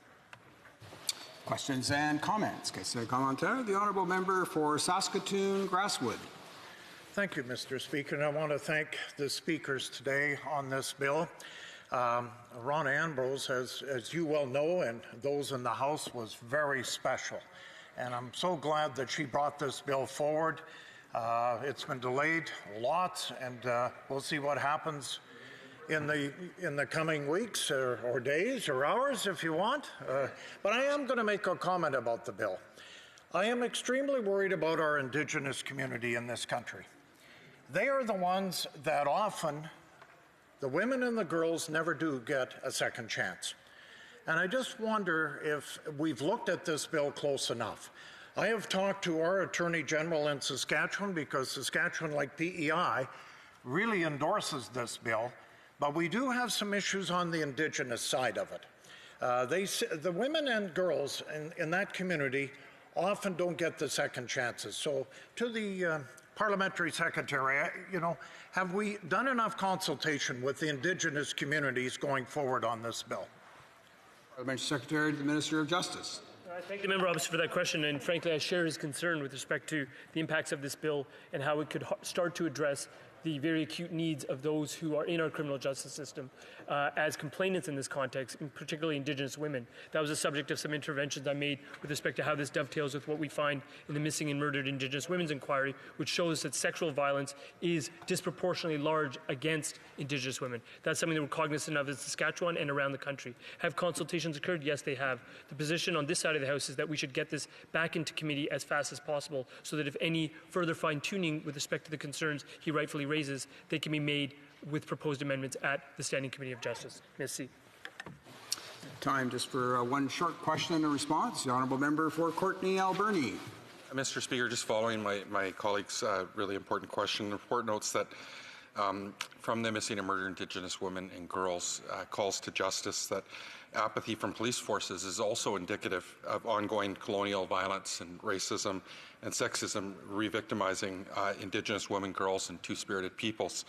Will the Liberals commit to also extending the proposed sexual assault and social context to police services? This is something that certainly needs to be looked at, and I hope that the government is considering this right now, in light of certainly the conversation that we've been having here in Canada, and I'm hoping that we can get a response.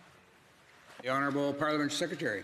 I thank the member opposite for that important question. I'd say to him, as a procedural matter, that proposal, as valid as it is, would be beyond the scope of this bill, which is targeting judges. But I think there's a lot of validity in what he's raising, and I would point him to the fact that the Minister of Public Safety's mandate letter does talk about the need for cultural competency and unconscious bias training for law enforcement agents. So should that type of training be occurring with our federally regulated law enforcement officials? Absolutely it should, because as the MMIWG rightfully identified, this is part of the problems with systemic racism and discrimination against the Indigenous community in this country. Merci.